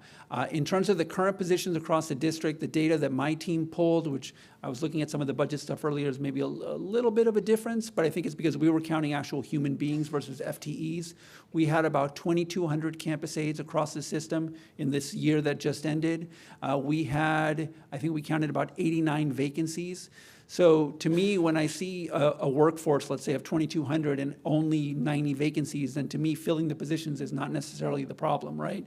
It's more about how do you allocate them and how do you allocate them more strategically. So part of the work that we're doing under the direction of superintendent is developing just a more general formula based on square footage of the school, enrollment, and a number of other factors to say, this is how many folks you should have for supervision. Now, I intentionally said folks, not campus aides, because campus aides would be part of said contingent, right? But we would also look at campus aides, school supervision aides, administrators. Obviously, we want to make sure that we're staying within all of our labor bounds in terms of who's allowed to do supervision and who's not, but looking at who you have on campus. After we've gone through that process with our schools, again, every single operations coordinator will meet with their principals before the school year begins to look at their supervision plan. If we identify a need and the school cannot fund it themselves, then we would look at additional allocations around campus aides. But we want to go through that entire process first. Okay, that sounds quite thorough, and I think it sounds very helpful, so look forward to hearing more as the process continues around what additional supports may be needed at particular school sites. And then I think it just brings up also the question of training, which I know my colleague also asked about. Can you talk about what types of training we're providing? As we have a community-based safety approach, we want to ensure that all of our relevant school site staff, whether that's school climate advocates or campus and supervision aides, are really prepared to implement that in their roles. So as of last year, every single staff member on a campus gets training on de-escalation strategies. That started in, I believe it was the module for November. I think August was welcoming environments, November was de-escalation. I want to be very clear here. When I say de-escalation, we're talking about verbal de-escalation. Kind of like what Board Member Griego said, looking for those indicators, like, the student, the shoulders start to go up. There are certain physical indicators that we know as educators that maybe something's about to happen. So looking for those cues, looking for those pieces, the language that staff can use. So that's sort of the baseline. We provide that to everybody, along with training around welcoming environments. Then specifically for campus aides, for school climate advocates, we provide deeper training again around de-escalation. But again, it's mostly about, it's pretty much exclusively around that verbal de-escalation and how to ideally prevent, I think it was Dr. Rivas who said it, prevent a situation versus waiting for it to actually happen. And then just last question on this. There's a reference under new Tier 1 supports to coordination of service team meetings. Can you share more about what exactly that is? Sure. So right now, when there is a student on a campus, and this is not universal, there's always going to be schools that do it a little bit differently, but in general, when you have a student that is having maybe academic issues, socio-emotional issues, whatever, attendance issues, we tend to route those students to SSPT. That has become sort of the universal process for those students. Now, I'm a big believer in SSPT. My wife's a teacher. She's on the SSPT committee at her school, so it's a good thing.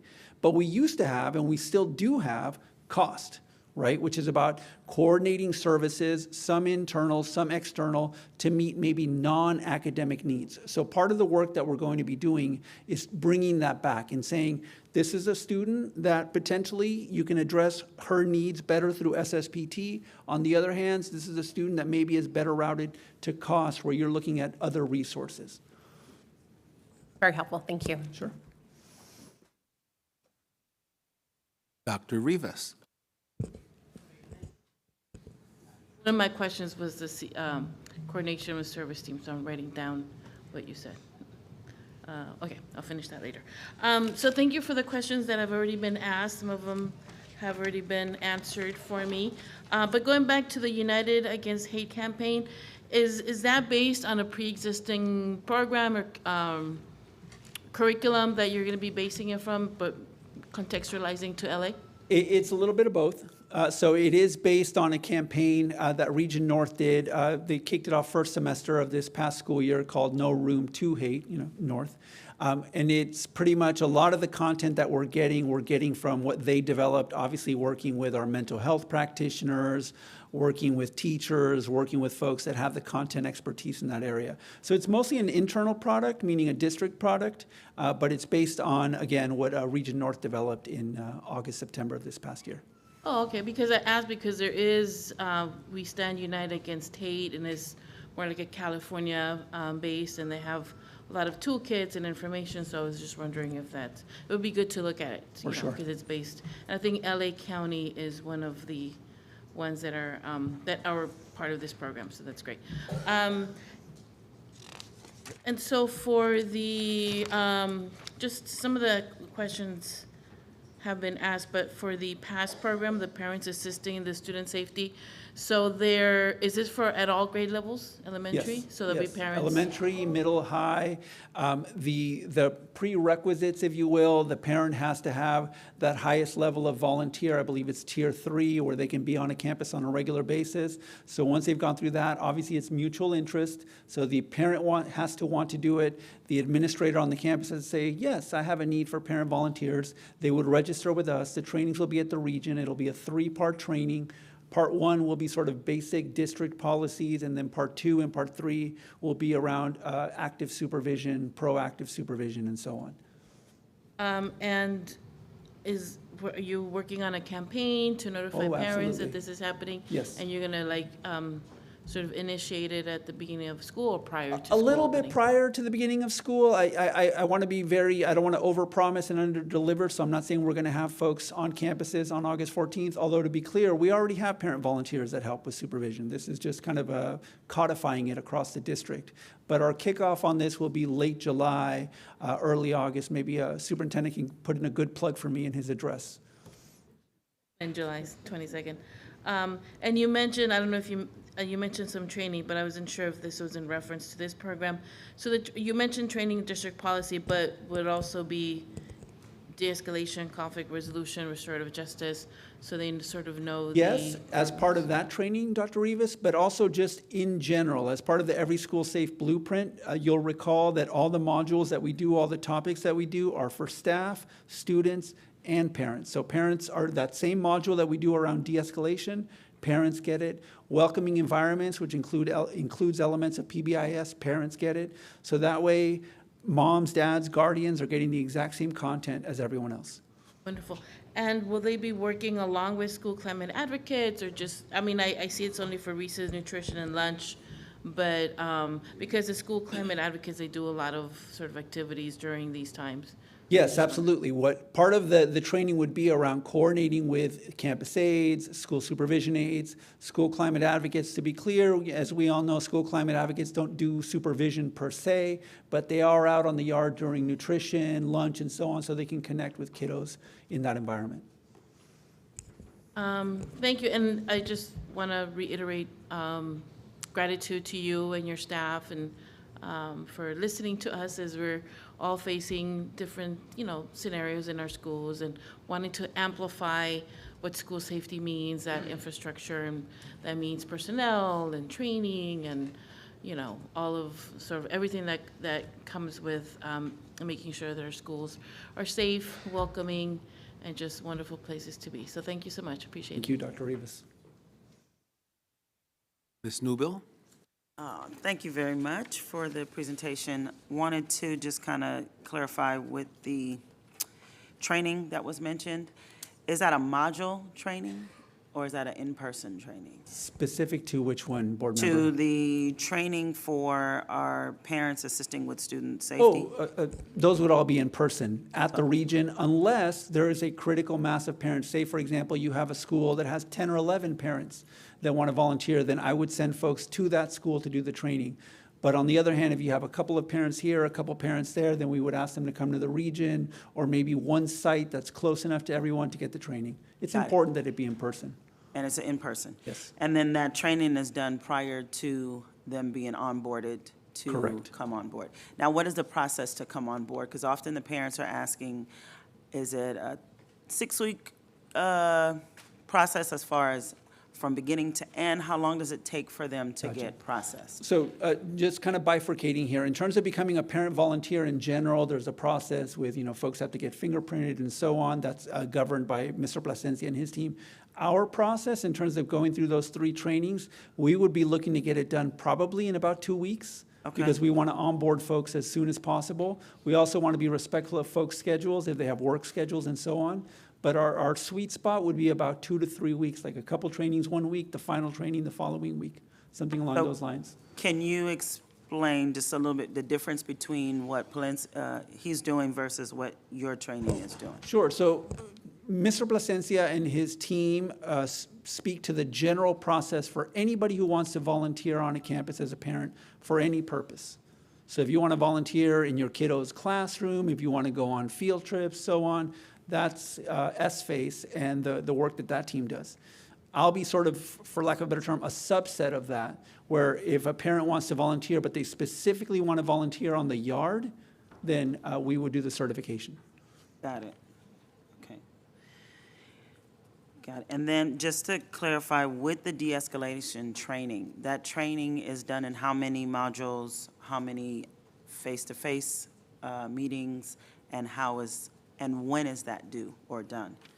So for all staff on campus, it's 1 time per year. I believe last year it was in November. I think this year it's also in November because there's essentially 1 training per month, different topics. For school climate advocates and campus aides, with school climate advocates, we meet once a month, so we do multiple de-escalation trainings throughout the year. And then for campus aides, we offer 4 different trainings per year, so de-escalation is embedded into those training modules. And so this de-escalation is for every staff member, correct? Right, so we provide that baseline for everyone, and then again, for those folks who may be, for lack of a better term, sort of the front line when it comes to de-escalating kiddos, we provide more in-depth training. And that's done in November? The initial training, yes. Because what we're looking at in terms of the modules, we do in August, we do welcoming environments, which includes elements of PBIS, includes elements of how to create that environment that kids want to come back to. In September, because September is Suicide Awareness Prevention Month, we do modules around suicide and suicide prevention. So then we tee this module up for October, November. Got it, okay. And then kind of to the statistics that were shared from the task force, you mentioned, I know there's 3 that we saw, the task force and the committees. Now, there were numbers of weapons, and I know the task force was kind of created to kind of track gun safety. Right, that was the original genesis of that task force. Correct. Now, originally, were there desegregated numbers of guns that were found based on that original premise for that task force? I can't speak to the work that happened, when the task force first came online in 1819. For the last 2 years, when I've been in charge of the task force, as part of the meetings, we do provide data around weapons as part of our ISTAR data that we share. Now, would the weapons specifically state guns or not? When it comes to ISTAR, no. It could be anything from a knife all the way up to, God forbid, a firearm. Obviously, within the ISTAR narrative itself, it will say what the weapon was, but the actual category is just weapons. Just weapons, okay. And then an anonymous tip of a firearm that comes in through LCAP, how is that monitored over the 24/7? So all tips from LASAR go to the watch commander, because the watch commander is the only office in the district that's open literally 24/7, 365. So they're monitoring LASAR. So if a tip comes in, their job, in many cases, is not necessarily to respond, but to route the tip. So in most cases, the tip, not necessarily something like that, but most tips would go to the principal to say, hey, someone reported that there's a gate on your campus that has a big hole in it, you need to address it. If it's something like that, where we have an anonymous report of a weapon, that tip would go to region operations and to the principal to respond. Got it. And I had a question about,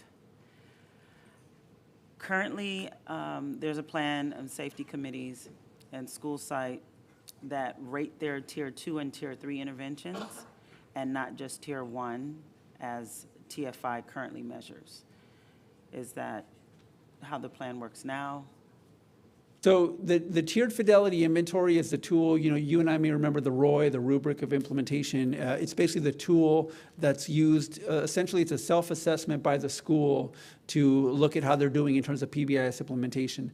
The big change, and actually it's not a change, it's something that we're bringing back for next year, is to have site walks led by operations coordinators where we essentially validate the TFI so that we have additional eyes, oversight on it. So would we be able to get a report on that or data Oh, based absolutely. on the TFI? Okay. Yes. And then we mentioned grid and the use of grid. Now, are those participants in that program able to go on campus, or there's just outside campus, or how do they work with? Both. Because of the MOU with the city for grid, grid can respond both on campus and off campus. So for example, if you have a school site that maybe doesn't have safe passage support, but they need it because of a critical incident that happened, grid can do about 3 to 5 days worth of safe passage support outside of the school. They can also respond on campus as needed. And not just for critical incidents. Part of the work that we're going to ramp up with them for this following year is prevention work. Students that maybe staff members identify as maybe kind of being on the road to potentially being in that space of gang activity, bringing in folks from grid that can meet with that family, meet with that student in advance. And then our grid, they're fingerprinted and background checked through the district or through the city? Through the city. We have an MOU with the city, but the city governs the actual operators for grid. Okay, that's all I have right now. Thank you. Thank you, Ms. Newbill. Anybody else? Mr. Melvoin? Sure. Thanks, Mr. Chait, for the presentation and all that you do. And like my colleague said, just your responsiveness given the many crises that we deal with on almost a daily basis. Appreciate what you discussed. I also want to, I know it's been discussed, but shout out Dr. Baca and North for the No Place to Hate, No Place for Hate, and their T-shirts and their awareness campaign. And there's a lot of great stuff happening in our regions. It's good that we're kind of learning locally, but kudos to them. I guess 3 quick questions. The first is, thank you for mentioning, well, of course, you're going to mention the task force and the board committees. Thank you for one of which came out of my resolution. And one of the challenges, I think, with the 3 venues is sometimes they're not talking to each other. And I think even just as evidenced by kind of who is speaking at this board at a 9 a.m. versus a 3 p.m. or 4 p.m. is we have different opinions on this critical topic. And I wonder if there's an opportunity through either consolidation or just collaboration between those three task forces to try to build some alignment. And I don't know if you can speak to that or if just there's a way to streamline some of that engagement so that, because when I or my team are at those various committee meetings, it are a distinct group of stakeholders with different perspectives. I just want to be frank about that. And I think it could behoove us all if there's an opportunity to get diversity of voices in the room. I frankly would very much welcome that. There is a little bit of a Venn diagram between the three. There are some folks that attend two or maybe all three of those convenings. But to your point, for the most part, you do seem to, and some of this may be just by virtue of the time, the days that these meetings are held, you do tend to get different constituencies at each one. And we've even had parents who want to participate, and they ask me, Mr. Chait, which one should I go to? And I tell them sort of the purpose of each one, and I say it's essentially up to you in terms of your scheduling. So I think it would be great if we could look at some manner of consolidation. That's good to know. I think would be helpful. Another thing is just asking about elementary school, because those students aren't part of your feedback cycle for maybe obvious logistical reasons, just given the age of the students. But there seems to be an uptick in fights and some bullying that we're seeing in elementary school. And I think if we address some of those things then, we'll have fewer problems. And I say this as a former 7th grade teacher in the district. So can you speak a little bit about ways we're engaging our youngest students in the elementary model around restorative justice? So a lot of the engagement that we do with our elementary students goes back to the trainings and the presentations that we do for students as part of the Every School Safe Blueprint. Beyond that, we don't have a systemic way to connect with 4th graders, 5th graders. To your point, as a former elementary principal, I think if you talk to 5th graders, maybe 2nd semester, maybe even 1st semester, I think you could get some pretty key feedback from them. It's a little trickier with younger kiddos, but I think we can look at some opportunities there. Right. And then finally, I would argue anecdotally, and I know that we're collecting empirical data, and I'll admit my own bias, but that the cell phone restrictions have helped improving school climate, particularly at the secondary level. And so I just want to note and elevate something the superintendent committed to earlier today, which is just in the budget in the next few years having a small set aside for the refresh for either the pouches or the lockers. I think it's something we've discussed at various board meetings, but we implemented it last year. I think if there's wear and tear at the school level, they'll be responsible for that. But just like our device refresh, if something's working, I don't want that burden to fall on the schools. So I just want to thank the superintendent for that. And mention that I appreciate the time and effort, you in particular, and your team, and the staffs at school sites that are making that successful as we close out the first semester of implementation. I do think it's working, and appreciate the team's implementation. Thank you. Anyone else? Carla? Oh, I'm sorry. I'm sorry. We have Ms. Ortiz Franklin waiting patiently, and then we'll get to you, Thanks, Carla. Mr. Schmelzen, and thanks for accommodating my emergent childcare situation this afternoon. Thanks, Andres, for the presentation and for serving on our board committee and leading all these other spaces. I know this is the last board meeting of the year that we're getting this, so this is fine to share as a follow-up for next year. But I've shared with you, and I'll just share with my colleagues, I think it's important to note who's on these various task forces, not just to the point that was made about, where should people plug in, but I think it also reflects some of the recommendations and how they might be at odds given who's in the room. So even as just a quick update to this group, I think it would be helpful to note, there are 2 parents from Region East, or there are 3 community members from these organizations. We did share who's on the board committee, so that should be out to everyone. And it's also, I think, either posted on the Board of Ed website or on our website. But I think that lens matters. And to your point, we're constantly trying to get, more representation to hear the diverse voices, to land on the right decisions. But particularly when we're making recommendations, I think it matters just, who's making those recommendations. And the other point that I have shared with this group, and I'll just ask it again, the data would be so helpful by, 1,000 students or some indicator that takes into account the declining enrollment, because we are seeing some swings, and it could be even better, either increases or worse decreases, whichever way it is.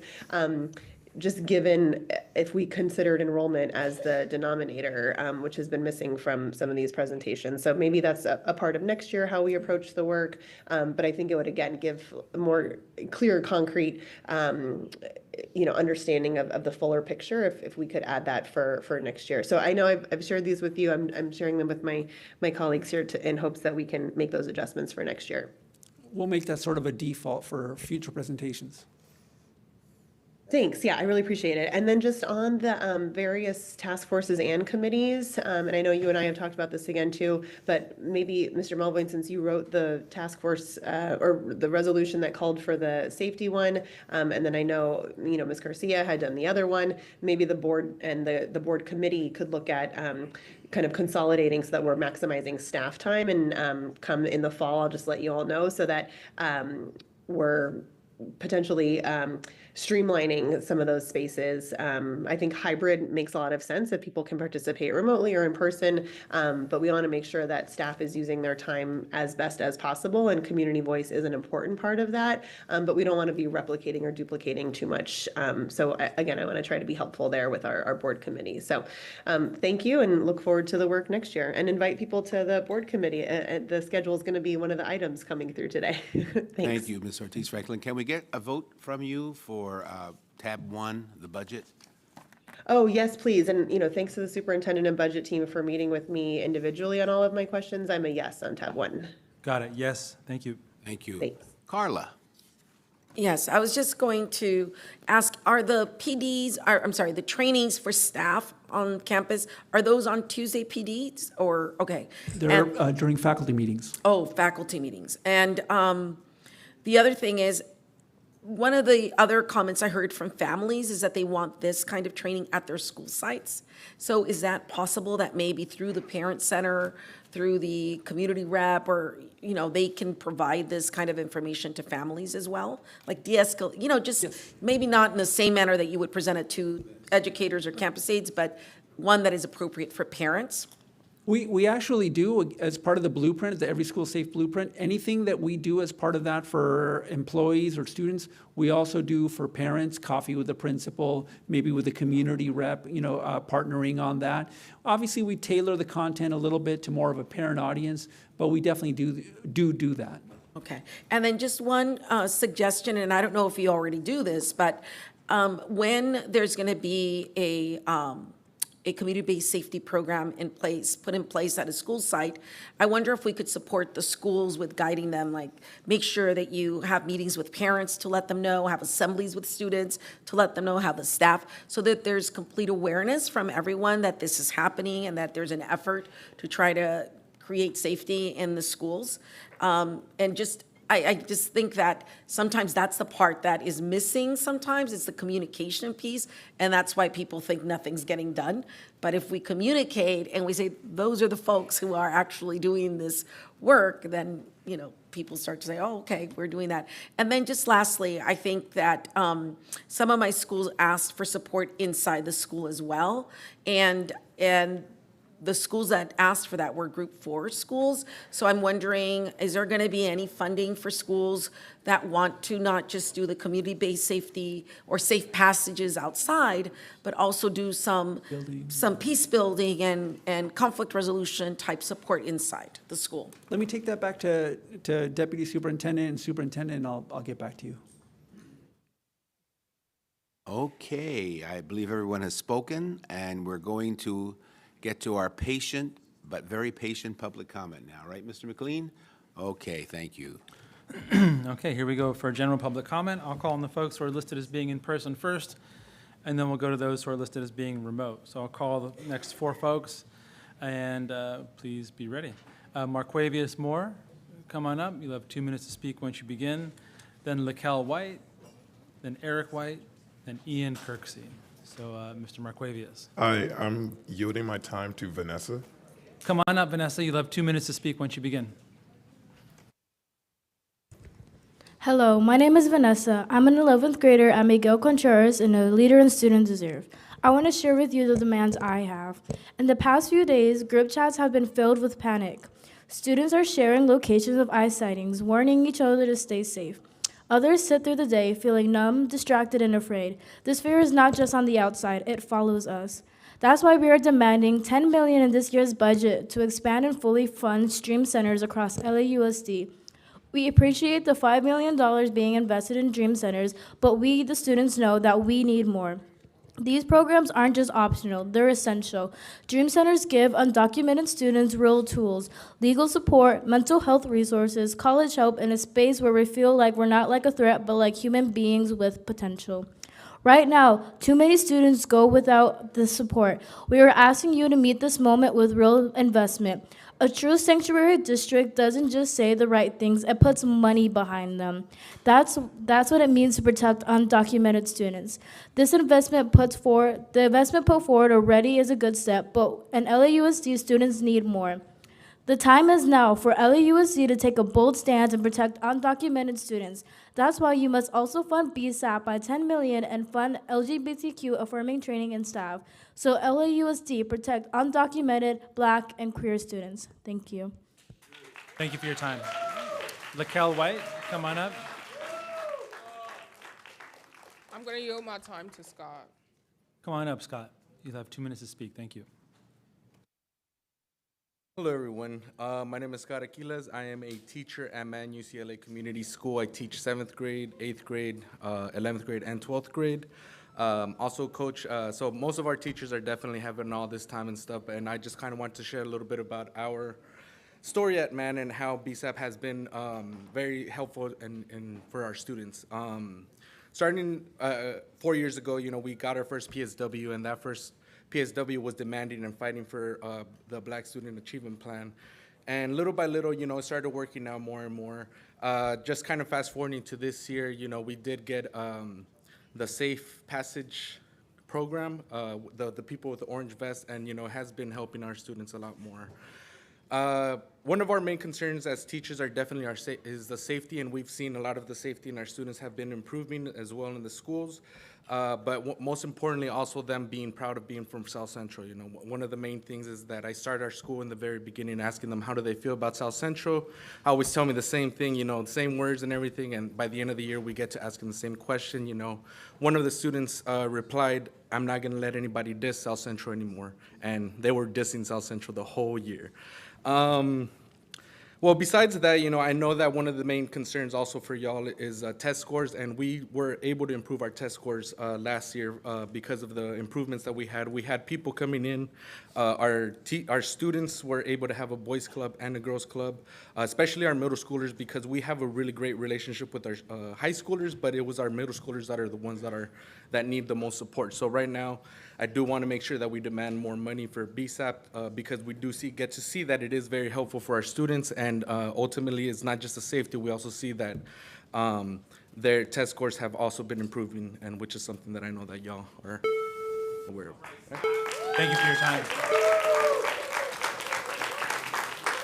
And Ms. Ortiz-Franklin, can I collect your vote for the consent vote? Yes, please, and I'm a yes. Okay, yes, thank you, appreciate it. Thank you. Okay, Eric White? I'm going to yield my time to Maria Viria. Thank you. Go ahead, Maria, you have 2 minutes.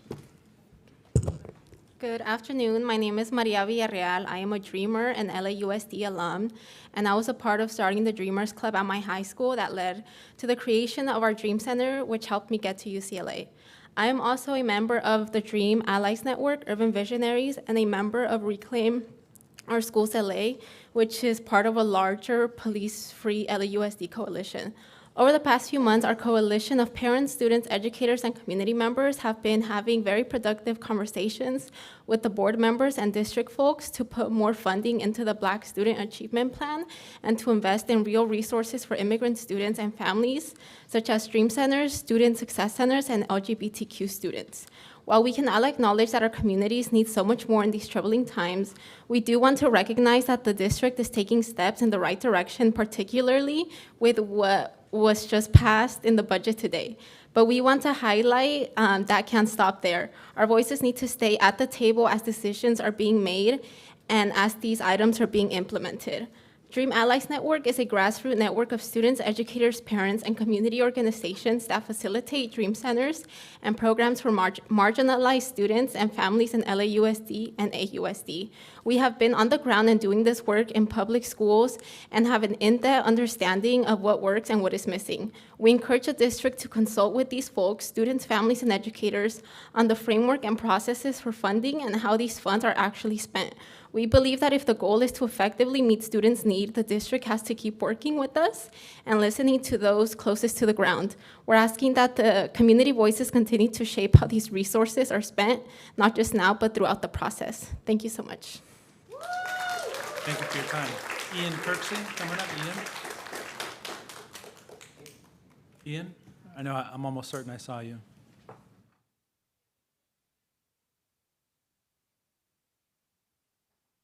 Hello, I'm going to yield my time to Chelsea. Thank you, Chelsea. You have 2 minutes. Thank you. Hello, my name is Chelsea Duran, and I'm an uprising senior from Maywood Academy. First, I would like to greatly appreciate the $5 million that you have given us to the Dream Centers. I am a leader in Students Deserve, and I stand by a police-free LAUSD coalition. Within our community, especially Los Angeles, there are several ICE raids occurring. Just this weekend, immigration was on our streets terrorizing people. Although LA is meant to be a sanctuary city, which it clearly isn't, we ask LAUSD to make a stand. Don't be quiet and just accept what's in front of you. One of our students from Maywood Academy was taken into a detention facility. For all we know, she still continues to be there, frightened and unsure of what her future is now. Her name is Joanna Gonzalez. She was illegally detained by immigration enforcement. Her family were legal asylum seekers who did everything correctly, yet they were immediately taken into LAUSD, into ICE custody, and transferred to a detention center in Texas. What you don't know about Joanna was that she was extremely involved in her studies, top student within her class, and athlete performing as a star within the sport she played, while participating in various clubs. For all we know, there are more likely more students within LAUSD who are being held within immigration. You sit in your chairs when we demand you to fight. I don't ask you to fight back as in means of violence. I ask that you stand up and use the resources that you continue to hold back from us. You have the power, means, and money to make Dream Centers happen. Your students shouldn't have to live in fear over the prejudice we are now facing here today. You have billions within your reserves and only give us 2 Dream Centers throughout the entire LAUSD. Carvalho, you came on behalf of our graduation ceremony for the class of 2025. With several cameras in your face, you gave an apology for the world we live in today. The thing is, we don't need an apology, we need actions. So if you truly are sorry for the world we live in today, start off by doing something with the power you hold. We don't deserve an apology, we deserve actions. We need Dream Centers within every school. If you believe and really do care for your students, then you need to implement these Dream Centers now. After all, Dream Centers are meant for undocumented students, and within the prejudice thousands are facing even now, gives an urge for these Dream Centers even more. You saw several of your high schools perform in student-led walkouts. You see our passion and morals. You are led by students, and we need Dream Centers for undocumented students to feel safe in the world we live now. I'm here to demand LAUSD invest in expanding Dream Centers all across our district. After hearing about Joanna's detainment, several students were devastated, where we were all fearful for our own safety and our families. Despite the fear, students rose together and supported her and her family. We ask you, LAUSD and board members, to rise with us. We expect and urge you to take action in increasing resources for BSAP, Dream Centers, and support for LGBTQ students. Thank you. Thank you for your time. Aurelia Valdivia.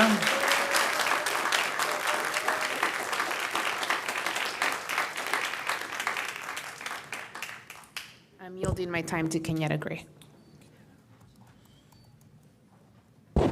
Good evening. My name is Kenyatta. I'm a mother of 6 kids at LAUSD schools, Carver Middle School and 49th Street, and soon to be Santee High School. I'm a member of Reclaim Our Schools LA. My daughter was involved in a fight where she had to defend herself at Carver Middle School. The principal at Carver tried to get her convicted of a felony charge due to this fight that her and another young lady had. My son was also dragged into this.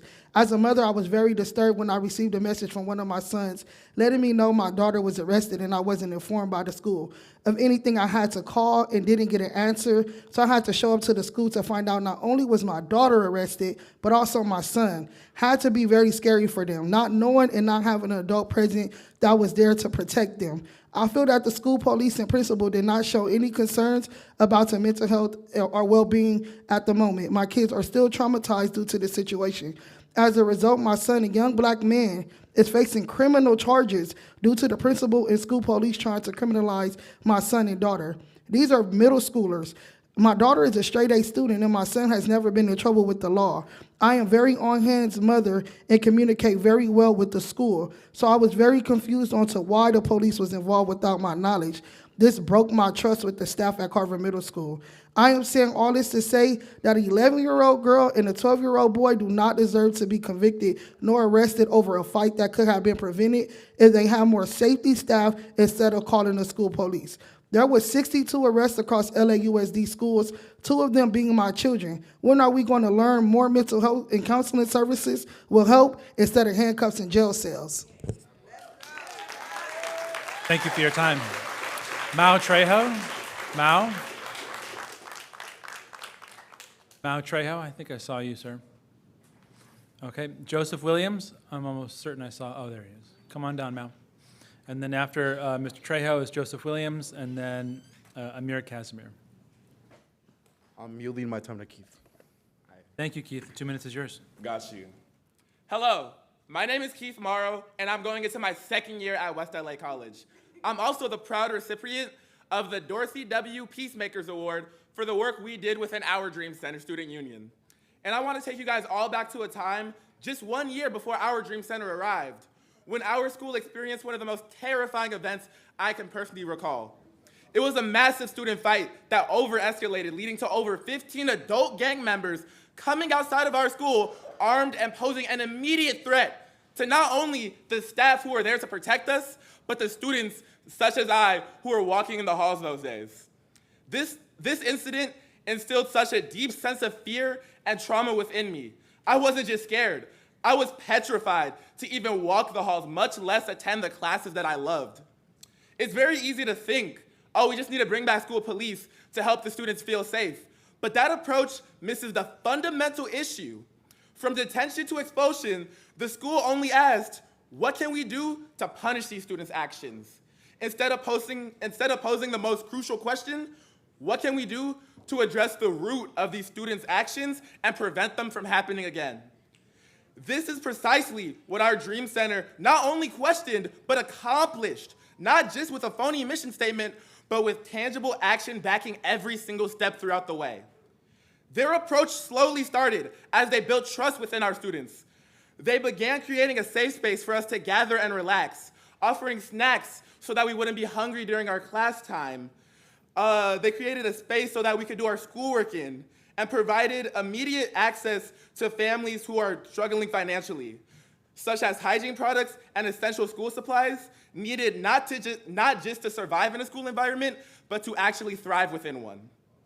As the months passed, this initiative evolved further. We started having weekly meetings where we were educated about the vibrant community we cultivated with our immigrant brothers and sisters. This wasn't just theoretical learning, it was about how we implemented that knowledge. This commitment led to our school now hosting not 1, not 2, but over 5 different cultural days within our school grounds. These cultural days that truly uplifted and celebrated the diverse community that we live in. They fostered a profound sense of community and togetherness within our school. And that very sense of community helped me overcome the deep-seated fears that gripped me 1 year prior. Supporting the funding of Dream Centers directly benefits our immigrants. Thank you. I'm gonna keep going. The immigrant students. Thank you for your time, Keith. When we create an environment where every student feels safe, seen, and valued, where their unique backgrounds are celebrated, we not only address the trauma and barriers that we face, but also build a stronger.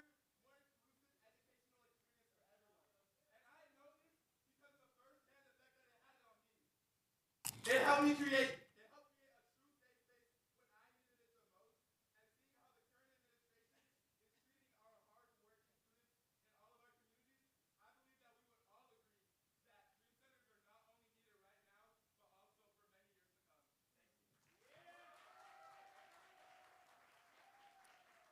Joseph Williams, come on down. Joseph Williams.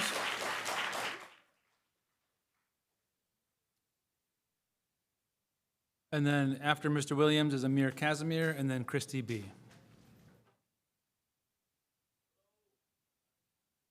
Hello, Superintendent Carvalho and school board members.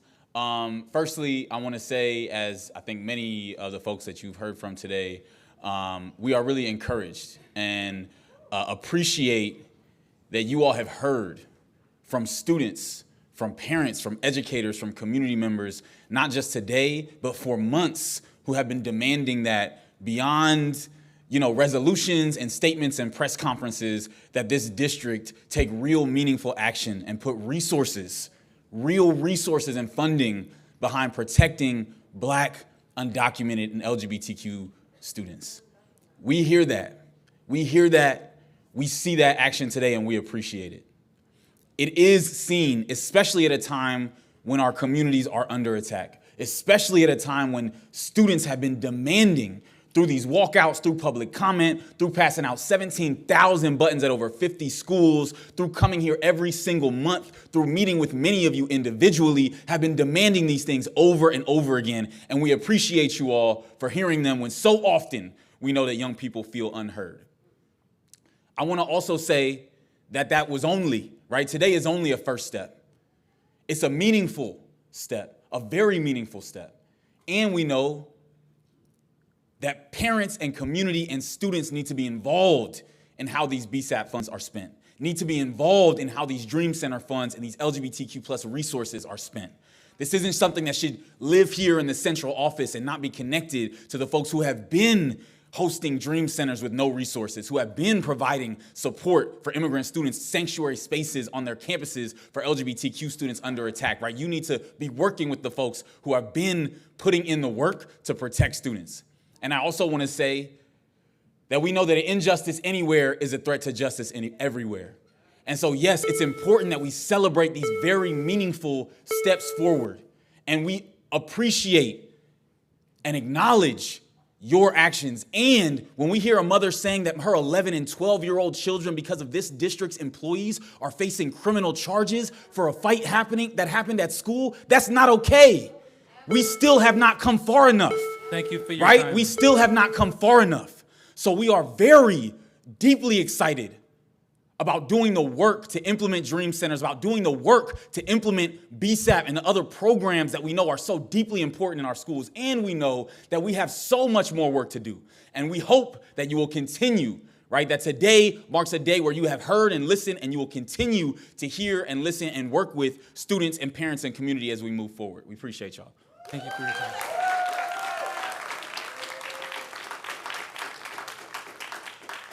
Amir Casimir? Amir? And then after Mr. Casimir is Christy B. I'm yielding my time to Keyshawn.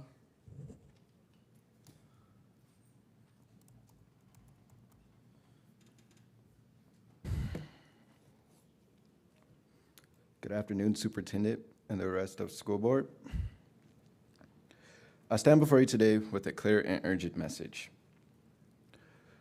The Black Student Achievement Plan must be protected, strengthened, and fully funded. It is not just a program.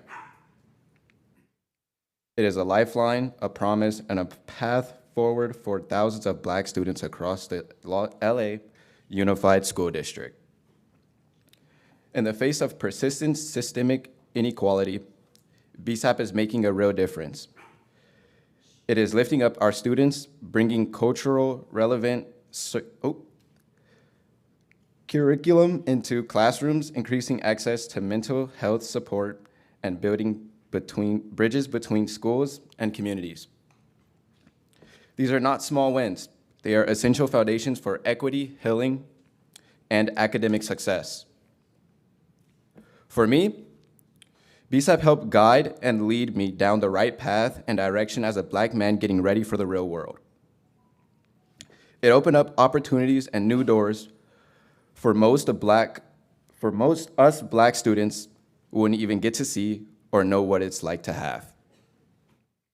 Without BSAP, it takes away the ability for Black students to have potential access to new opportunities and ways to navigate through a system of inequality. That's why I'm demanding an investment of $100 million into BSAP. Let me be clear. The $50 million is a step in the right direction, but it's not enough. This investment is not just about dollars, it's about justice. We cannot skimp on justice. It's about giving our students the tools, the support, and the opportunities they deserve.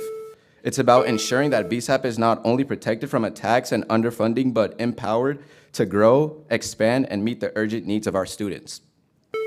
We must meet this moment by fully funding BSAP by $100 million, by fully funding Dream Centers by $10 million, and fully funding support for queer youth by $3 million. Our students don't just need it. We are demanding it. Thank you. Okay, Christy B. Christy B, please come on up.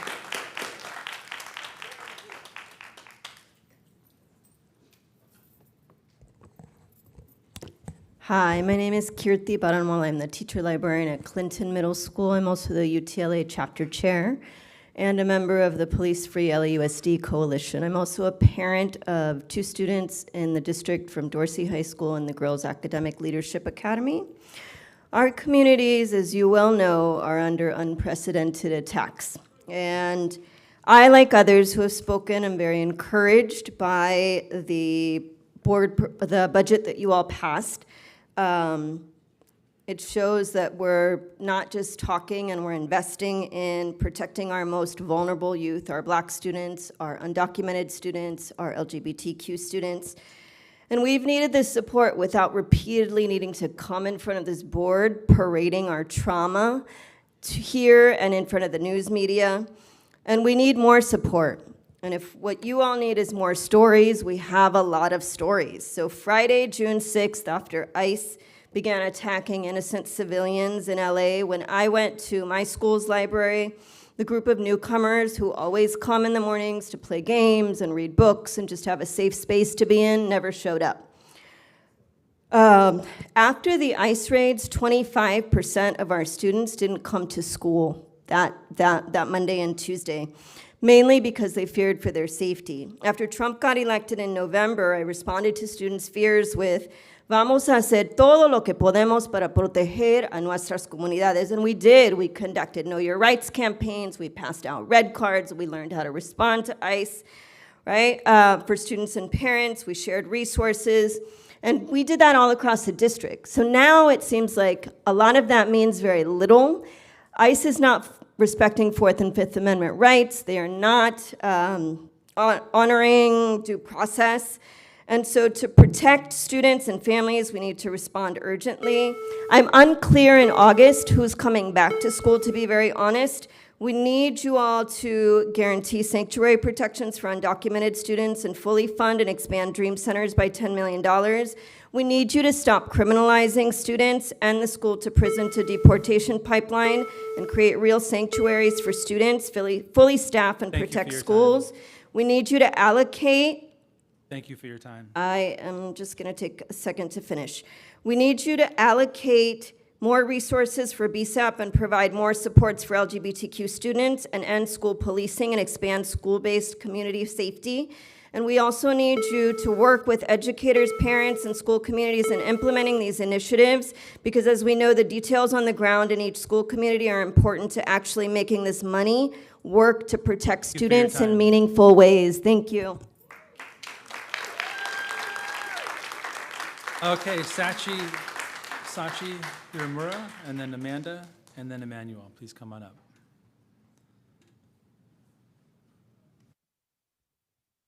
Hi, my name is Sachi. I'm a recent graduate of Girls Academic Leadership Academy and a leader in Students Deserve.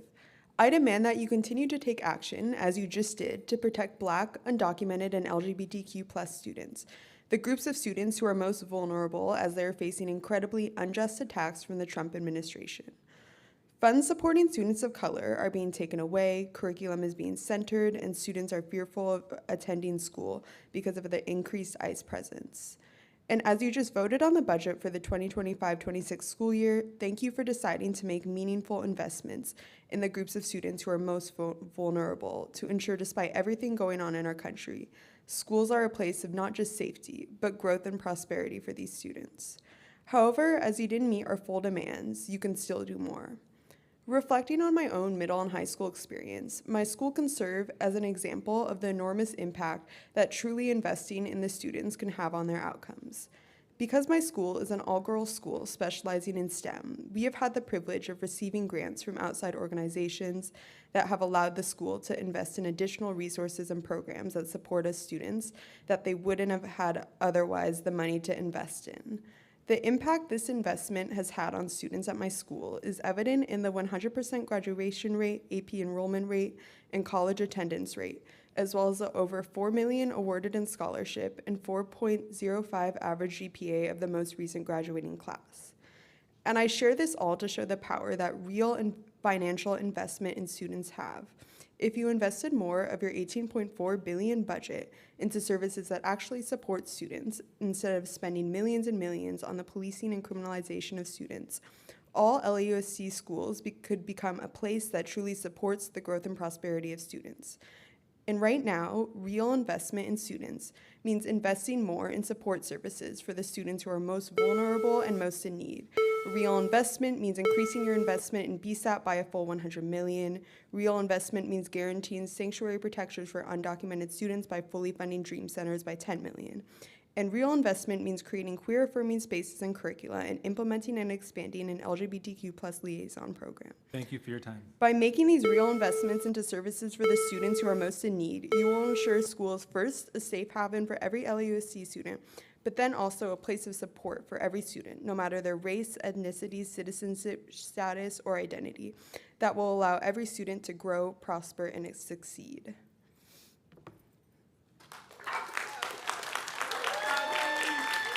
Amanda B. Amanda Benito. Amanda B. Then after Amanda is Emmanuel.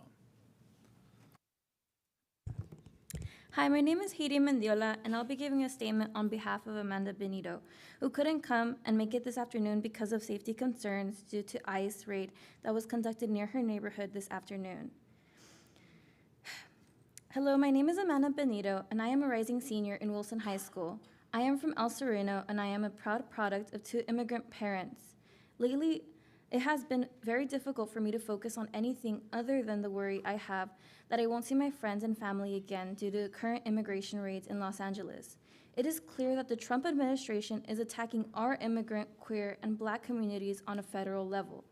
I urge all of you to stand with me and my community as we fight back and advocate for increased funding for the Black Student Achievement Plan, undocumented youth, and LGBTQ students. When I've struggled with my mental health and needed support, it wasn't the police that helped me. It was the care and support of my family, friends, and community. Those are the connections that have truly made a difference in my life.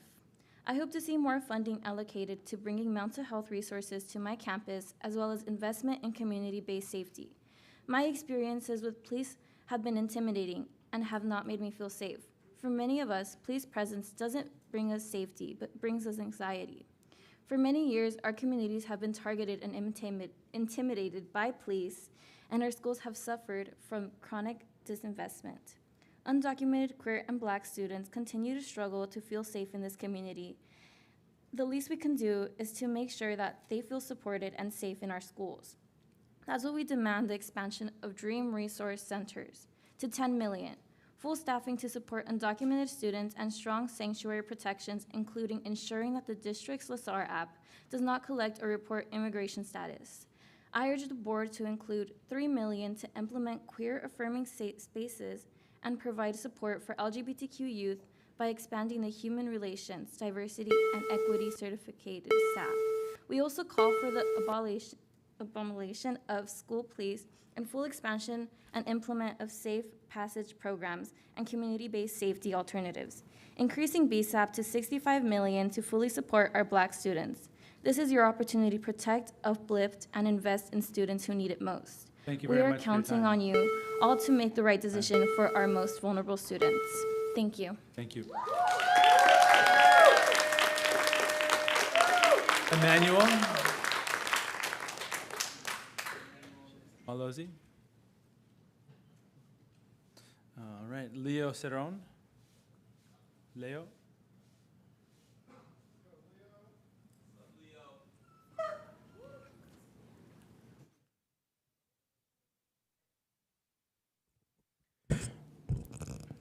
My name is Leo Cerrone, and I'll be a senior this fall at Miguel Contreras. and a leader with Students Deserve. I'm here to urge the LAUSD board to protect and invest in Black, undocumented, and LGBTQ students across the district. Nearly 60% of students in the LA County have at least one immigrant parent and have incidents targeting Latino and hate incidents targeting Latino communities rose by 19% just last year. Undocumented students deserve to feel safe, supported, and empowered in their schools, free from fear. That's why we're demanding full funding of $10 million in Dream Centers and the expansion of these safe spaces throughout LAUSD. We're grateful for the $5 million already added for the student centers, but we know it's not enough in the moment when immigrant students are facing rising threats. Dream Centers must be prioritized and protected. We're also calling for deeper investments in the Black Student Achievement Plan. BCEP is working. Black graduation rates have continued to rise, and AP enrollments among Black students is up 11%, but currently only about a third of Black students have access to the full BCEP resources. This means that the majority are still waiting for the support they deserve. That's why we're calling on an increase in BCEP funding to $100 million, so all Black students can benefit, not just some.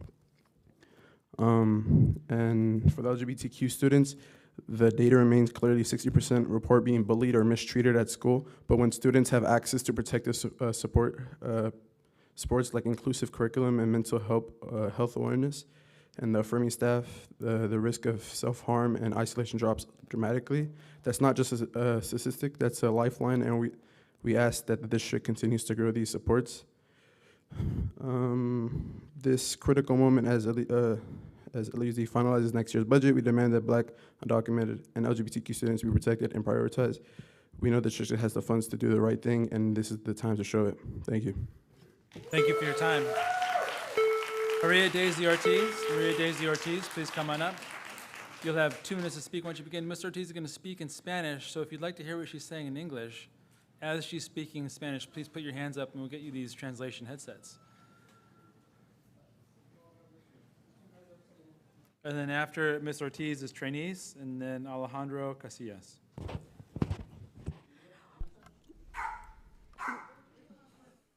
No.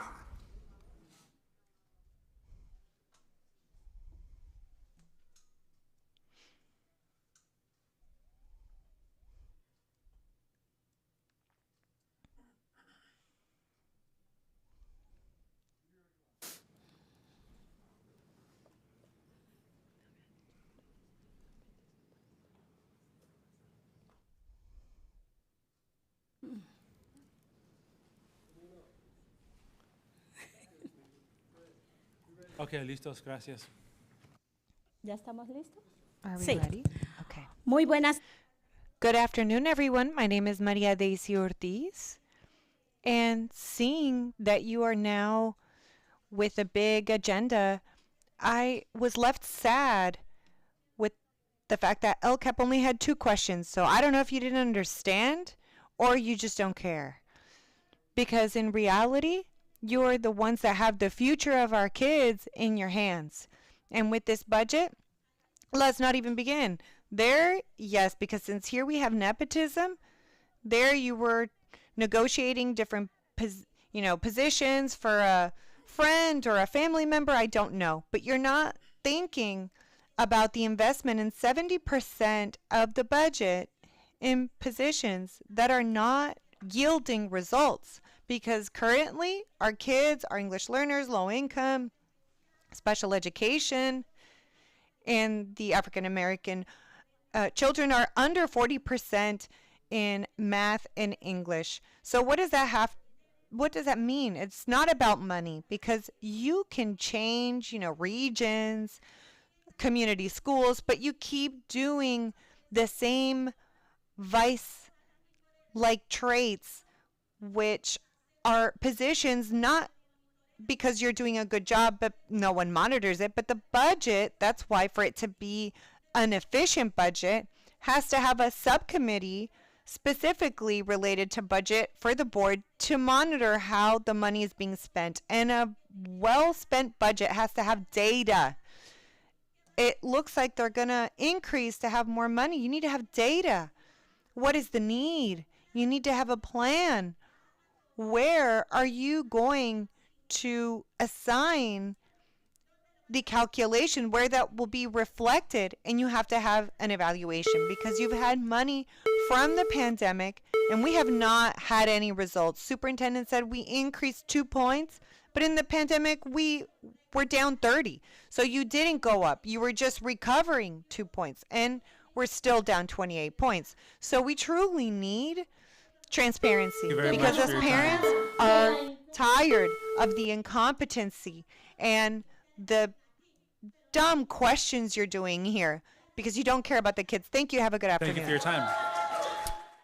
Trainees? Trainees, are you here? Come on up. You have 2 minutes to speak once you begin.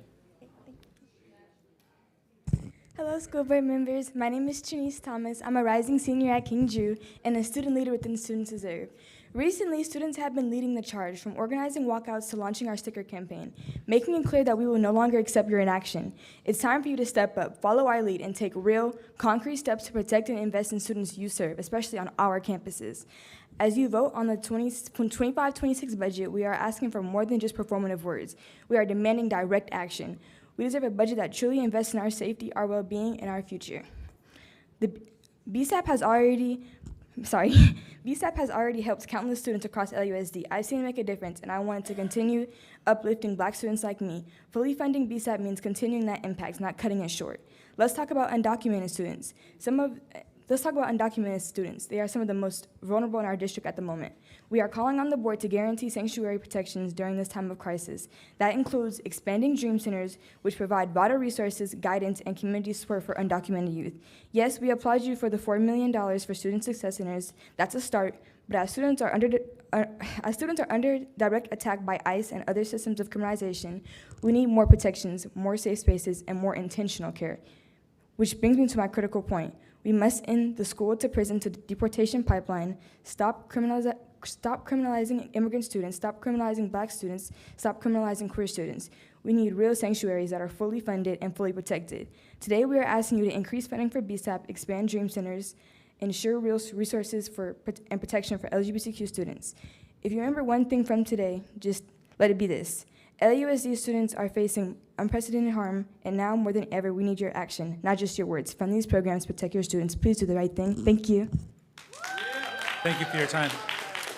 Alejandro Casillas.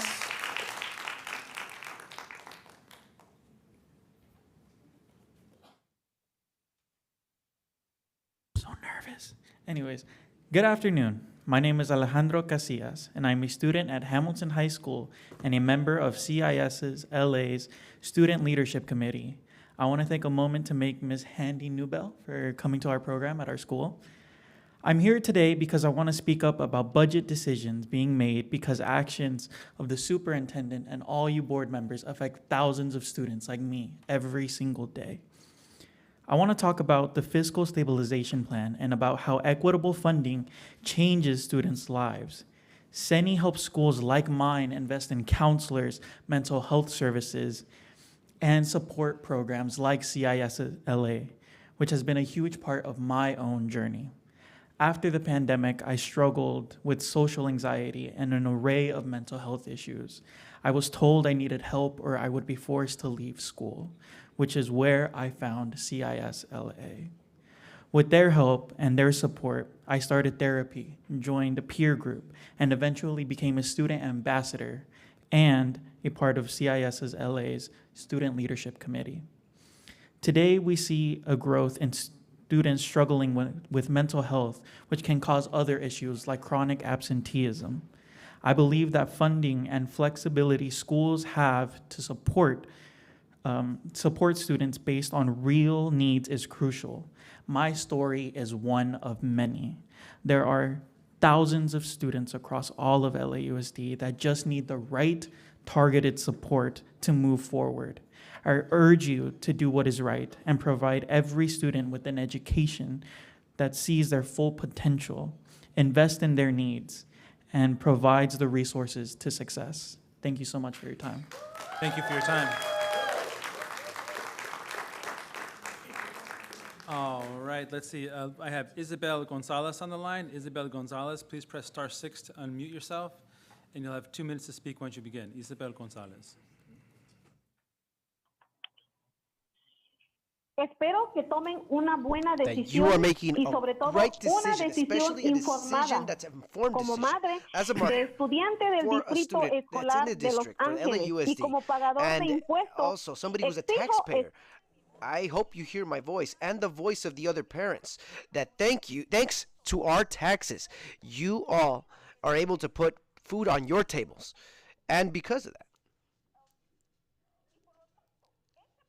and this budget, that our taxes, we want them to be used as they're supposed to be used, also with transparency. We've been discriminated by the members by not listening. They're not listening to us. The information, the data, the information is all there. And also the index of violence at school, you're able to see that. And simply, you all don't care the life of one child. You don't care about the life of one child. It's incredible that you don't have the sensibility for the day-to-day life of the students. You don't have the sensibility for the families that have been destroyed.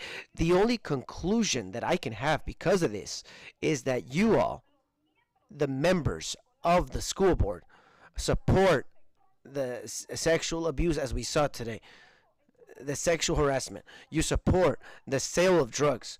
You support the sale of fentanyl, alcohol, cigarettes that they take to the schools, the bullying, the stabbings.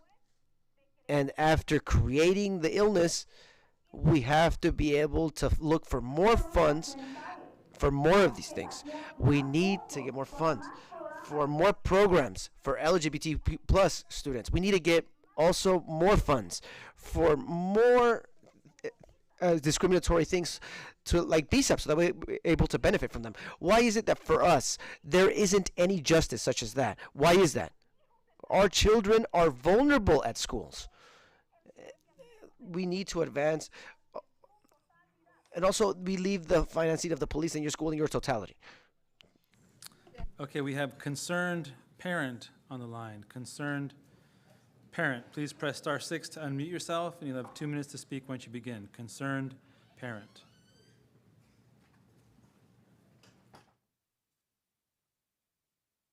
Good afternoon. I have a quick question. Does the 2-minute limit apply to only call-ins, or does it not apply to in-person speakers? And will I be given the same latitude? Thank you. So, good afternoon.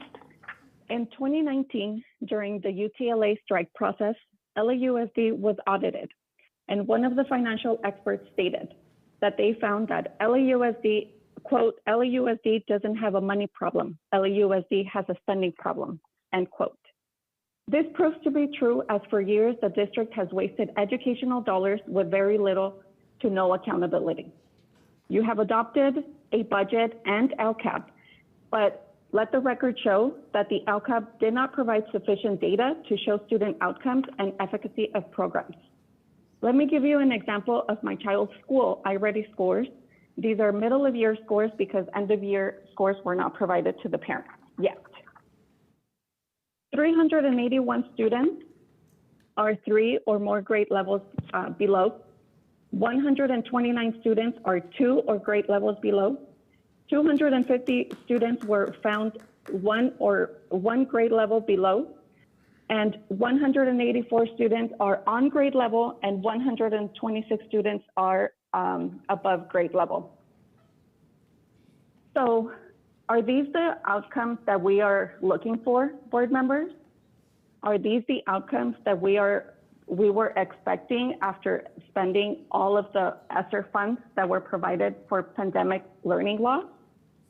And is this where we want to continue to go? We have students here that are saying, and mind you, this is a majority Hispanic student population. No BSAP programs are available at this school. So what are we doing? And who are these programs and who are these funds benefiting? It certainly doesn't look like they're benefiting the students, because during the LCAP and during all of these budget discussions, most of the questions have been, do we have enough for teachers? Do we have enough for benefits? Thank you very much for your time. This is a local education agency. Thank you for your time. Okay, let's see. We have Bertha Terrones is signed up to speak remotely, but she's not online. Are you in the room, Bertha? And Maria Villatoro. Are you in the room? You're signed up to speak remotely, but you are not online. And that concludes general public comment for the meeting.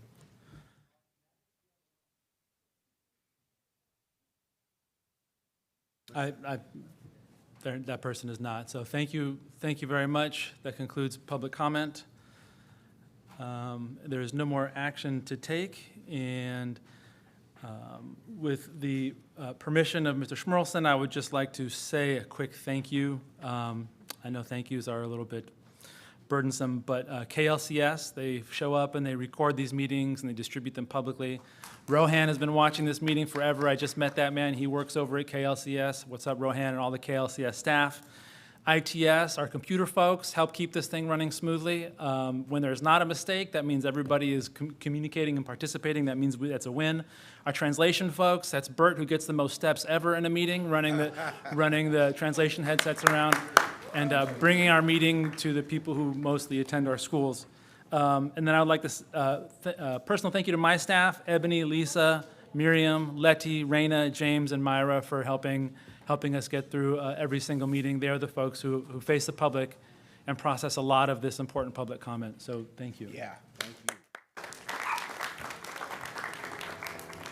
Objection to adjournment? No objection. Okay, thank you.